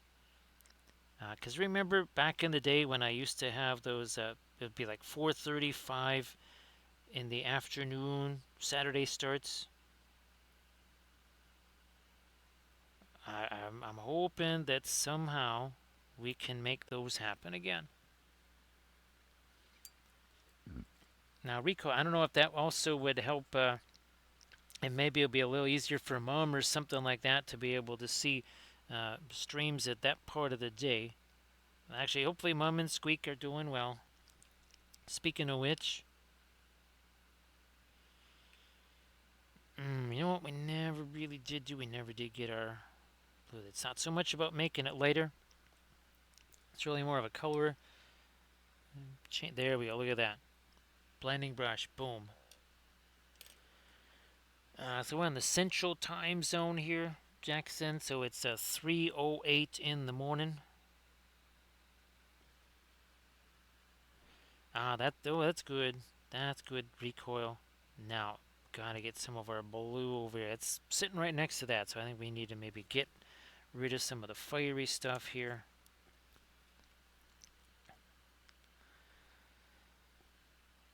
Jackson, what's hilarious is the massive size of the central time zone.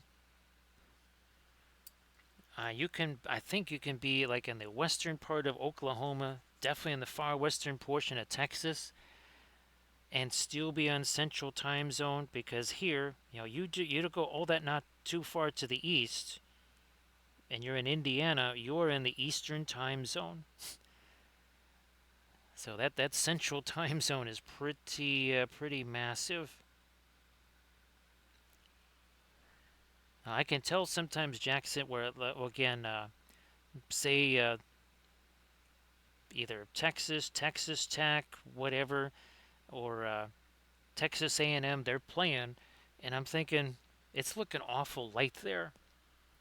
It's practically dark here, like those November Saturdays. And you look at was it Kyle Stadium or whatever, and it's looking still pretty sunny there. I'm like, wait a minute, man, sun's basically setting here. That's how big the central time zone is. You actually have different. The sunlight is different.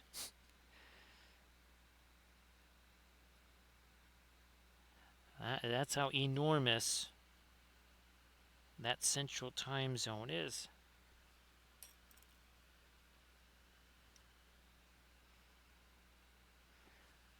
So yeah, Jackson, I'll be watching those games, or say even like games in Norman or something like that. And I'll be like, do I have my clocks wrong here or something? What is going on?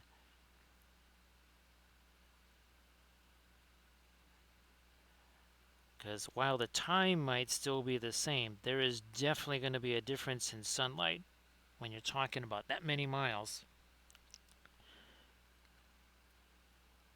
Because I do believe just to drive from Chicago down to basically Denton, Texas, that was almost 1,000 miles. Now that wasn't exactly due west. That was on an angle. Still,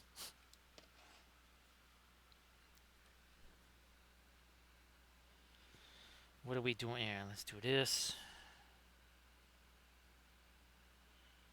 More of our dark in there. This brush, where you? There you are. There you are. I'm going to take this. We're going to take some of our Van Dyke brown with the fabulous charred animal bones, and we're going to do this. Also here and there. Let's grab this guy. Do the same deal. Because we want to do this in a dry brush fashion here. Darken all that stuff down.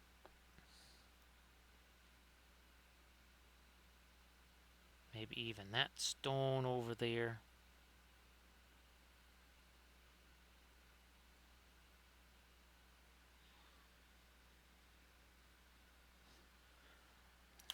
I think I'm going to maybe get a little bit of my blackest black there just to separate that line. I need to, just from a visual standpoint, I gotta see how dark I like this. So bear with me here while we get all the oil paints out of that. Actually, this is contingent on do I have any water here. Okay, I do have that tiny bit. Oh no, I have another bottle over there. So we do have some more if we need it. But we're going to get this out here. Again, speaking of golden acrylics. Oh, geez, I can only imagine there. Jackson, that had to be one heck of a trip right there. All right, now I'll take a little bit of my water in here. And again, I just want to see what this looks like from a value perspective here.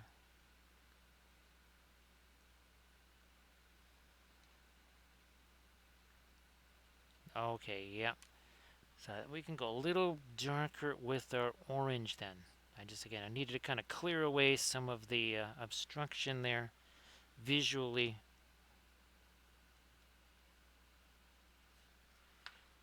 These other ones not quite so important here.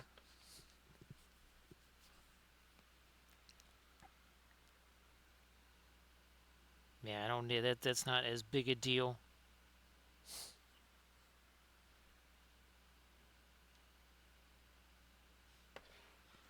That one with the lava on the edge, that one did matter. Here, I'm just gonna clear that out.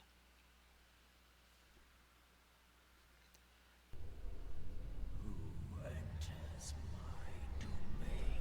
Well, looky here. Why don't we welcome in Hixie? How you doing there, Hixie? Thank you so much for the raid. And Kate.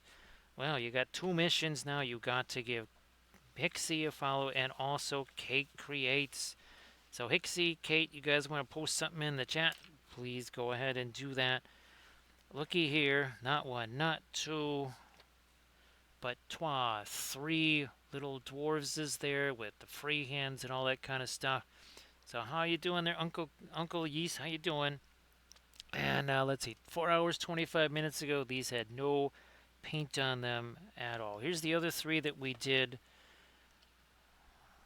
Well, technically Sunday, but this was our substitute Saturday. So we did these 3 guys. These are all from Creature Caster, all 3D printed.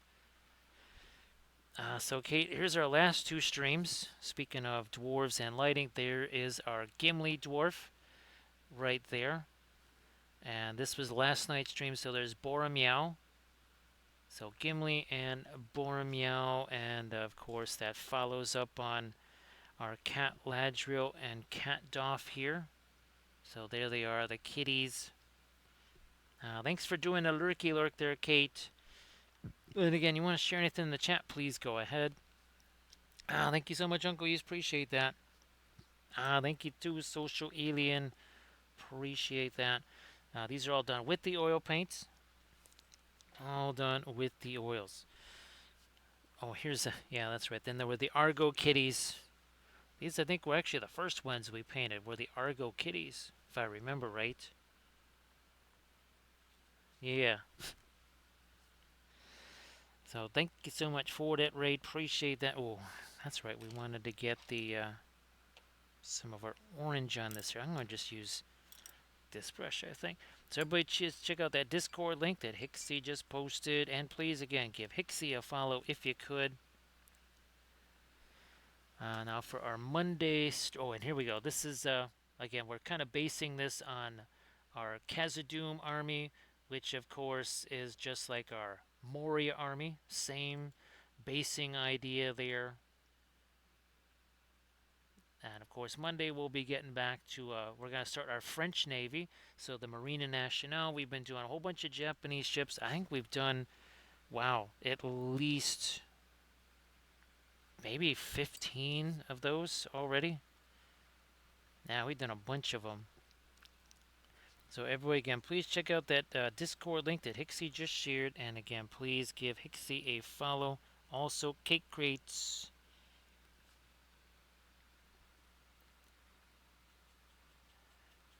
More of this darker orange down in here.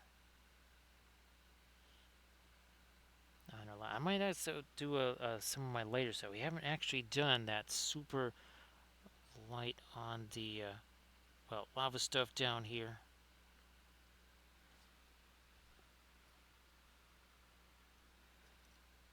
Let's do that over here. Tool, yeah. Let's tone that down. Some of our orange up there. Oh, let's get some of that orange on the shield here. Yep. Could use a teensy bit of it there. A little more of it there.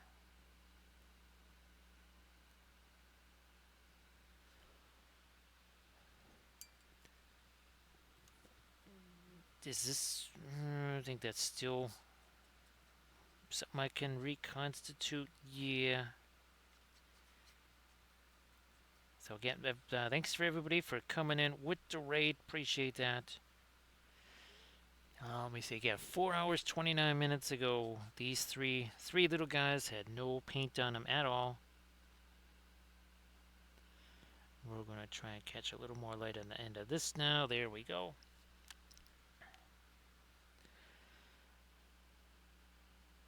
And all of these painted start to finish with the oil paint. Here, we'll show you the big four. That's kind of what we call them here, the big four brands.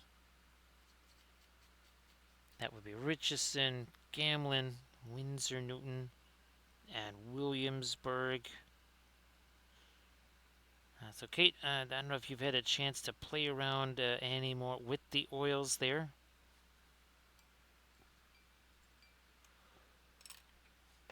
Here, let's get these guys out here. So again, 4 primary brands. Used to be 3, but I mean, there's a few other isolated paints we use, like the Marion Streets and some of the other ones, but here you go. There's your big 4. Now, these 3 over here, the Gamlin, the Richardson, the Windsor Newton, these are essentially about the same in price and quality. There's always differences between paint brands, sometimes even between colors in the same paint brand. This will cost you more. The Williamsburgs, though, when the label says handmade, that's a legit thing. That's for real. They are done by hand. So they're going to cost you a little bit more. However, you're getting actually more paint, right? Because there's more actual pigment in there, less linseed oil. Ah, that's fantastic, Social Alien.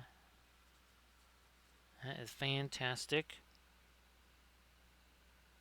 And wish you all the luck with that. Again, we always suggested folks do the color charts, right? Like things like this here. And also to maybe, you get some of those Reaper Bones figures and you just do some value studies. In this case, this was Van Dyke Brown and Brilliant Yellow Pale. Yeah, Social Alien. People unfortunately say, yeah, I just scored like 50 oil paints for 30 cents. And I'd be like, well, now you're out your 30 cents and you don't really have much in exchange for it. The nice thing is that you don't need a bunch of paints. You don't need that many. I think on the palette here I might have 12 colors. Maybe. Maybe 12 or 13 at the absolute max. Because, well, the mixing on the figure and such, well, that's kind of the whole point of the oils. Now, Hixie, did you get I keep wanting to say Nerixen, but that would be the CA sculpts. You got all your CA sculpts, the bust finished right? Now I actually have the miniature that's literally sitting a few feet away from me. The miniature version of that particular sculpt there. Never actually got a chance to paint the miniature version of it, so I'm looking forward to that. That will be very fun. I think that one probably should also maybe get some source light kind of action on it too. So here we're going to intensify the orange. It's not really all about darkening things, it's just about, again, a little bit of intensity there. And that is from our fabulous Puro Orange. Let's throw a little bit of that on here, a little bit of that on the axe. Maybe even a touch or two on the beard here. Okay, that's good. Actually, yeah, I haven't had a chance to paint that one yet. I was kind of hoping to do a tutorial video on that, or the series maybe. Wait, no. Here, let's get this. Some orange on his fingers there. Yeah. Less of the yellow, more of the orange. I think we need to do a little something there. There's also not yellow. Let's get rid of that.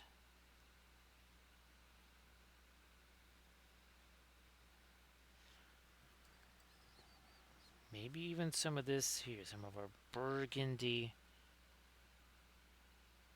Yeah. So we're seeing a bit there, Hexy.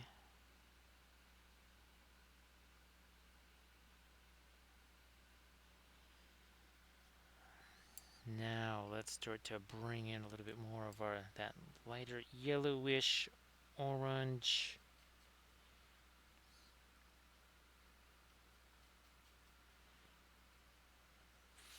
No, actually better off going with that and then some of the Indian yellow.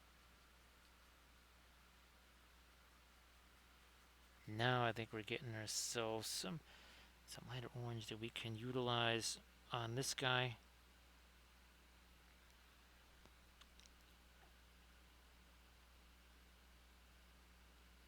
And again, Kate, you want to share something in the chat? Please go ahead.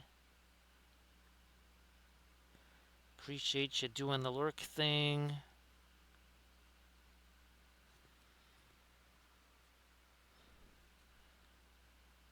Let me get that out. Ooh, no, on the other side. On the other side. Yep, over here.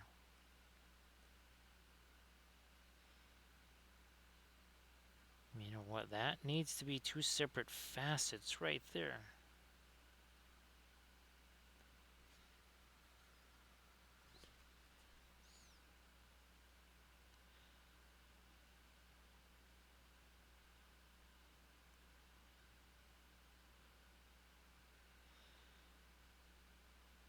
And we're doing a little bit of line there.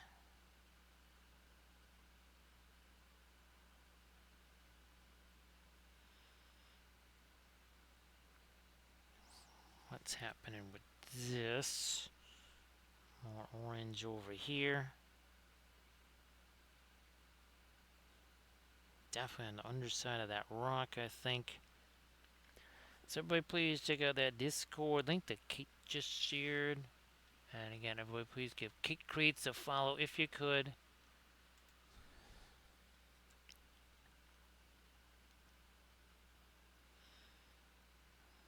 Touch more of our light red on the bottom edge there, yeah.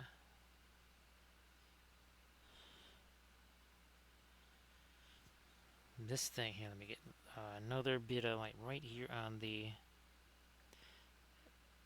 edge of this brazier here. Something that's a blending brush. Maybe this one. Yeah, let's use this one.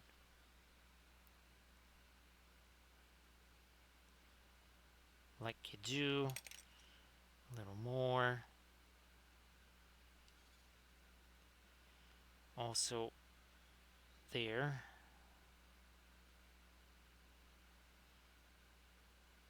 Yep, like that.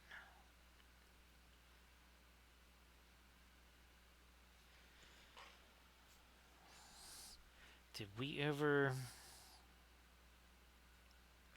Let me go back a bit with my orange here. We did this, oh yeah, that was Nazgul, where we put what looked like little torchlight reflections on. Where the heck are those Nazgul? There they are. Yeah, you get a couple of them have, again, those little torchlight reflections on them. We did all 9 of those on the stream here. I think a couple of them also went over to the YouTube channel as little tutorial vids. Or I kind of shortened the, basically got rid of the puppet shows and some of the other interactions just to have it down to the painting part. So a little bit of an orange over there on that side of that stone. Yeah, that's better.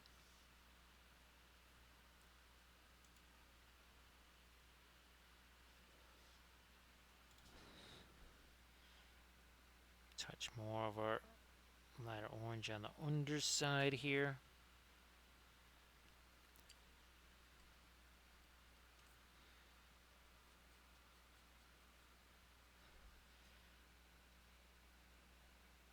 Maybe a couple little smaller things. We're going to shrink down some of these little areas in the lava or whatever that's cooled a bit more.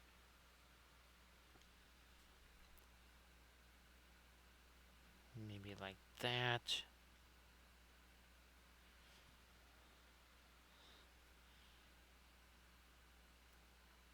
Trying to make use of the Puro Orange. Again, that's not a cheap color. That is very pricey. But the utility that you get out of it, you can do so many different things with it. Obviously, it can be worth the price if either you spend less time having to do certain things, and for when this is what you do for your living, time is essential because there ain't never enough of it.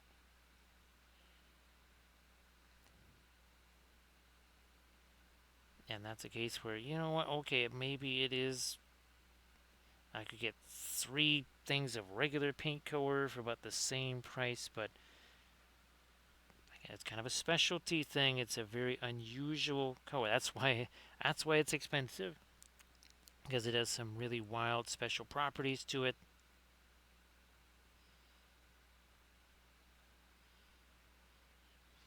And the nice thing is you can just kind of start with regular oil paints, nothing super fancy. And then as you move along in your painting experience, you find out, I really could use something like this. Then you get that, and you can also wait for it to be on a fabulous winter sale, which I do believe is going on right now on the on Dick Blick website. I don't know about say in Europe, something like Gerstecker or whatever. Or is it Jackson's art? I think it's Jackson art because it's Jerry's art around my here. So I think it's Jackson art in the UK or something. I need me some regular. Nope, not quite enough paint on. Let's get a little more on that brush. Because the fur here and some parts of the boot just need a little something there. Also, too, when figures like this, these are one-piece sculpts, right? And I really don't want to be painting these not on the base. And the oils, that makes it possible to be able to reach into some of those super hard to reach areas, because all I have to do is do that. And then again, we take this blending brush here, and then we just kind of push that stuff around. So we're able to do some, as we like to call it, blind blending. I can't really see what the heck's going on in there, but I know somehow that paint is getting blended one way or another.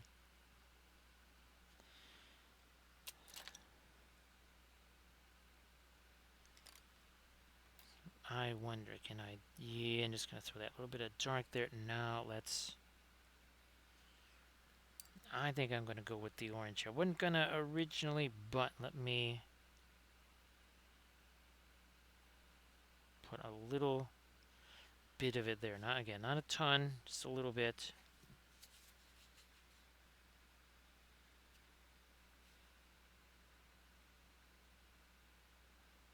And maybe a little smidge over there.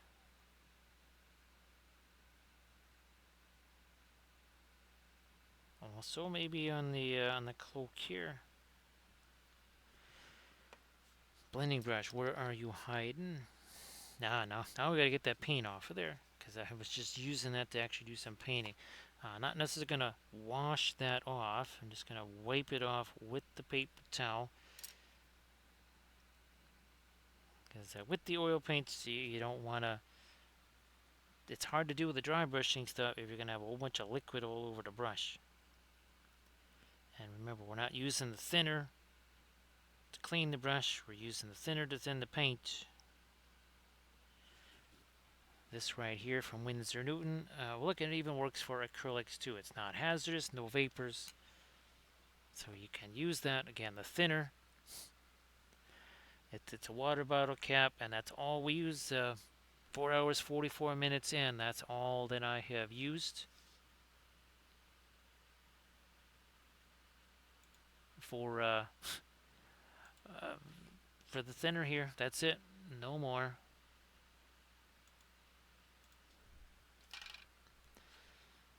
Let me get some of this. Yeah, okay, that's her.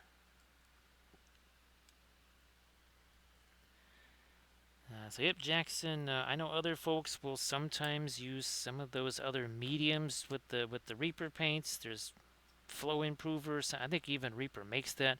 Heck, if you got a whole ton of Reaper paint jars, you might even see something like that. In amongst your paint jars is something like a flow improver or something, or maybe even a drying retarder.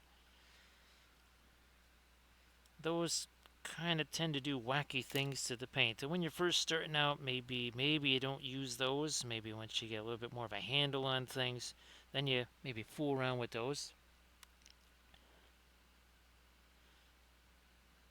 Well, yeah, for your acrylic paints like the Reaper stuff, you'll be thinning those down with the water. Try and lighten you up here.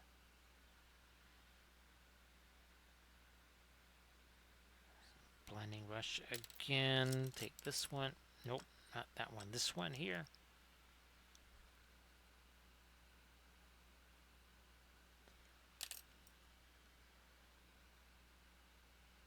So yeah, if you got that many, there might be some things. Yeah, look for those Reaper clear paints. Those are super fun. I really like those.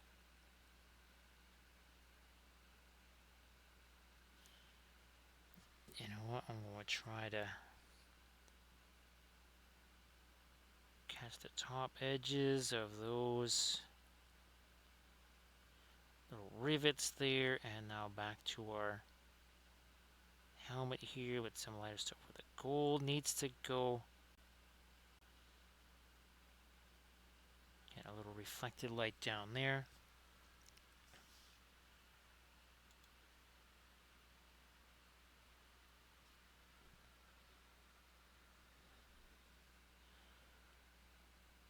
Another little blast of our lightest light up there.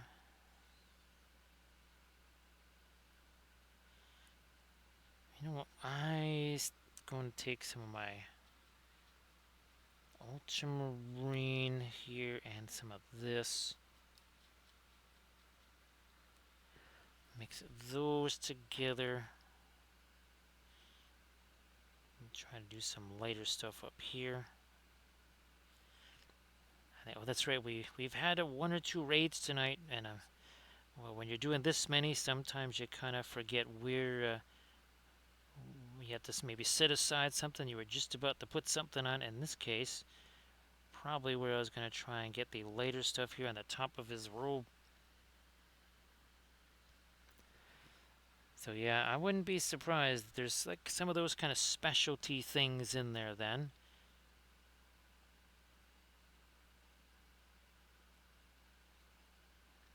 Yeah, we were showing those color swatches with the oils. I mean, there is nothing that says you can't do that with acrylics because we've done it for some of our tutorials. I don't know if I have any of those sitting around here, but we've certainly done that for some of our tutorials. Ah, here we go. Yeah.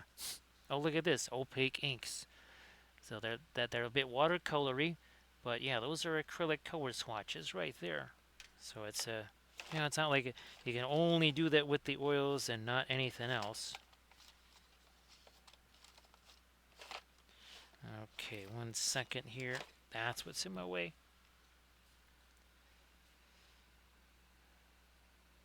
A little something lighter here on his cloak. Again, these folds that are coming down here.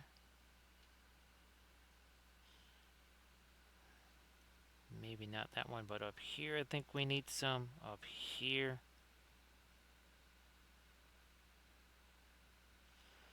Also in here.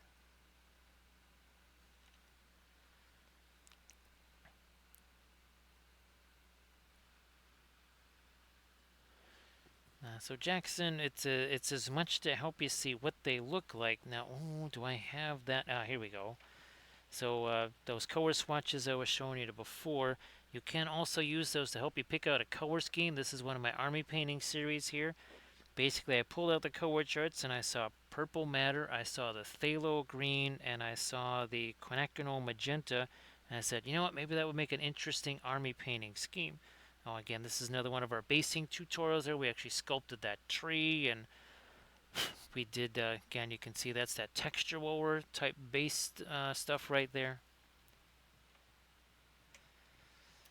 The other thing, and now this may be a little bit more important with the oils than acrylics, but you also, again, get a chance to see kind of how they behave, because some colors will be much more opaque. Some of them are kind of shiny. Some of them go on really smooth, and some of them they're almost kind of gritty. With acrylic paints, you're probably not going to run into those kind of basically almost physical consistency differences.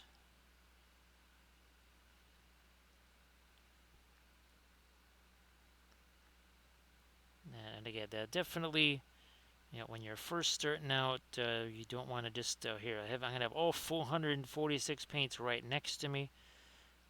Maybe just pick out a few and mess around with those. See where they take you.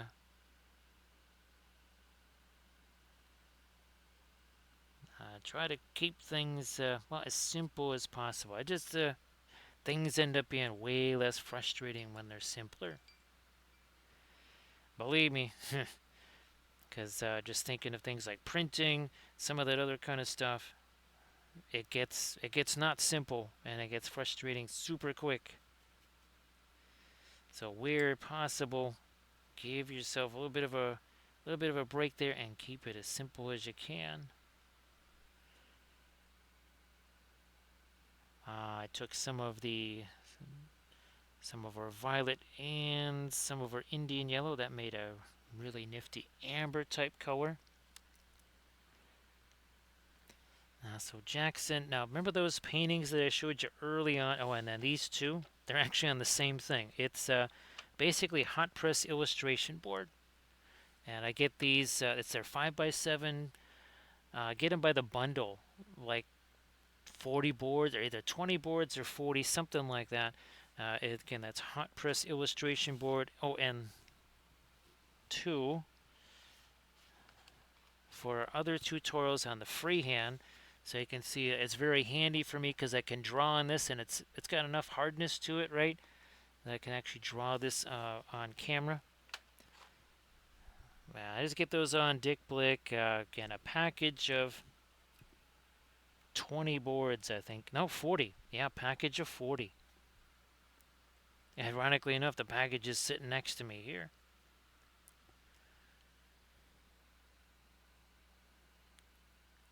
So yeah, they're great for obviously painting on, but they work very well for drawing on and other things. So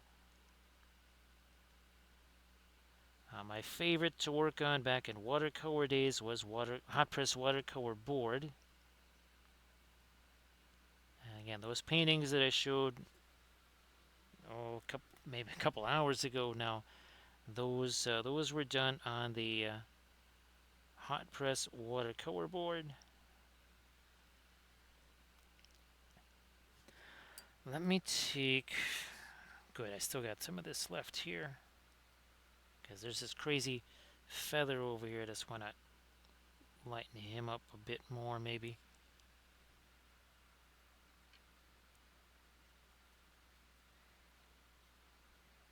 Over here again. Let's try this one more time. Now we're getting there with that feather. Come back with the asphaltum mix here because that's just a weird little straight line. I'm going to get rid of that.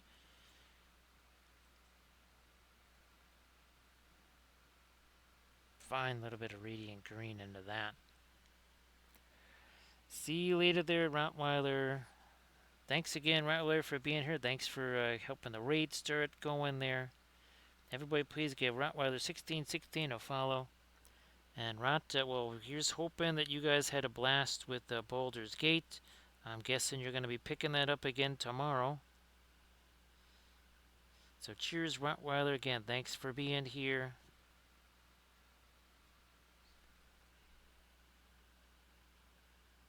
Alrighty, there we are. Maybe a touch more reflected light there. Yeah, again, these bands, alternating bands of light and dark.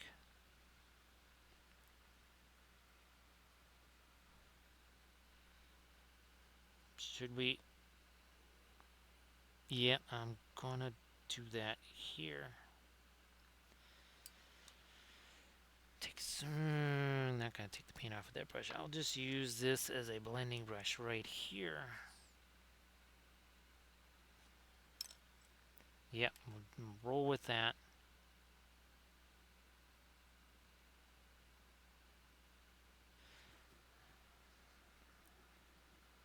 I still got some of my fast matte white there. I'll combo that with our little bit of brown there.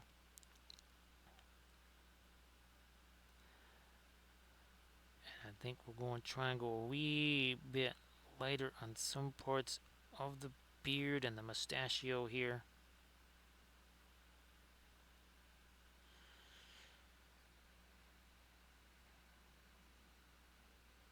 Like that.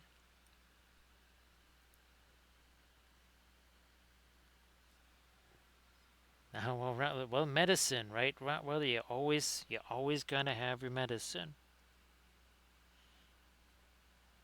You constantly have to keep that supply of medicine going.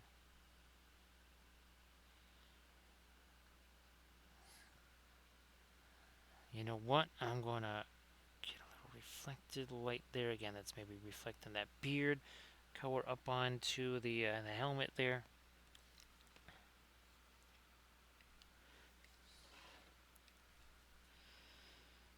Now over here, let me see what we're doing on Boss Man. We're just gonna say this must be the Boss Man here. We need some lights on that and maybe a bit more on the beard here too. I'm gonna keep using the same stuff here.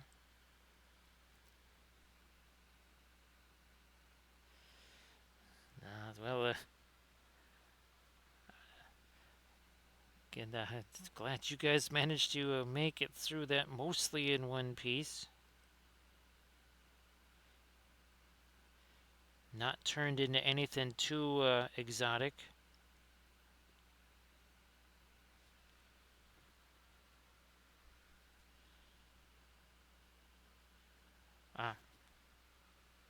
Back to this light as that because we got ourselves another one of these feathers over here.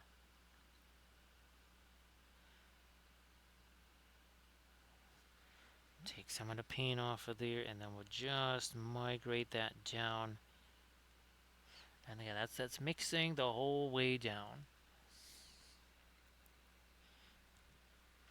I wonder Yeah, let me see if I can take some of this light over here. Is there? Okay. Thought maybe there was going to be too much paint on that brush, but yeah, we did it on that side. Someone never did it on this side over here. Some buckles, because buckles,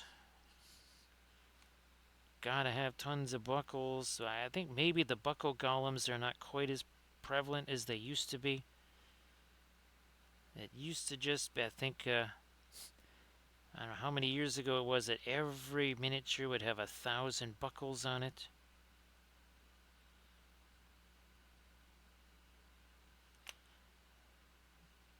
Touch of, see, I think that needs to be a regular helmet coat in there. Well, no matter what, we need a little bit of light in there.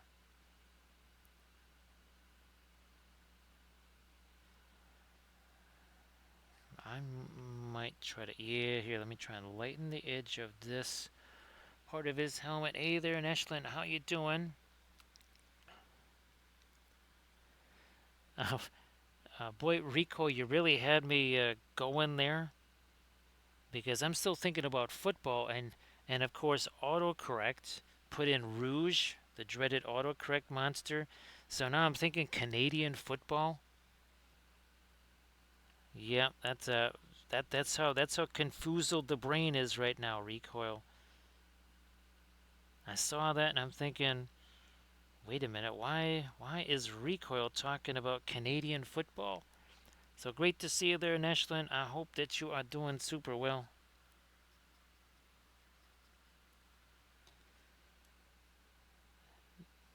And I don't even technically actually know. I think a rouge is when you just do the kickoff and it goes between the goalposts like a field goal. I'm thinking that's what a rouge is. I know it's worth 1 point. Either or no, it's a punt. That's right.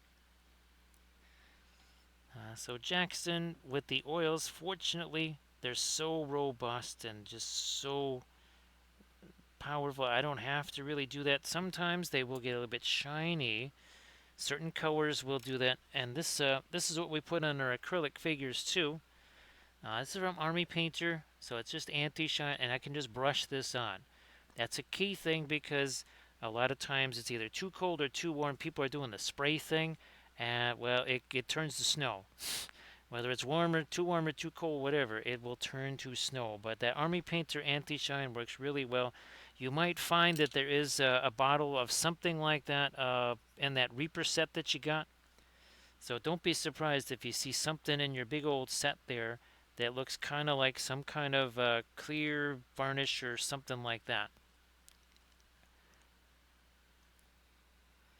So you have recoil. I'm looking at that going, why in the world would recoil be talking about? I mean, it's obviously Aussie rules. Football is almost upon us.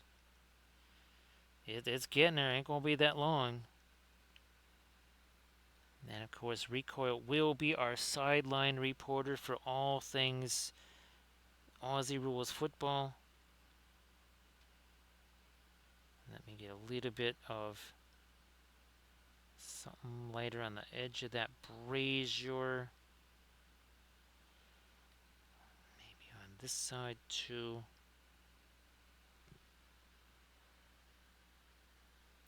Welcome back there, Eric. Great to see you again. Yeah, Eric, I was hoping to do that before the stream. Yeah, that didn't happen. So among the bazillion, well, I guess we have time because I'm going to have to basically do an all-nighter since, again, the Adepticon web card thing, that's going to be opening at, 8 hours and 9 minutes from now. 8 hours, 9 minutes from now, the Adepticon cart goes live. Be there or be square. If you want to sign up for stuff and do all those Adepticon things, that's when you're going to want to do it.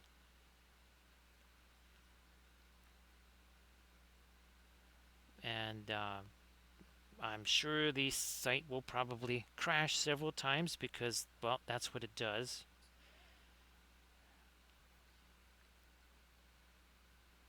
Don't know if it did last year.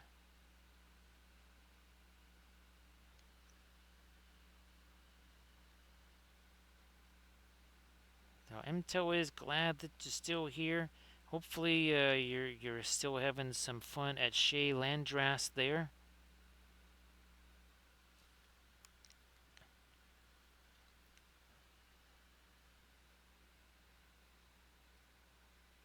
And of course, expect a lot of chaos at Adepticon because, well, not only is it a brand new facility, it's a facility that's almost, well, it's at least 4+ times the size of the one that we've been at for years. So there will be chaos. It's inevitable when you go to any new place, especially one that is several times the size of where you just have been.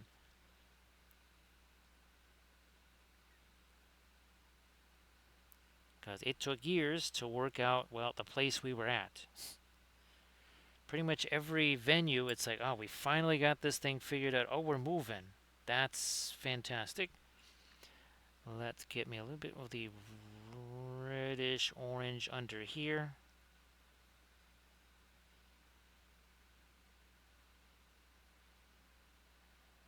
Like you do.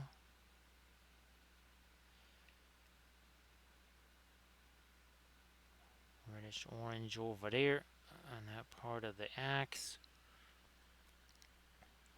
Oh, that's in that fabulous. Yeah, actually, I think. Now, of course, maybe Landress could print out some hydraulic stuff. So if the car overturns or something like that, the whole thing turns over. Yeah, instead of just feeling a little vibration in the steering wheel, they get that little bit of extra realism there. And of course, he turns on like a hair dryer or something like that if the thing catches on fire. Yeah, like 3 or 4 hair dryers just start blowing on you all at once to kind of give you that, again, that sensation of realism. And I don't mean like hair dryer. I mean like those industrial ones that you use for melting the plastic on product there. Yeah, something like that. That'll, again, that just kind of heightens the realism. I wonder, can I make this darker? Let me see something here. That's some of our indigo, some of the Van Dyke brown to make that super dark. So I can make that dark. I was thinking, I just all I got is the only thing I can do is go a little lighter, but I think I could do that. That's another edge that got a little fuzzy over there. We're gonna sharpen up that one.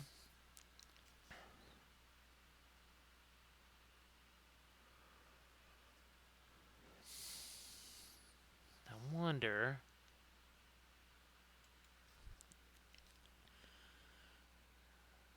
See that there's so much of this. I don't know, I'm gonna get me a little bit of the orange in here. We'll just do it. Let's just do this here, and that'll be our fabulous pure orange. Just in these couple of places here, maybe even on this. Maybe even on this here.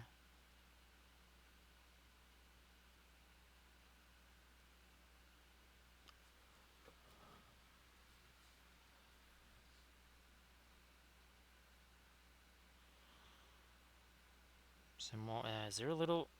No, it's this one. That one I was thinking about taking some of this same orange maybe.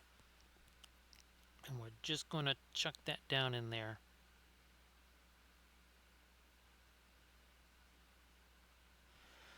Now maybe take some of our yellow here. Indian yellow in addition to that.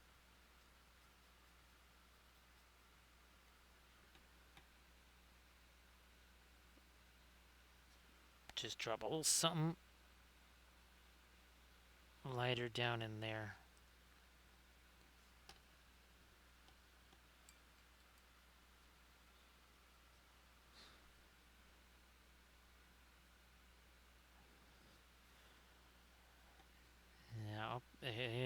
see, I need.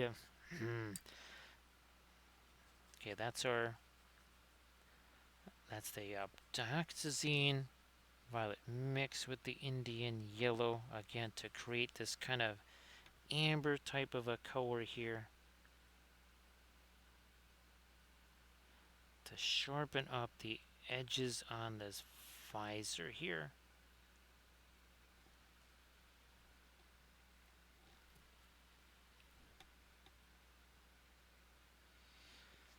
You know what? On his skin, let me use this. We'll take that. We'll mix it with this here.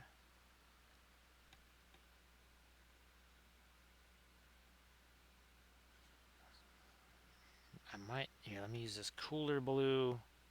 Okay, that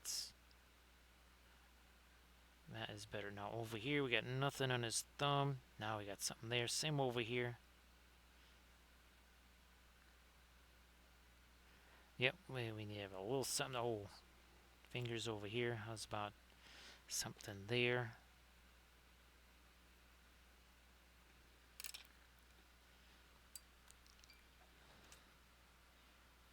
Back to this darker stuff again.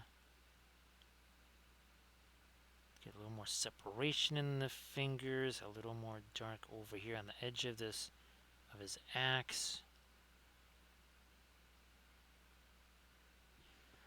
There we go. That really makes that stand out a whole bunch. Blending brush here too.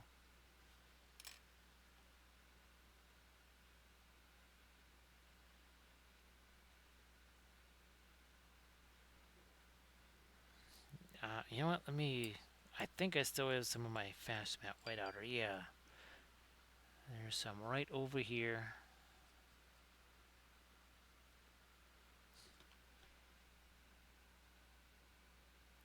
On the top of his shoulder armor here.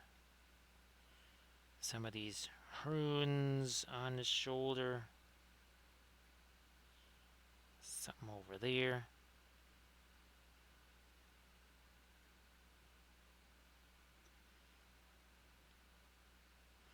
I'll lighten you up too.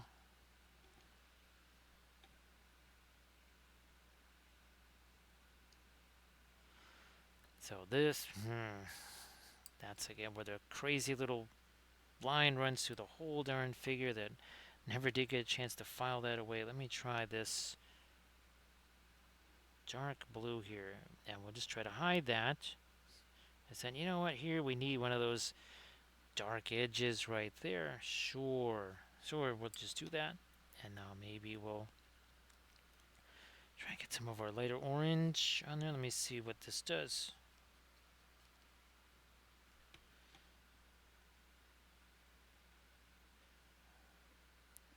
On that edge up there, maybe a little something on there.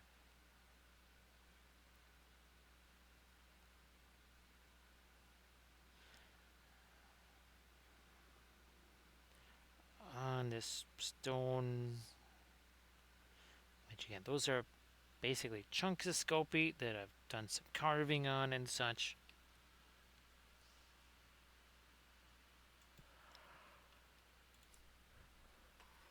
Where is, yeah, let's get this guy here. Yes, I think on the underside of his shield, I might try to throw a few little. First on his axe, now here. Let's get this wood texture.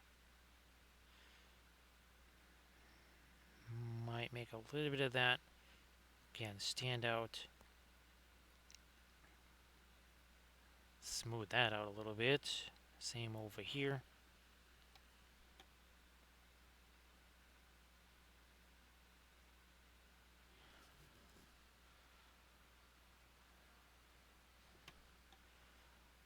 Taking our orange to the edge of this cloak. Probably wiped some of that off with my finger, looks like.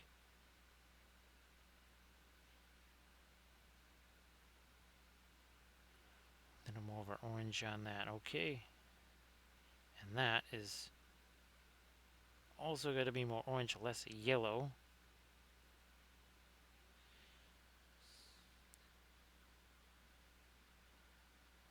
Let me go back to this. Let me go back to this. Get some of that orange.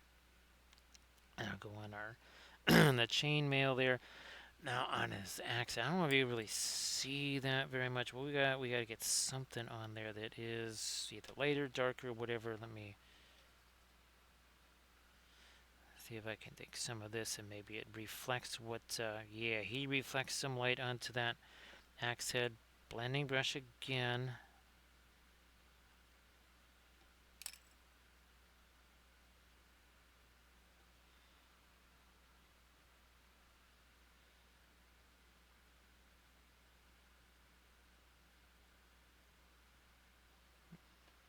And doing this again.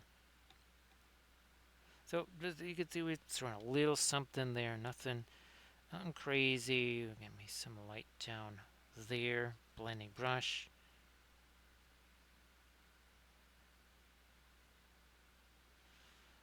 So that went from a whole lot of nothing to a little something there.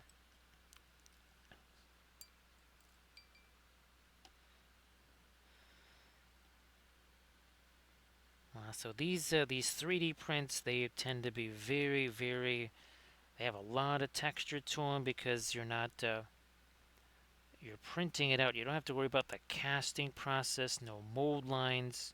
So the 3D printed figures tend to have a whole bunch more detail on them. Again, just because you don't have to worry about mold lines and seams and gaps where you're trying to assemble things. And creature caster stuff has also a tendency to have a lot of detail stuff sculpted in on it. Not every company is like that. Just like the paints, you'll find out with the miniatures. There's a lot of differences between companies, between sculptors, between the different processes. There are some figures where I basically have to paint the texture on because it's just not there. And then there's other stuff where there's just so much texture on there, you just like, holy smokes, I wish there was a little less. So yeah, Jackson, all the things that you've been seeing here, they're all 3D printed. All the kitties, all of our dwarves here, because I really don't have time for assembling stuff. Now these Song of Ice and Fire miniatures, they're a little bit of an exception because, well, they're Hello, all little hobbits. assembled. Spark my gun, And John. all I basically have to do is remove the mold lines. It's not the easiest thing to do, but that's why we also employ those. Thank you so much. Appreciate that, Warhawk. So it's you again. Like, what are you talking about? It's like, well, you were just here getting me to try to fight that Balrog. He's like, oh, that would be a very smart decision of me. Not sure that was me. We've had, I think, 3 6s tonight on our big old Gandalf 6 Warhawk. Let's see what we're going to get. Holy smokies, look at that. I think this is 3 in a row. Our record is 4. So thank you so much, Warhawk. Appreciate that follow.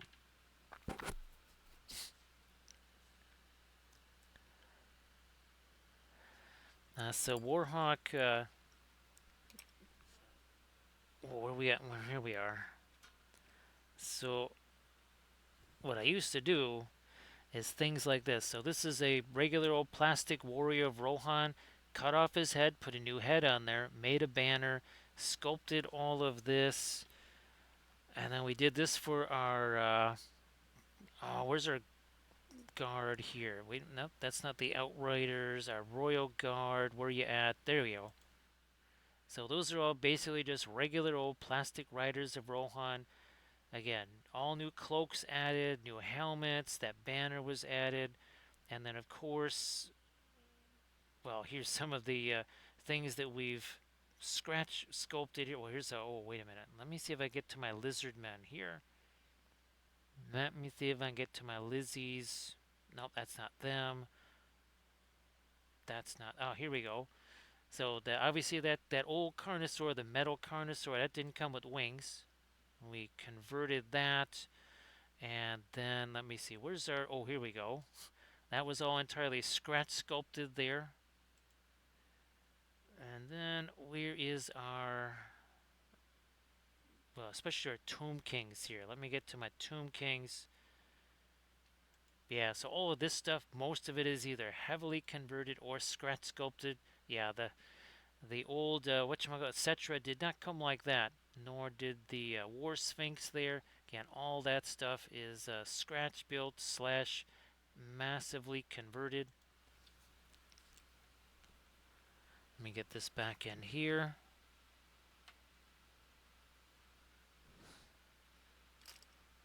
Yeah, here we are.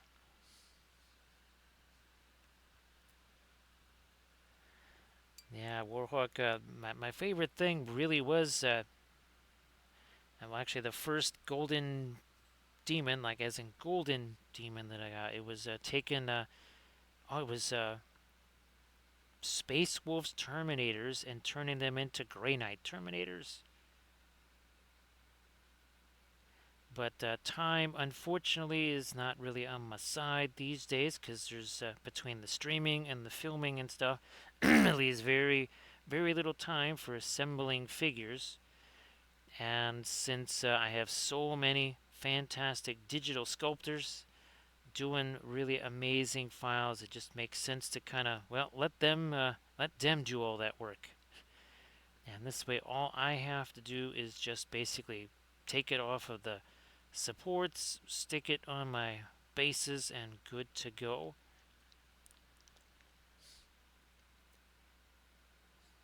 Sharing a little bit of the dark there. This needs to get schmizzled here. Those are a little bit fuzzy right there. Take some of my... Well, that was a little more blue than I wanted to add in there. Holy smokes. But we'll throw that over here, because it is kind of reflecting the color of the cloak there. Warhawk, what's really, well, fantastic about the 3D printing is all the basing bits. Now, this miniature is 3D printed, but again, all of the trees, right, those are all 3D printed. Where's our, here, this one.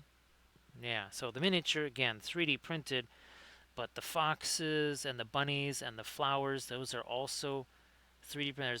There's another bunny right there. So those are all 3D printed, and that makes life so much easier because you can create so many different themes for a miniature again with all the 3D printed basing bits. There's so many fantastic well, here we go again.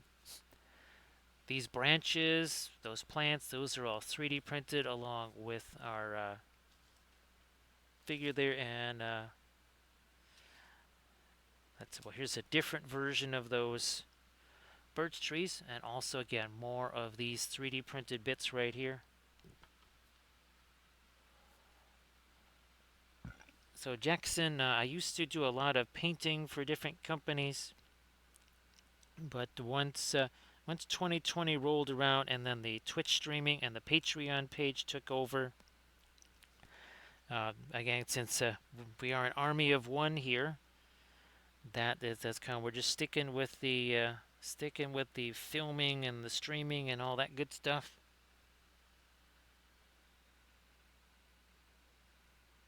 Trying to get there we go.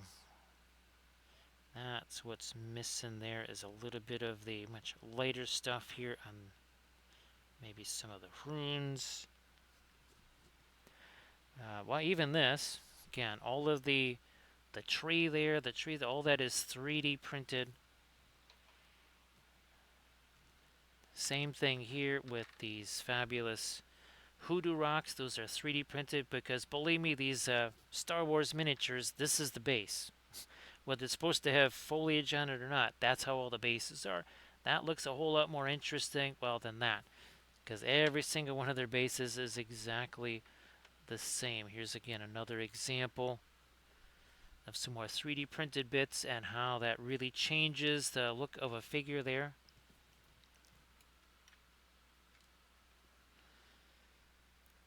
Because, yeah, I think you heard earlier there, Jackson, right now. This is pretty much a 24/7 operation here. That's how tight time is on a daily basis. And boy, it's very helpful being able to just go, all right, here's a whole bunch of different basing bits. Where's our lizard, man? Oh, even, well, again, even these Necron ships, those are 3D printed. Actually, the bases are also, yeah, the bases are 3D printed too.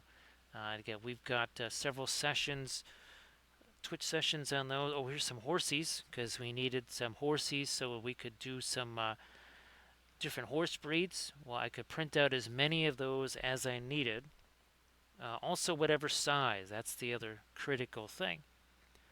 Is since we do things like 72 mil, like our Kathy figure here, so that tree is 3D printed right there. That we've got all of our glorious icicles hung off of there.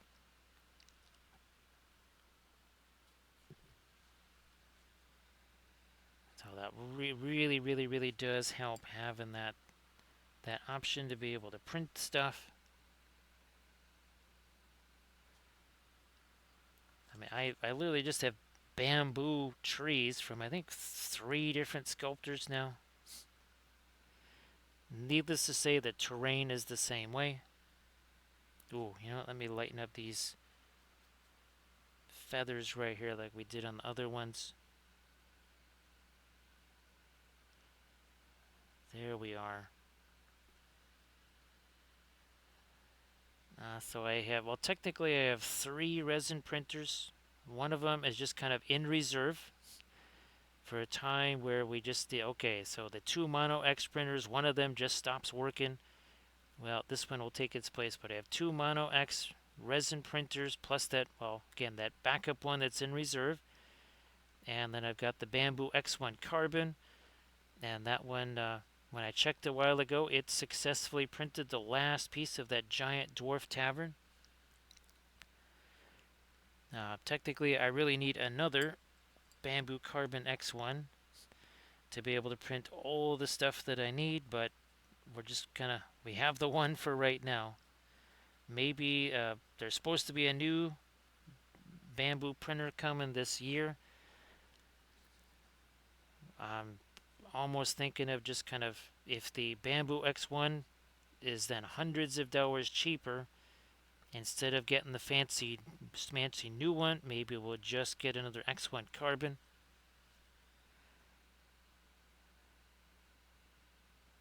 Mostly because at least there I would know all of the weird little things that go wrong with it. Whereas a brand new printer that no one's ever tried before, well, you don't know what kind of crazy little bugs there's going to be in that.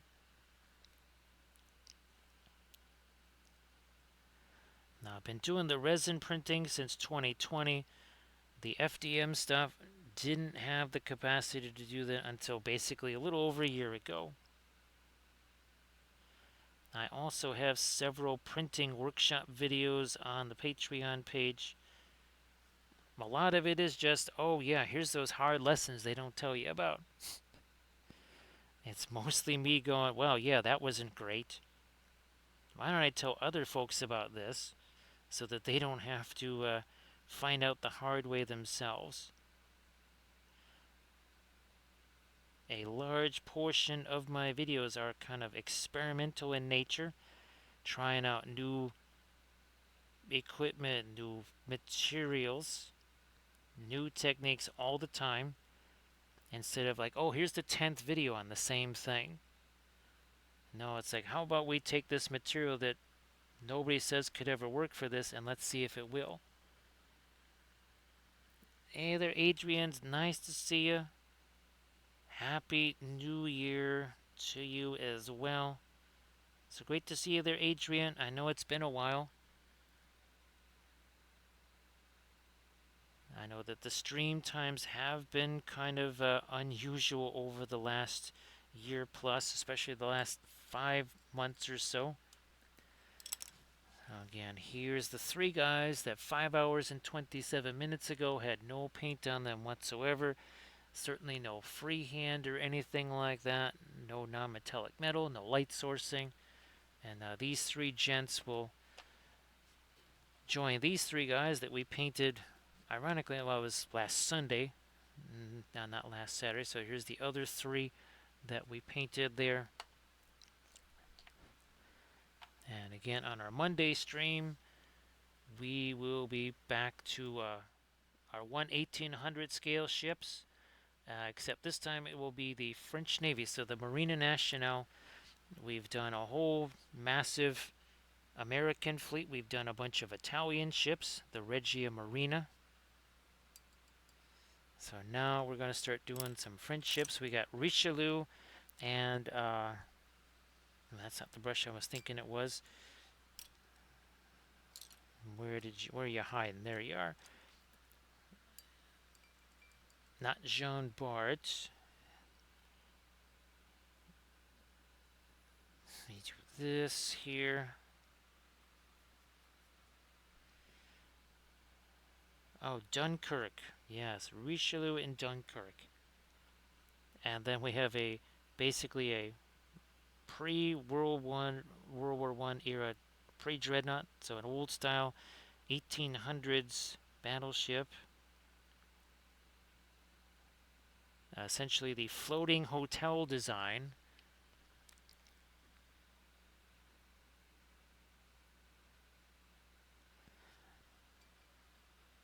And again, we have another one of these units. This is the Clegane Brigands. We've got some Baratheons. Also another cavalry unit that we're going to get ready to go. And well, needless to say, we've been having some fun with all of our Lord of the Rings themed kitties. This was our Thursday stream there. And oh look, same style of basing. Same idea with the source lighting.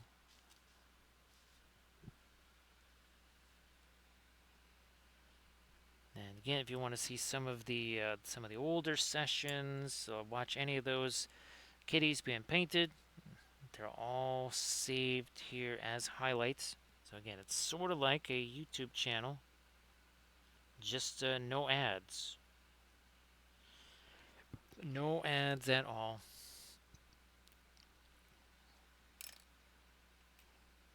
Touch of our orange there.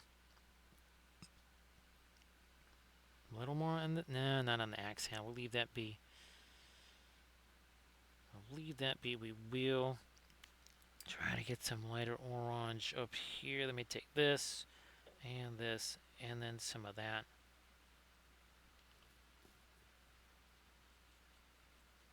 To mix this together. There we are.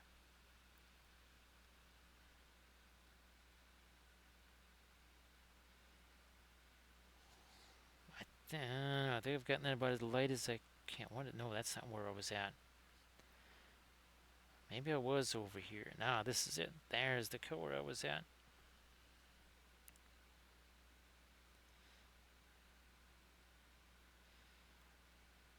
More here. Oh, and possibly more the end of the week here. We'll be painting basically some dwarf terrain, kind of like how we were painting our hobbit holes here. Eventually, that's going to get all kinds of snow and other type of stuff added to it, so that could be very fun to paint up on stream here.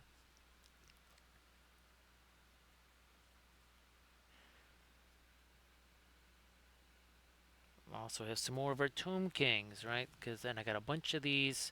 Now, there will be the Highland Miniatures version, but again, these Tomb King stalkers here with lots of object source lighting, we will be doing some of those. Yeah, Recoil, I'll send you a picture of the giant building, because that is now printed out. The final piece, I think it's the last roof section. I do believe there was at least something like 18 pieces to print out or something along those lines. And I actually have some of the other smaller buildings too next to us, so I'll try and send you a picture of those. Recoil.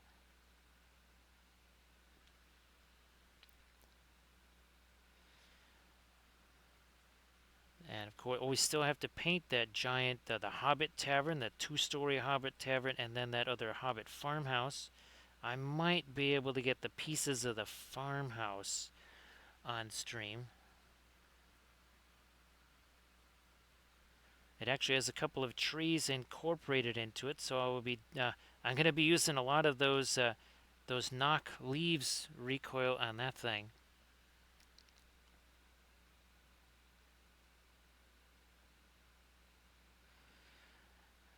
You know what? Let me get.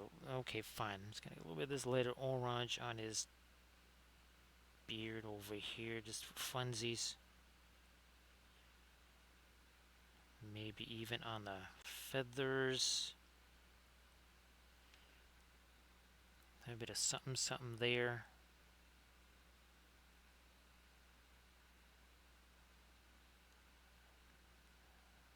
Touch that up here. That's still just our original kind of dry brushy stuff up there.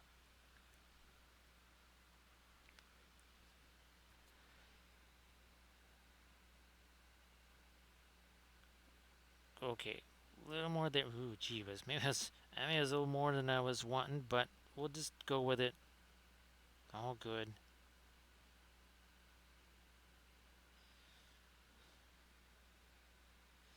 Something like that. Stick with that.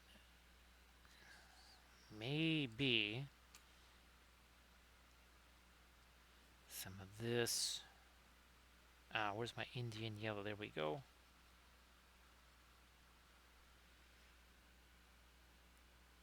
That would just go down there, and then again on the edge of that.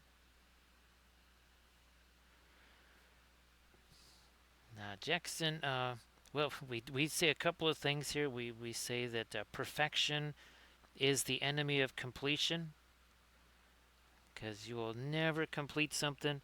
Now, of course, having the training as a basically a illustrator, commercial artist, whatever, there comes a point where, well, you're going to be losing money, so you just it's good enough, because it's never going to be perfect. Because if you paint a perfect miniature, well, then what's the point of ever painting a miniature again? So no a miniature that you paint is ever going to be perfect. So maybe just at a certain point you say, all right, look, I'm just redoing things that I already did here. No point in screwing around. Also, too, Jackson, if you have kind of multiple things going at once, you can sometimes stay a little bit fresher on a project. Wouldn't you say there, Recoil? If you just got the same thing looking at you all the time, eventually you just don't want to. You don't want to be looking back at it. You say, I want nothing more to do with this, and then you end up not painting anymore. So sometimes it's better to have a few different things. You say, you know what? All right, this project is getting a little bit starting to get a little bit boring here. Maybe I do something else, and then I come back to that when that other project starts to get maybe a little bit not fresh.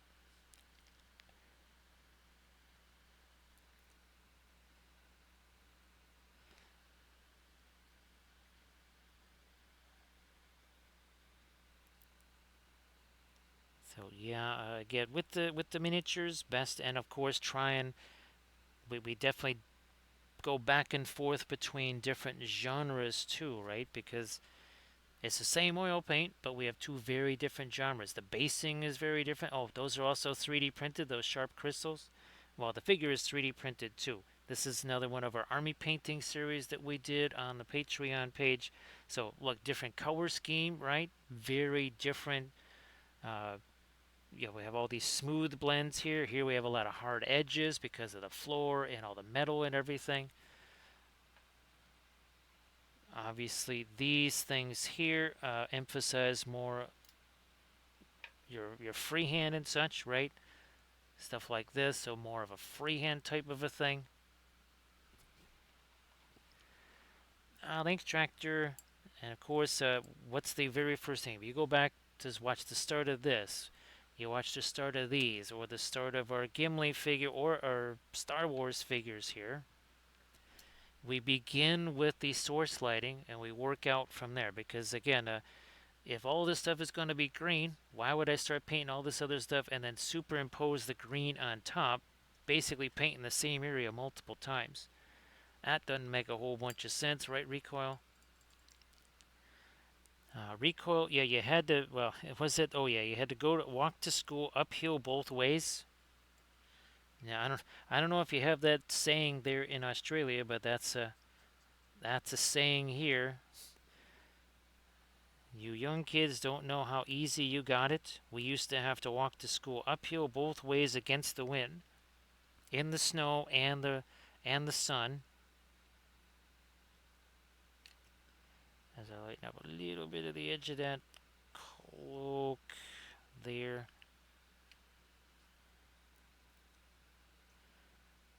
Also over here. And a little bit there. Oh, top of this. Holy smokes. Kind of relieving that thing out to dry there. Now it is getting to be 4:30 here, and now I gotta check me all those prints. Gotta be getting to doing those prints. So do want to say thanks for all the bits and the subs and the follows and the cheers. And thanks Rico again for generating that hype train. Appreciate that. We also had a whole bunch of raids. We had lots of raids tonight. And again, remember our Monday stream. That's Armada Mondays. We will be doing some, again, our 1/1800 scale ships. Oh, thanks, Arid. Appreciate you being here. Oh, geez, thanks, Recoil.